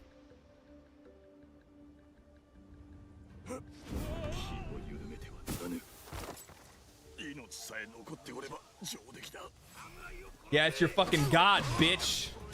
Yeah, remember when I had to sneak around this place before? I ain't sneaking around no more. I'm here to fuck your shit up, son. You guys can't even do anything. This isn't even fucking fair. Get off that fucking ladder. Come take this fucking beating, bitch. Give me that fucking head. What are you doing up there, bitch? What are you doing, huh? Fucking nothing. Pussy. This place, fuck this place. I have no problem bringing Yasuke out here because fuck this dude. Fuck this place. Where's the fucking dudes at? There he is. I see you, bitch. I'm fucking coming for you. Let me just climb up this wall. I can't even reach it. I'm fucking like 7 foot tall. How can I not reach that? What's up, bitches? This is fucking Lakers. This is what Lakers fans do. What are you doing? Oh, shit. Get Yasuke'd. What up, Diamo? Diamo these nuts in your fucking head. After I finish with fucking Nobunaga's sister, I'm coming for yours. Oh, you thought that was gonna work, huh? You think fucking not. I put on the armor that makes me block unblockable attacks. There we go. Look at that. I just parried your unblockable attack. What are you gonna do now, bitch? Oh.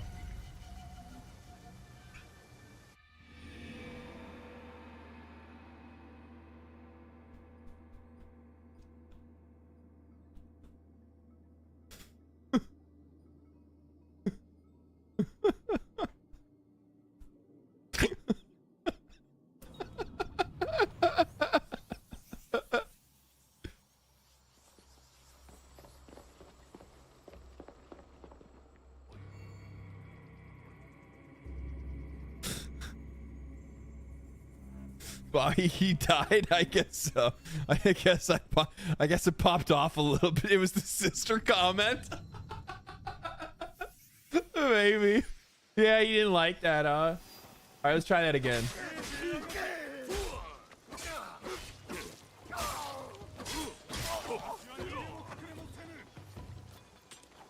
Did you like how I just walked away from your arrow like that?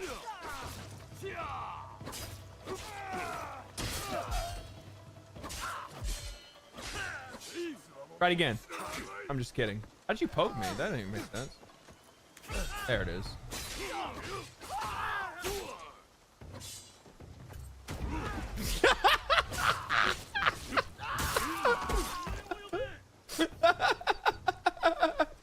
It's so fucking comical. It doesn't even make sense. I think, you know what it is? They probably overtuned it and then they just couldn't stop laughing at it, so they just left it in the game. I guarantee that's what happened. Okay, I'm out of health.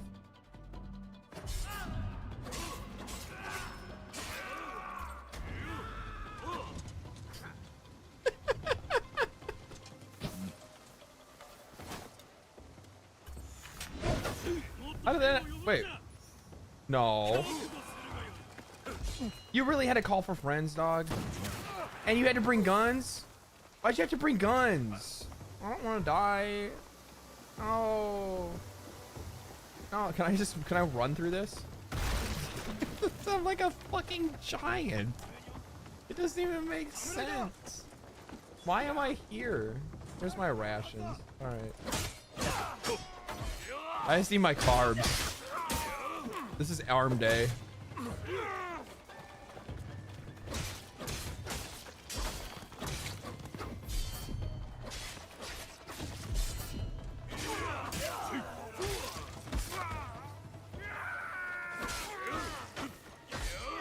God, they just let me bully these guys. It's not even like... It's so stupid. Why is it like this? Please do AC jump with him. It's hilarious. I just did it. He just like fell into a bush and was like, I'm too old for this shit. Oh, hey, you came back. What's up, dog? I'm gonna hide in this bush. I'm just fucking kidding. Hey, what up?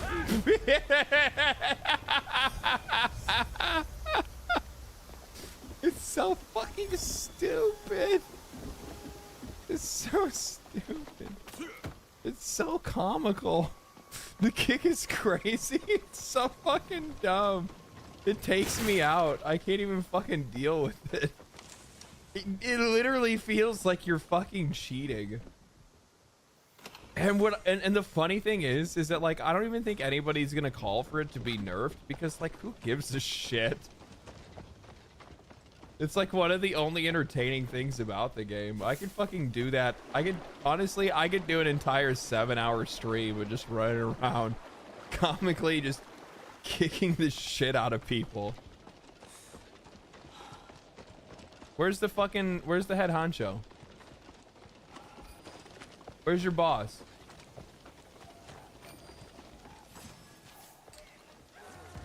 Aw, shit, I'm about to bring out the gat.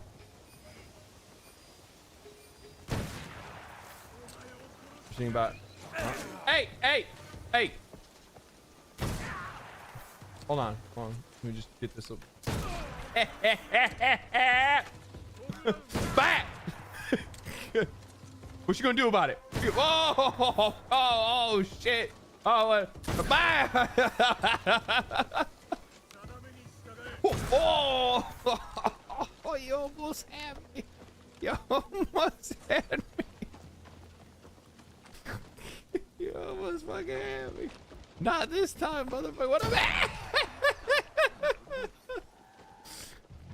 am I? You're lucky I'm out of bullets. You're lucky I'm out of bullets. Oh fuck. What up, bitch? Oh.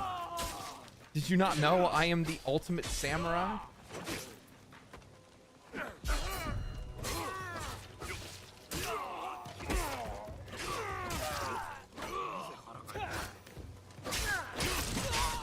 Oh, these guys are literally just like fucking like entry level fucking Amazon workers. Like they don't even do shit. Here, I'm gonna smuggle this.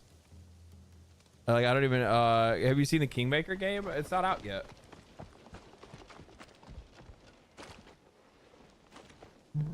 Where's the fucking last guy at? That's what I want to know. I killed the guy. There was a guy here that I killed. It's not him. That guy was innocent. He was nobody.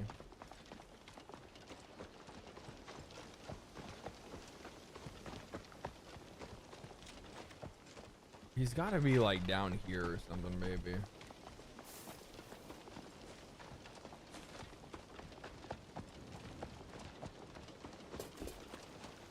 Let me get some height so I can like see it, look around a little bit. Yeah.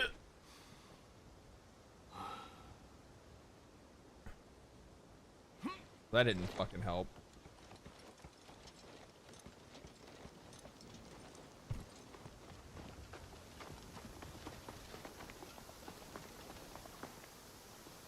I don't care what you say. That kick is fucking hilarious. It's so fucking stupid. It's so fucking stupid. It's like that. It's like Bethesda jank or something, like some like goofy fucking thing that's just like so exploitable that like you're happy it's there because if it wasn't, you wouldn't be nearly as entertained. Hey.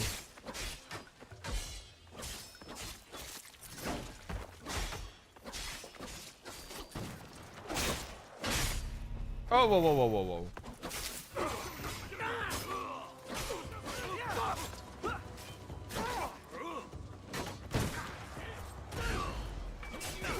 Bro, fuck off. Did I really just cut through 3 motherfuckers at the same time? Fuck off.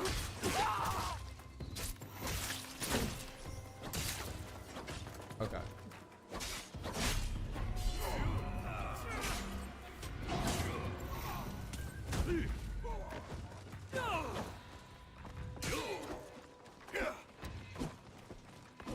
Okay.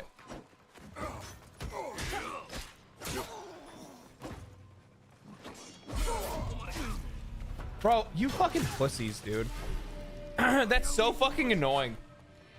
What I hate about fighting enemies, like multiple enemies in this game, is that like I don't know like how their shit is tuned or whatever, but for like whatever reason, like they will always perfectly attack right in the moment that you should be able to attack another enemy that you're fighting. It's always in the gap between attacks that they attack you, and it's just, it sucks.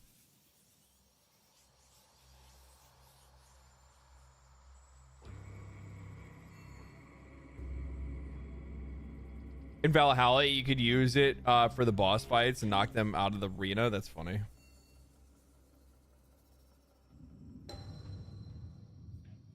The sound when you're not watching the stream is top tier, is it?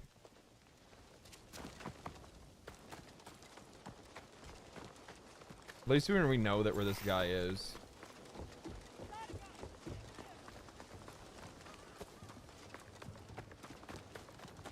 Like the crazy thing is that if I actually like brought out Nawe right now, like this fight would be so much more difficult because these dudes have like 5 health bar segments. It's so stupid. So is the combat good? Okay, no, it's not. It's just meme bait. Like the whole fucking game is just meme bait. Best way to say it. All right, I'm gonna use the stealth this time.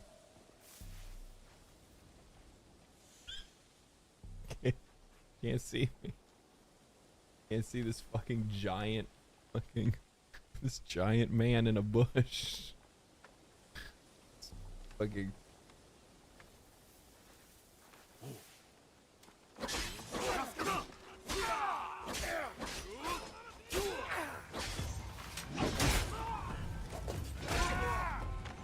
this is your, if I'm sorry, but if that was my boss getting absolutely fucking handled, I don't think I'd be like, I'm gonna fight this guy too. Did you guys just see this motherfucker like literally kick him across the fucking field? Like, what the fuck? Okay, I gotta get rid of the gun guy. He's a problem. There he is. I got something for you. Oh, you're dead. I'm like, I gotta do something about him. Like, oh, never mind.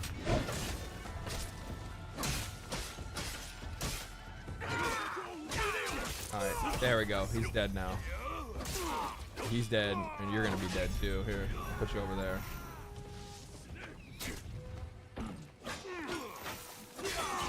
Fuck. Okay, I fucking blocked that.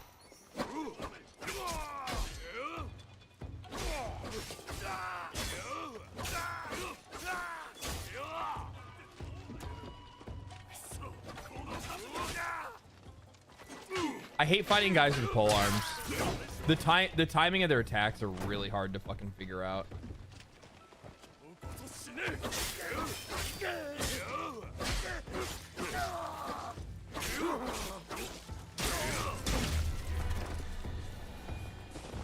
I'm pretty sure there's rations in here.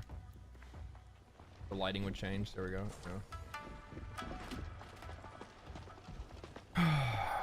All right. Well, this place is done now. I just need to get up to the top and get my money back. Hey.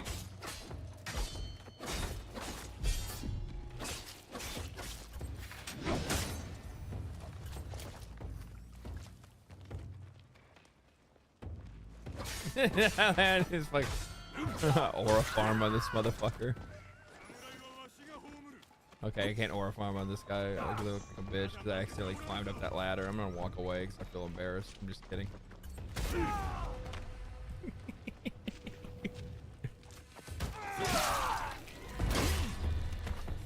fell for my attack.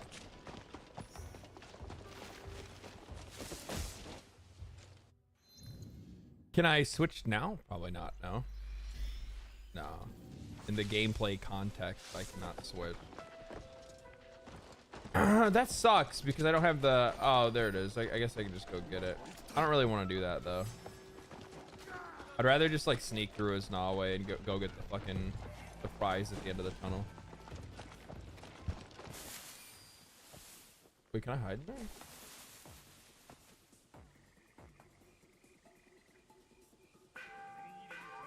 I'm wanted.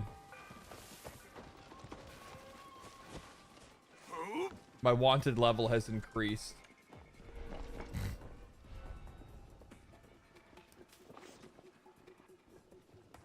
I'm so graceful.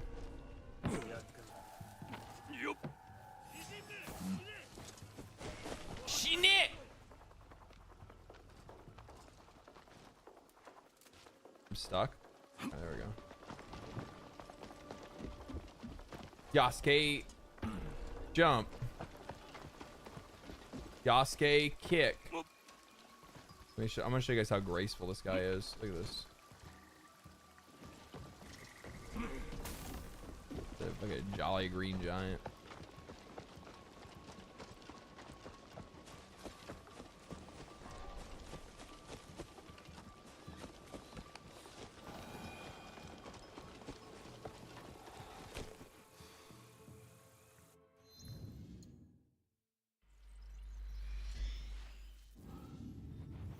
Everything is inauthentic. Yes, it is incredibly inauthentic.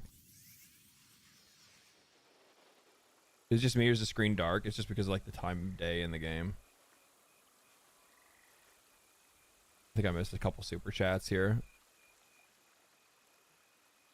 Two things is that armor supposed to be Lakers or Thanos? Secondly, that armor is hideous. It's fucking terrible. It does look really bad.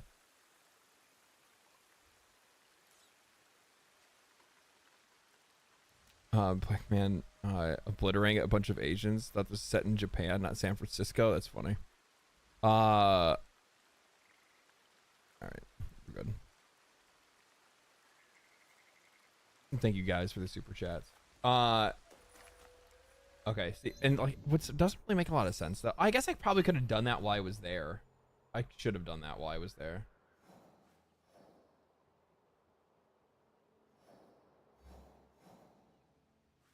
I could have just done this.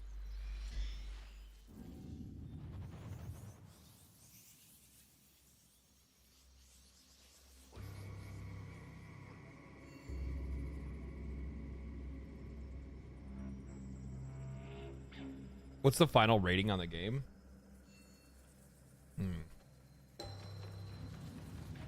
I don't actually really like give games score numbers. It's like a fucking 6. I mean, like a realistic, like not being an asshole to be an asshole. Like it's a 6. It gets a lot. It gets and like 4 of those points are for its world.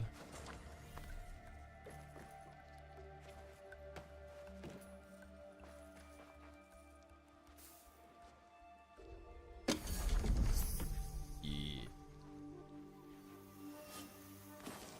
Yeah. It's a quest item. Quest for who?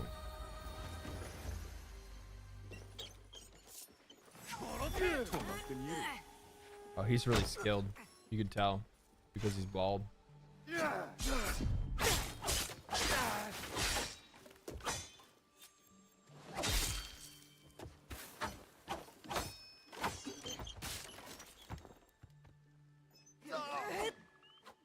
like how he has like a delayed death.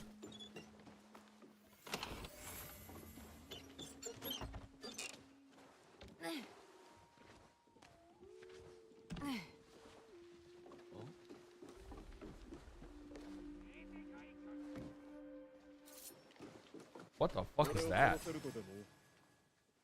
Why's that big fucking boy?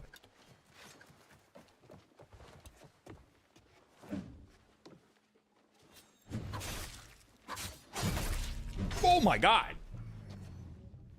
I'm dead.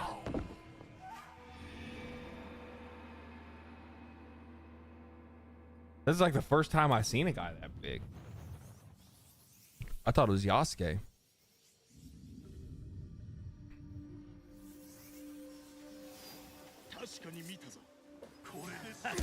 それでも忍びか。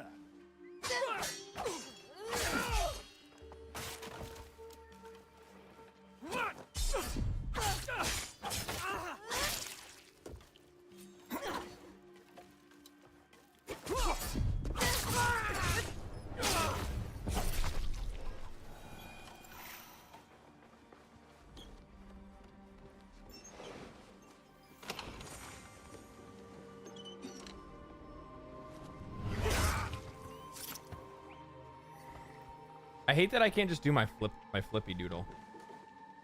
My flippity doodah. You know what I mean?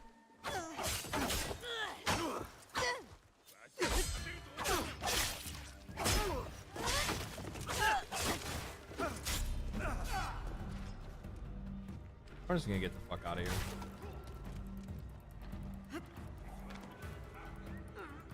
Like, I don't need any of this like bullshit that's here.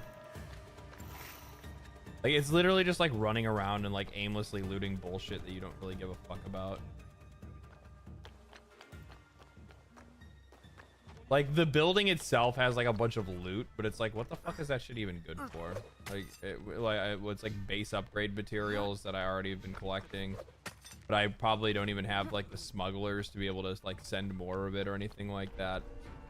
Hey, it's just like, what the fuck am I even doing?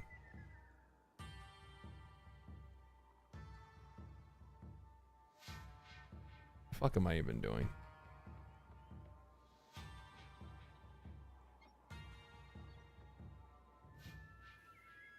I'm gonna go to bed. It's late. I've been playing this for way too fucking long. I'm losing my fucking mind.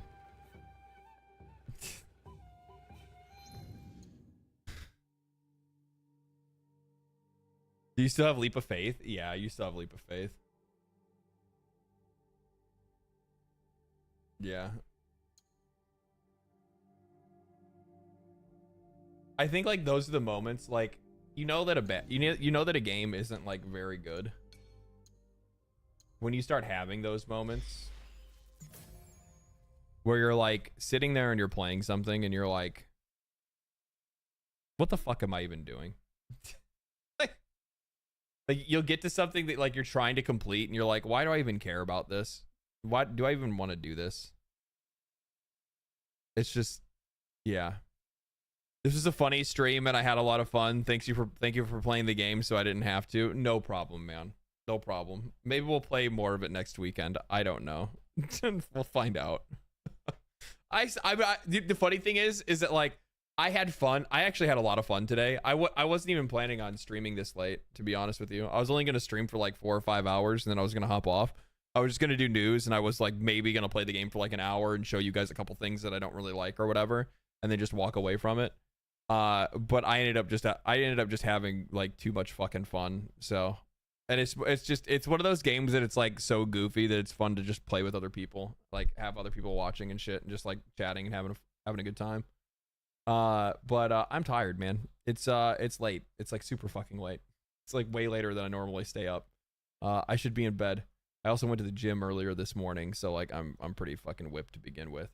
Thank you guys for hanging out. Thank you guys for sticking around. Thank you guys for chatting all day. Thank you guys for the laughs and everything good like that. Thank you guys for the views. Thank you guys for the sharing. Thank you guys for the super chats, the donos, the fucking memberships, and just, you know what, being all around fucking solid human beings. Ladies and gentlemen, boys and girls, this is where the stream ends. So I want you guys to have a morning or afternoon, because it depends on where you are in the world. Most of all, continue watching my videos and giving me your money. Oh shit, something happened. The stream crashed. Fucking timing is perfect, man. Timing's perfect.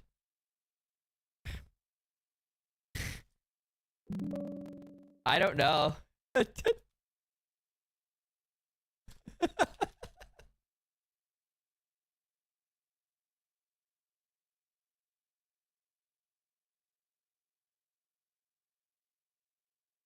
All right. Well, there's stream. Yeah.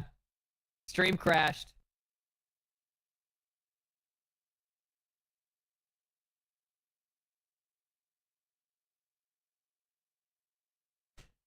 Real voice or glitch? No, this is Ubisoft. This is not the. I'm sorry.